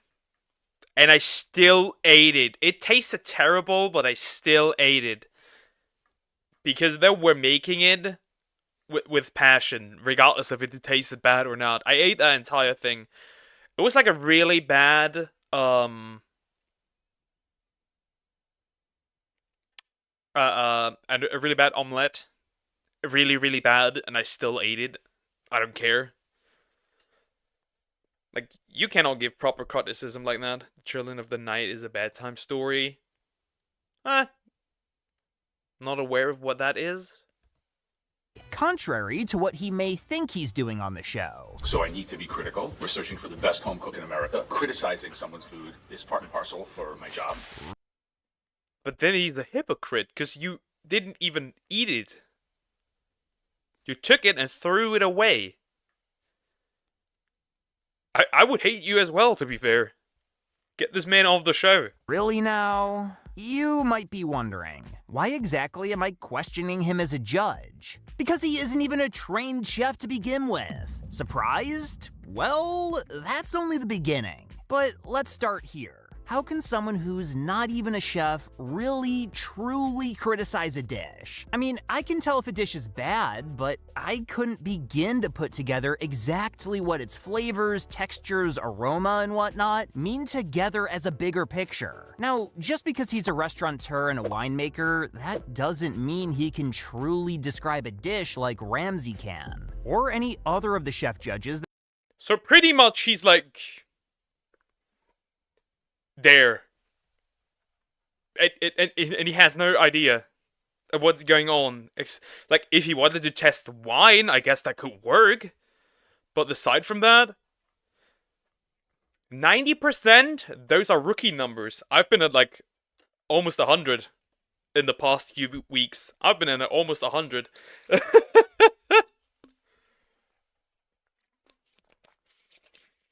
Rookie numbers. You need to bump up those numbers. It needs to be 100% work.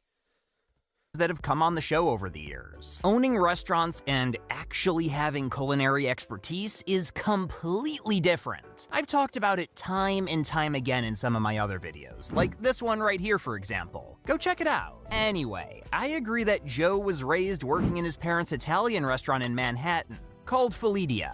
That's a fact, but that doesn't give him the proper experience needed to judge anyone's dish. Yeah, because, hey! Just because my dad is an astronaut... Just because my dad is an astronaut does not mean I'll be going to space. I'm like, I'm trying not to burn out. 10% is break time. Good, I don't have that 10%.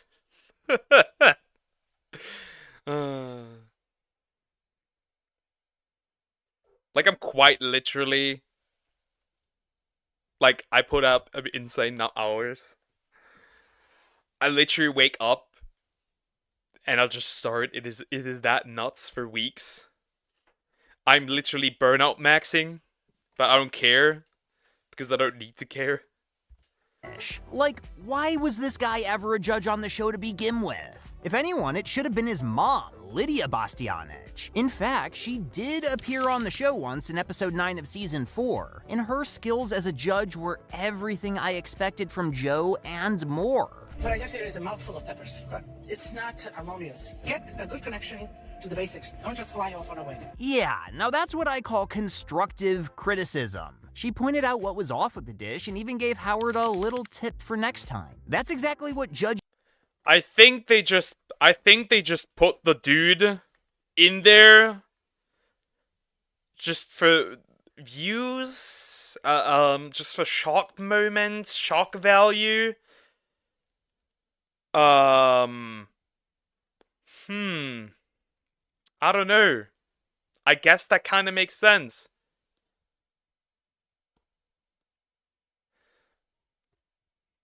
Wait, that's actually bad for you? I don't care. I am literally burnout maxing. We're gonna talk about the cake, true.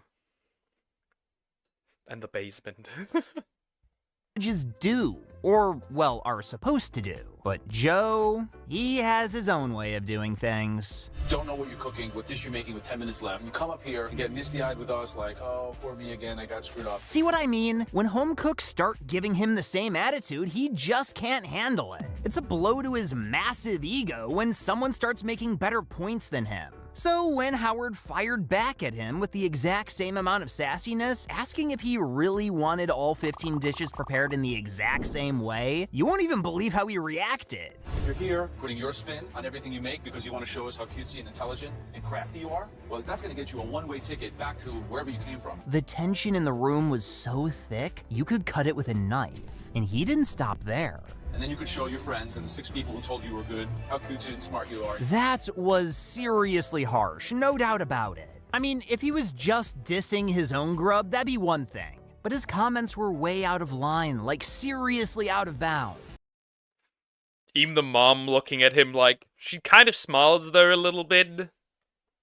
I don't know, maybe she enjoyed that. D-Luke never bring it up. She's the monster fucker. Show the picture when you can, also. I will after this video, maybe.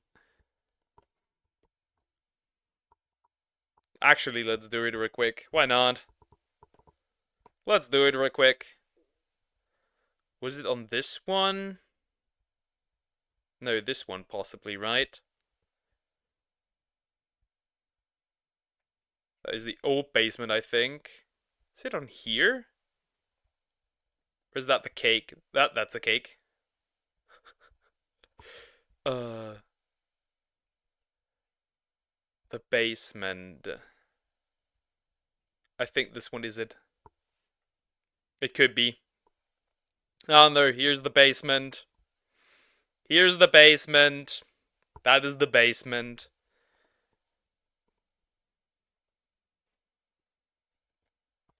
There we have it. Oh wait, that's an older one, I think, actually. Yeah, pretty much that's the basement. Who cares, anyways? That's the old one. I don't know what the new one is, and I don't really care.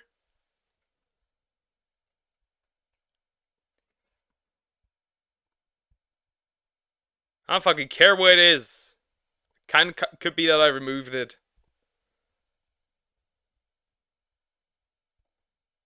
Yeah, I kind of probably removed it. Doesn't matter, back to the reaction. You'll be gone soon anyways, and I don't really need it anyways anymore.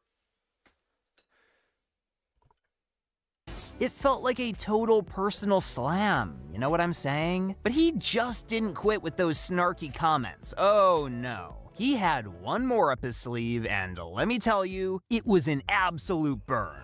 Only thing worse than a cook who can't boil is a narcissist in full denial. God, what a jerk. I mean, who does he think he is, throwing around words like narcissist like it's no big deal? And but what if he's a narcissist? You don't care about my masterpiece. It doesn't really matter.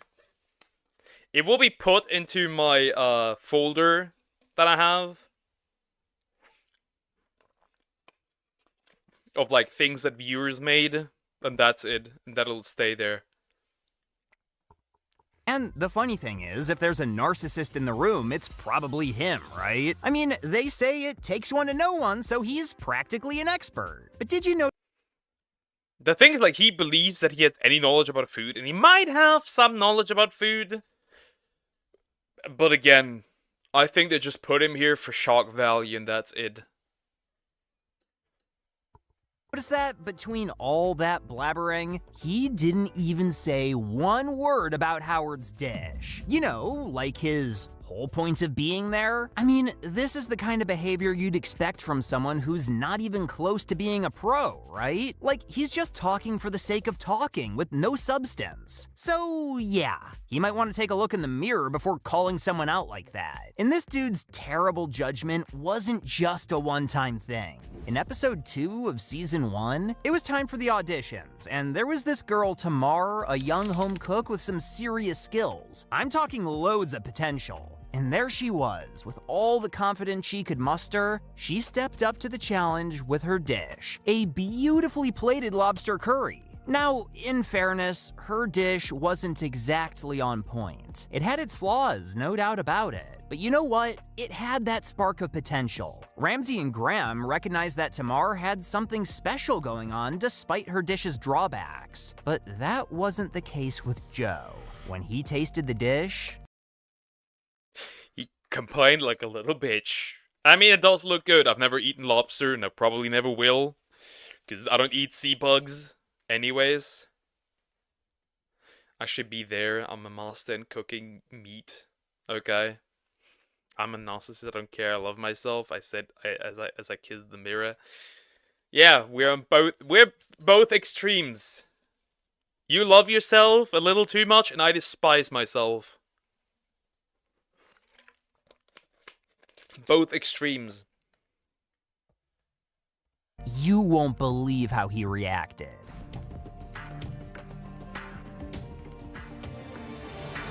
Yeah, that's right. He just got up and walked away without even... Bro ate it and walked away. That is so disrespectful. That is so... At least give a critique. Say something. But then just eat it and walk away. That is so disrespectful to this lady.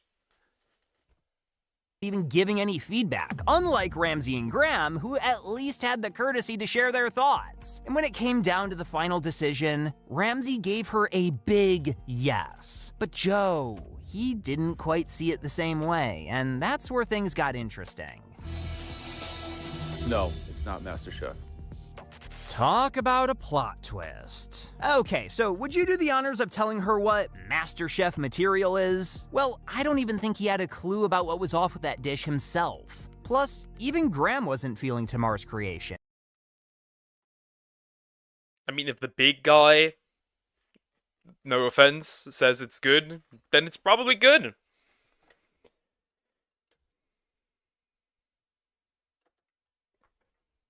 Not extreme, just the perfect amount. I mean, if you kiss the mirror, then it's not the perfect amount. I hate to break it to you. Then something is wrong. I mean, why not love myself better than hating myself?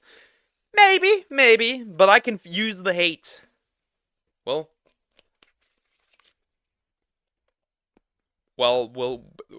using the method of burnout maxing. And he straight up said no. But at least he had the decency to lay out what didn't work for him. Still, Ramsey knew it was the wrong move, and didn't hesitate calling them out on it. I think we made a mistake. Ah, so the big guy actually said it's not good. Well, then you're kind of cooked. I think we made our first genuine mistake. You see, Ramsey knew he had to swing the decision in favor of getting her on the show. And he went with Graham for good reason. He probably figured that Joe wasn't exactly the type to easily change his mind. Something like a guy who couldn't spot the potential in someone even if it smacked him in the face. I mean, why bother trying to convince someone as stubborn as him, right? So Ramsey played his cards wisely by going with Graham, who he likely believed could see the bigger picture and help sway the decision in their favor. Anyway, moving... So Max, just be careful, Raven is a minor. I'm just warning you. I mean, it kind of makes sense to grab the other guy, considering that he doesn't really care all that much. Like I said, I think really just he's on the show to cause drama, to get more drama. Moving on. Aside from being a horrible critic, Joe also dabbles in being a horrible person in general. I'm talking about ableism here. Now, Oh boy. I'm not the type to use that term lightly. I mean, calling someone that requires huge amounts of evidence. But don't you worry, because I've got it all right here. In episode 16 of season 3, we were introduced to Christine, a blind contestant, in a challenge where they had to cook for a restaurant. Oh, that's cool. 3D chess move, okay. That's cool, actually, to have a blind cook. The challenge was nowhere near an easy one, but Christine is pulled through like a star when faced with worse, right? 4 of these in each thing. Yeah. Okay. Thank you. Like that one time during the apple pie challenge when she thought that she had ruined everything, but had actually made a really amazing one. She really underestimated herself there. So in the kitchen while she was prepping, the judges were having a discussion about Christine and where she should be put.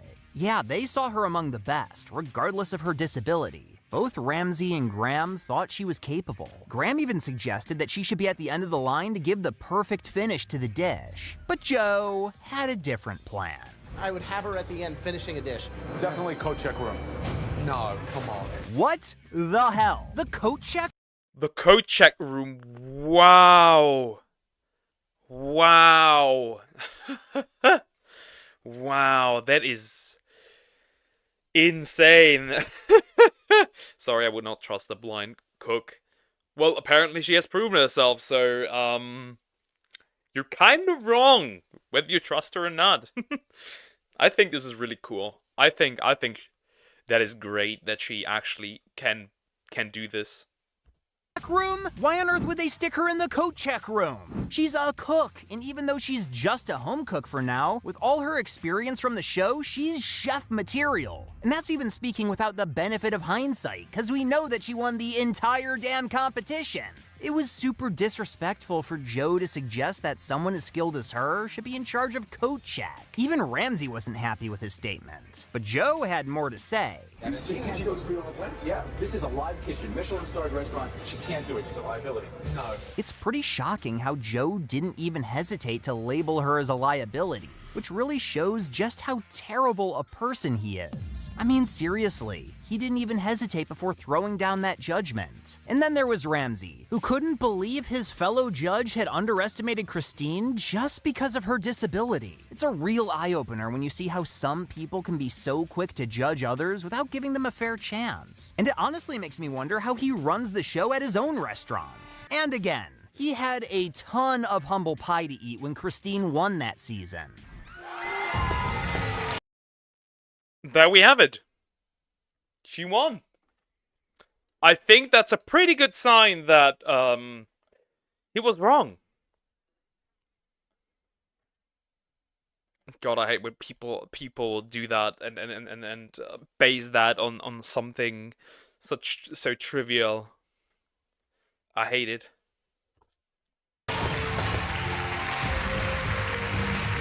I hope Joe won't ever make the mistake of underestimating anyone like that again, but I'm not confident that he learned much of anything, because aside from being an ableist, turns out Joe's also racist and sexist. Bastianich's gig on MasterChef Italia, the one that just dropped on Sky Italia, got folks talking big time. And yeah, they weren't wrong about it. As part of the show, Bastianich got a manicure and a pedicure at a beauty salon in Milan's Chinatown, staffed by 2 Chinese women, and Jesus, he simply doesn't know when to shut the hell up. The conversations he tried to have were just so painful to watch. Right off the bat, he started asking stupid questions. Huh? Huh? That makes no sense. Okay. He asked for her name. She says Gina. He says, why not a different name? Hey, I'm called Thomas. Why? Huh? Why are you not called Alfredo? What? Huh? Moron. I'd remove his feet. Like, why not Graziella? Like, bro, maybe because they're Chinese, Joe. Not everyone is Italian. But there was more to come. He even tried to correct their pronunciation. Sarpi, no Sarpi. Sarpi.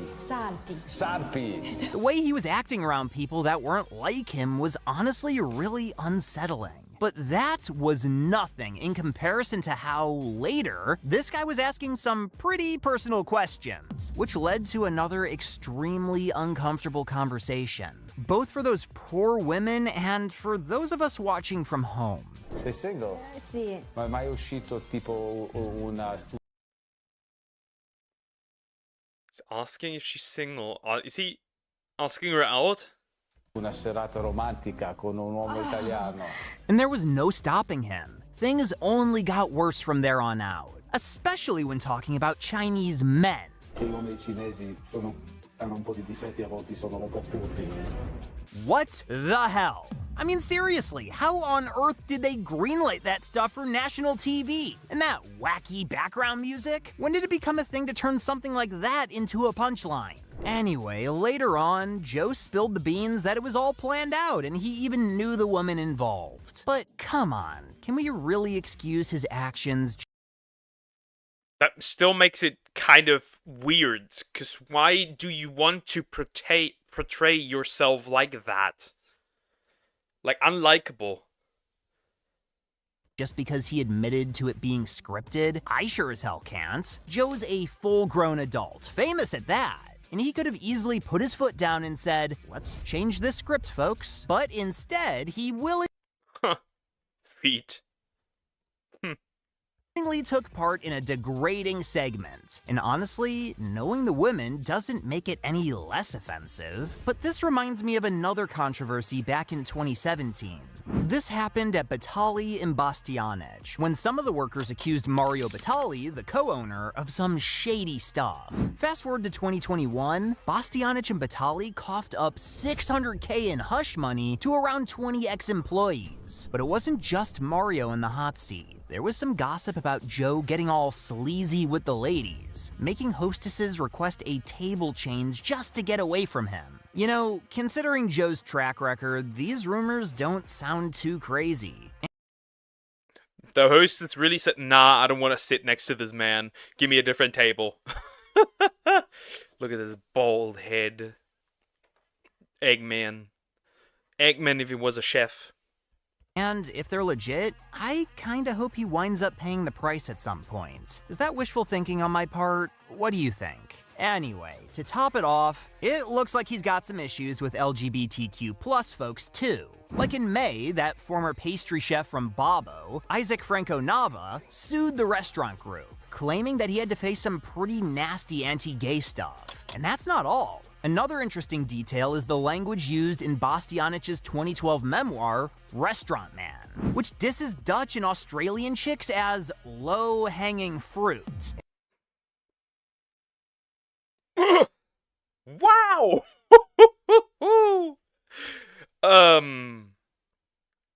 It's getting worse. It advises that people hire bartenders with a nice set of tits. Like, who even gave this dude the green light to write a memoir in the first place? I threw up in my mouth reading that tiny segment of it. But hey, it ended up being a blessing in disguise because he totally put himself on blast. And remember when he was going on about how Chinese guys are incompetent and all that? Seems like he's clueless not just about the people. Chinese guys are incompetent. The highest demographic in the States that makes the most money is Asians and Indians. So you'd be wrong again.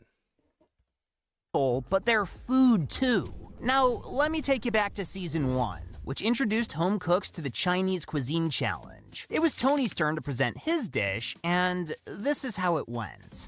It's a wok fry. Time zones, Raven. Time zones, not timelines. You're not switching universes. You're not going to a different future. Time zones. Chicken with some stir-fried broccoli. What's funny here was that the guy who doesn't know shit about Asian cuisine was the first one to judge the dish. And his verdict? Well, I'm sure that's self-explanatory. I don't know, it doesn't look like a Chinese dish to me. It's like kid food. Now, I'm not Chinese, Chinese, but I love me some authentic Chinese cuisine, and I can vouch that the food on that plate was as real as it comes. And calling it kid food, just because it didn't fit some kind of standard, was just plain ridiculous. I mean, come on, Joe. Why don't you take a minute to actually dive into Chinese cuisine and get to know the people behind it before dropping a bunch of rude comments, huh? Like, at least Ramsay took the time to humble himself by learning how to make dim sum from the pros in order to get a handle on Chinese cuisine. I don't know, it's just like... Why does he not actively try to, give proper criticism? Like, what is the point behind him being here? What is the point? No matter how you slice it, his judgments on MasterChef are about as off base as they come. But there was this one moment in particular where Ramsay was completely through with him. I mean, if dealing with the home cooks wasn't enough, poor Ramsay had to deal with this too. So here's what went down. There was this contestant who served up a beautiful bean stew with sausage and garlic bread. The sausage looks hearty, and that wonderful bean stew underneath it, it's got dive in all over it. Ramsay loved the dish, zero flaws to speak of, and so did Chef Aaron Sanchez to boot. In fact, he was over the moon with it. And I love the idea of the toasted slice on the top. It tells me it's going to scream of texture and dark rich flavors. Everything seemed to be going well for the contestant, until somebody had to come and kick over the metaphorical sandcastle. Any guesses who? Yeah, I disagree. I think the toast cheapens the dish. What's hilarious is that two professional... I really just think he's in there to be a dick. And that's all there is to this man. He really just is there to be a dick. Chefs couldn't find a single flaw with the dish, but a guy who never went to culinary school and never worked in a professional kitchen in his life thought he knew best. What a joke. Even Ramsay was taken aback. So you don't serve garlic bread in your restaurants? No. There's no such thing as garlic bread in Italy. You see, Ramsay doesn't shy away from letting people know when they're wrong. And it doesn't even matter if you're a contestant, restaurant owner, or even Joe Bastianich himself. Joe's remark was absolutely unnecessary, and Ramsay didn't back away from letting him know. Yeah, that's Ramsay for ya. But Joe wasn't done yet. He had a... Also... I had to sneeze, damn it. Ugh. Anyways, this is very interesting. The really interesting part is that he says there's no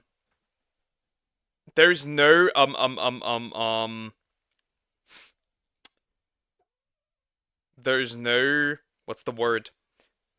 Garlic bread in Italy, but then at the same time he kind of says like I don't think this is an Italian dish, so it doesn't really even matter. That did not sound like a sneeze because I held it back. I did not want to sneeze.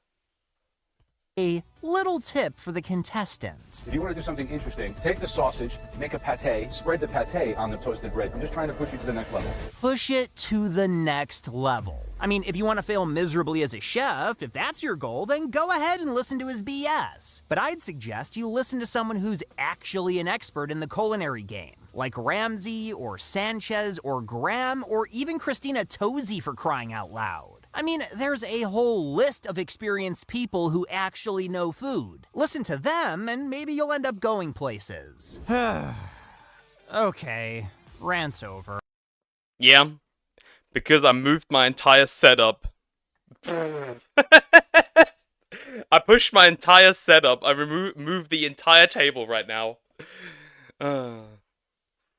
If you'd see my setup here, it would look like I'm homeless. So, what do you think about Joe? Is his criticism actually legit, or is he just wasting everyone's time every time he opens his mouth? Yes, he does. He's a dick. Very simple. Okay, I have to go. Bye-bye. Take care. Bye-bye. This is gonna be the last video for today anyways, because I probably will now go back to working and editing. My fart boy, except that I moved the table. Anyways. Well, actually, I'm going to jump into one last video. Who cares? We're gonna watch this one still. Because this one's gonna be very funny. Actually, fuck it. We're actually gonna watch this one still. Screw it. Saddest Gargura hater finally got what she deserved. By Ref says Desu. This is about Brittany Venti. So for those of you who do not know Brittany Venti, she is an auntie. She absolutely disliked Gargura. Made it seem like she was like attracting pedos, like the VTuber Gargura. And that was not true. So she always tried to call out Gargura and her mods. Occasionally did some pokes towards her. And now she probably I don't know what happened. I just heard that she probably gave up on content creation. That's all I know right now. So we'll have to see. I'm probably gonna keep it like this because I don't want to block Ref anymore. Guys, up here. So today we're going to take some time and talk about the controversial content creator Brittany Venti. Now, if you've been following this channel for some time, she would be a familiar face. We made a couple videos talking about her more unhinged takes involving VTubers. She is easily one of the biggest VTuber haters out there, and in particular, she has targeted Gargura and Iron Mouse, often attacking and slandering them through her tweets and her videos. Now, the update involving Brittany Venti is this. Yeah, so what also happened is that she was calling like these VTubers pedobait, but at the same time she was being inappropriate with a minor. Very interesting. This post she made 2 days ago saying this. In case some of you are wondering why I've gone MIA and unlisted things, I've retired indefinitely, and that will now include social media too. I just want to make an official post for my subscribers. Thank you for the support. I want to focus on my life. My dream was always to get married and start a family with the right person, and I just want to eliminate any possible obstacles in my way. So it's time to try something different by going offline, which is a pretty admirable thing if she's... I mean, you can't really say much. I mean, that's good for her, I guess. That's good for her. I agree, that's good for her. Hating Mouse as well. She's such a sweetie. Yes, she is. The whole Mouse drama with like Kai Sinat's fans in quotes. Just ridiculous, the entire thing. She's actually going to stick with this. Many people believing she's going to be coming back in a few months. She's pulled stuff like this before, but a lot of people are observing the irony that she is retiring and scrubbing her account clean to try to go and have a family, because for years she started off as a typical e-girl on the internet. She was basically, for lack of a better phrase, a titty streamer on Twitch. I did not know that. I did not know that she was a titty streamer. So interesting. Then she rebranded as a sort of trad pick-me type over the past couple of years, and the irony of that is just palpable, okay? She spent years trying to be a pick-me on the internet, and it turns out no one picked her. So that's why she's making this drastic change and going offline to try to fix what's going on or what's missing in her life. And she wasn't kidding about unlisting things. Pretty much every tweet that I've covered in my videos, the controversial ones, they've been deleted. And also looking at her YouTube channel, she has deleted pretty much every single video relating to Iron Mouse as well as Gargura, at least the... Oh, that's interesting. I found something that will shock you. Check DM. Uh-oh. Uh-oh. Let me check.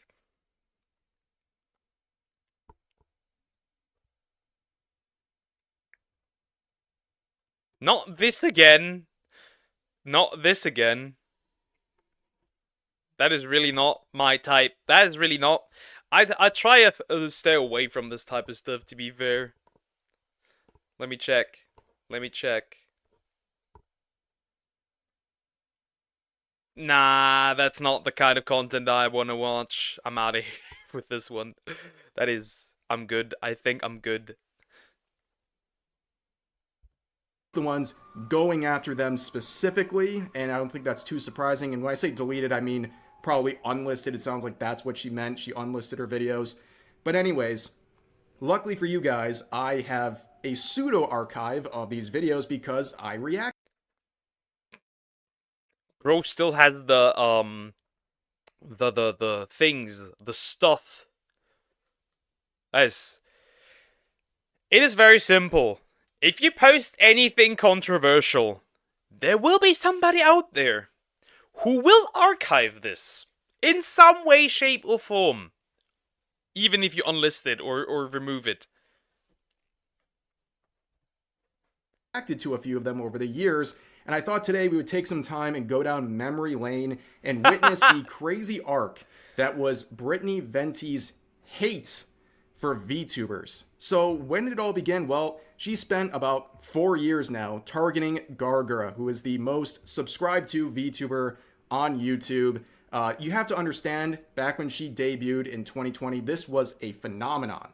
Okay, people were going crazy. This was Hololive's first English generation, and Gargura at the time was the fan favorite. And for a lot of people, especially in the West, this was their first peek at VTubers. A lot of these VTubers in that first generation were the first VTubers people were exposed to. So it was a very impactful time. However, she quickly... Yeah, now there's only Gura from like Gura is not really that active anymore because she's not doing that well, I think, health-wise. I haven't kept up with it. Watson more or less pseudo-graduated. Mori is still there. Is Kiara still there? I think Kiara's still in Hololive. I don't pay that much attention anymore. Quickly garnered her biggest hater, which was Brittany Venti, who shortly after her debut in 2020, she would target Gargura and start going after her and saying some very out-of-pocket things. Beginning really with the main piece here, which was her video, now deleted, where she said, predators and poontang addicts are extremely butthurt that I made this video. Make sure you like it and share it to piss off the coomers and predators. They are raiding and dislike brigading. And they were... The funny part is, like, Gura is pretty much... There's pretty much nothing sexual about Gura. Realistically. There's the occasional lewd joke, but aside from that, it is barely sexual. I don't know how she came to that conclusion. I'll be real. What about the pancake art of Pokemon? What? Huh? I'm confused. They were definitely disliking the video. This was a video with like a 10% like-dislike ratio, 10% likes versus 90% dislikes. And she got dragged through the mud, and rightfully so, because she went after Gargura saying so many out-of-pocket, unhinged things, saying that Gargura might have been a child in real life LARPing as this character, that she was also a man, and that she was basically catering to an audience full of 40-year-old men, jaying off to her because they believe that she's a real life 9-year-old child. I'll go back to studying now. Bye. Take care. Bye-bye. Have fun studying. Study well. This is like the average anti-behavior, pretty much. This is nothing new, really.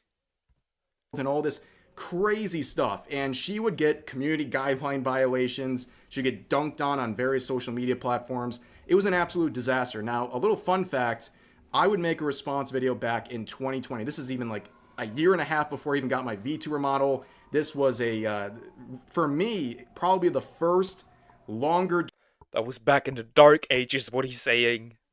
I wasn't even, like, properly making videos back in the day. Interesting. Duration commentary video I had ever made, at least a serious one. So this was a kind of game changer for myself at the time. You can see it did really well. Unfortunately, got demonetized in the first 20 minutes it was live, so we lost a lot of clams on that one, but it was definitely still worth it and still a video I'd come across every once in a while. But let's just play a small section to give you guys kind of a taste of what she was saying about Gargura. My first impression of it was, oh, is this like a child's show? Is this a kid's show? Like, kids can see it, kind of like Dora the Explorer, and like interact with it. And then I come to find out, no, actually, the chat is full of 40-year-old men getting off to the depiction of a 9-year-old. Yeah, behold, especially since, like I said again, there's nothing sexual here. Like, what would you even go off to? The voice? A literal 9-year-old. But anyways, that gives you a little taste of her hates for Gargura. Like I said, she was a day one hater of Gargura. You have to admire the 4 years of consistent hating. But she would make further statements about Gargura for the next couple of years, a couple rounds of videos. Again, they're all now unlisted. But she was basically biting at Gargura's ankles and would only get one response ever from Gargura. It's a little interesting factoid right here if you want to enjoy. She made a live stream back when the whole Predator Problem video was released in late 2020. And around that time, Gargura would make this live stream. And she wouldn't speak about Brittany Venti. Instead, she would have this caption in her thumbnail. And here's a bigger version of the thumbnail. It says, "Goo Goo Gaga, LO." That's how Gura fired back. Nothing more. That was all Venti got. That was it. That was the entire thing. That was all that happened.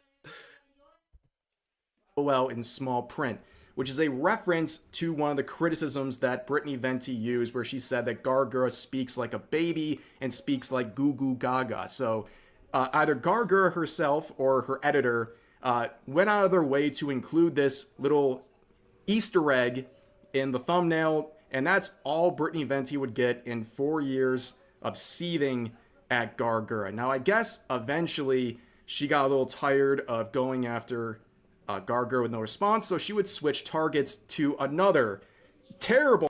Now, this arc, I completely missed. I did not see her going after Iron Mouse. I missed this arc. Choice, which is Iron Mouse. Okay, she went after an incredibly well-liked and one of the most successful VTubers in the world, Gargura, and then switches over to basically the same description that applies to Iron Mouse in this case.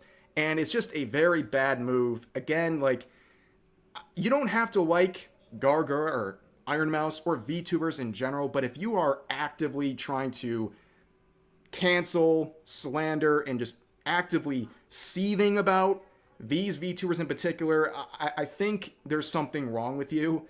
And in this case, she made a very bizarre cancellation attempt in 2023, where she was talking about how Iron Mouse is like fostering this predatory environment, including an audience of little boys, and that she was baiting people with this childlike model, and that she was also extremely sexual with her content, which is just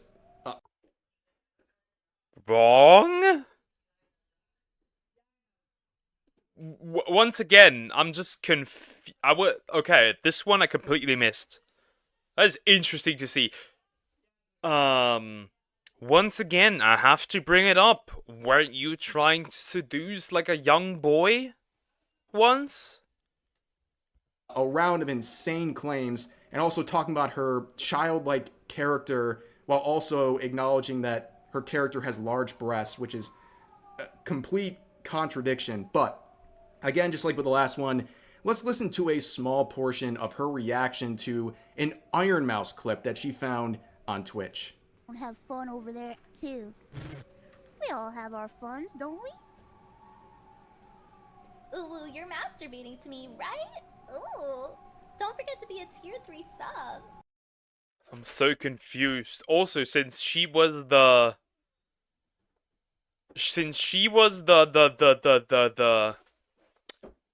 once herself in that position on Twitch, except not being a VTuber. Also, why this? What is this? This is Ref making the face, and this is him in the video making the face. She did the same thing. She did the exact same thing. Oh, wow. I gotta pause again. Yeah, he made a good choice. Red from a year and a half ago made a good choice pausing right there. Yeah, it was a very unhinged video response. Again, this one is unlisted now as well. And it was just like, again, choice of target. Terrible one. Going after Iron Mouse? What are you thinking? But she would get one last hurrah.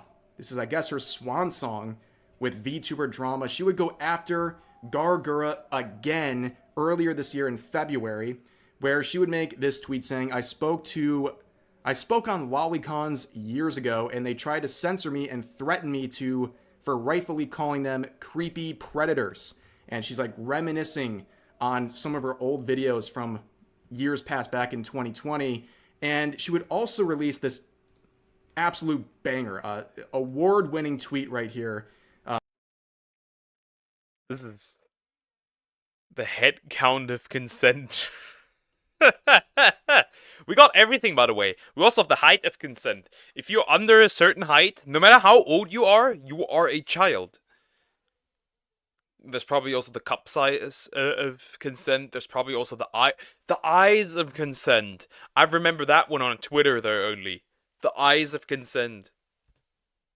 To accompany her breakdown in February, saying, you know, Lolicon Pedo Hive are about to swarm whatever conversation it is whenever someone whips out this image. Yes, she created the head count of consents. Apparently, if your head stacked up to a certain point, that determines whether or not you are a child or not. And yeah, like literally we're at the like, she's 6.5 heads tall, you sick freak. Like, as you can see, this has nothing to do with the video, but on the side note, a 22-year-old dude asked out a girl that was 18 to a date from Tinder. And he was beaten for going on a date with an 18-year-old. Our generation has made it so weird with age gaps. It is so weird that we consider like a 2-year age gap almost like predatory. It just reminded me of this, which is why here, side note. Ridiculous. People would use her own scale against her. And yeah, according to her own scale, she would also be a child. That backfired really badly. But in my video covering this, there was a particular section that got a lot of attention and was not a very good look for Brittany Venti. You can see here this person responded with a clip saying, Lolicon aren't predator, but you seem like a predator when you flirt with an underage boy. And this is the clip that they're that's what I was talking about. Prepare. Referring to. Hello. Yo, what's up? Sorry, I was just adjusting my my Miss Father collar after you said that you were a child. Okay, so what did you come here to get rubbed? I mean, what the fuck? Yeah, you are not normal for this one. Like, she really just did the regular e-girl stuff, you know? Confess today.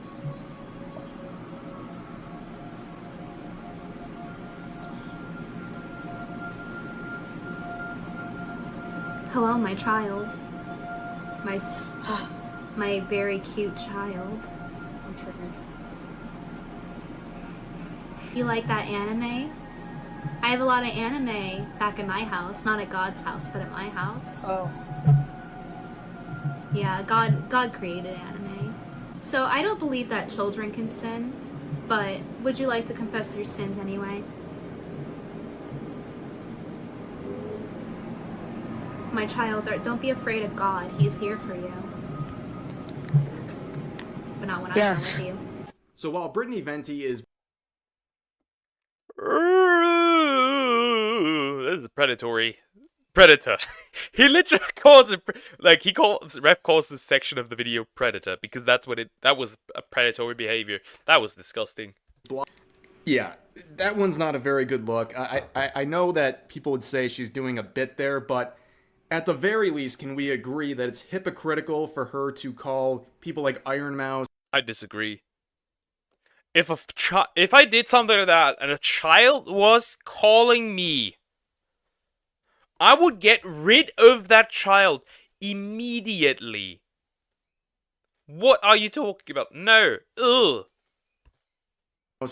And Gargura predator baiters, and then she goes on her own content and makes those sexual remarks and gestures to what she knows is a real life child on the other end of that call. Can we at least agree that's a bit hypocritical for her to be in that situation? But yeah, that is that clip didn't go over well. She reacted to pretty much every video response ever made to her, but she never got around to this one. I think it's because of that clip. It's kind of a hard one to explain. But anyways, that's the trip down memory lane. And I guess the final send-off for Brittany Venti. Will she actually stay away from content creation? I don't think so, personally. I think she's going to come back in a few months. Like I said, she's done stuff like this. She's gonna go out, seek a husband, and then return. Before, but hey, if her heart is in the right place and she has true intentions about going offline and having a more fulfilling life, then good, go for that. But she's not wrong when she says those type of videos that she unlisted are going to be in the way of that. Yeah, she was definitely right when she said that, and it appears that she has unlisted all of those infamous videos targeting Gargura and Iron Mouse. And at the end of the day, once again, Gargura simply wins by doing nothing. That's going to do it for the video, guys. I hope you all enjoyed. That'll be the end of the video. My opinion is very simple. She really does what she said she's going to do. That I'm happy for her, that she is going to pursue that. If she does return, she's going to be clowned on again. That's pretty much it. Anyways, guys. Let me switch to this. Why are you even up? Ooh, I'm up close again. Anyways, that'll be the end of today's stream. We'll be back tomorrow with another reaction stream as usual. Saturday and Sunday are my reaction streams. I will update them a little bit. I don't like how the eyes are placed and the face, how it looks. Anyways, guys, I will see you tomorrow. And yeah, take care. Bye-bye.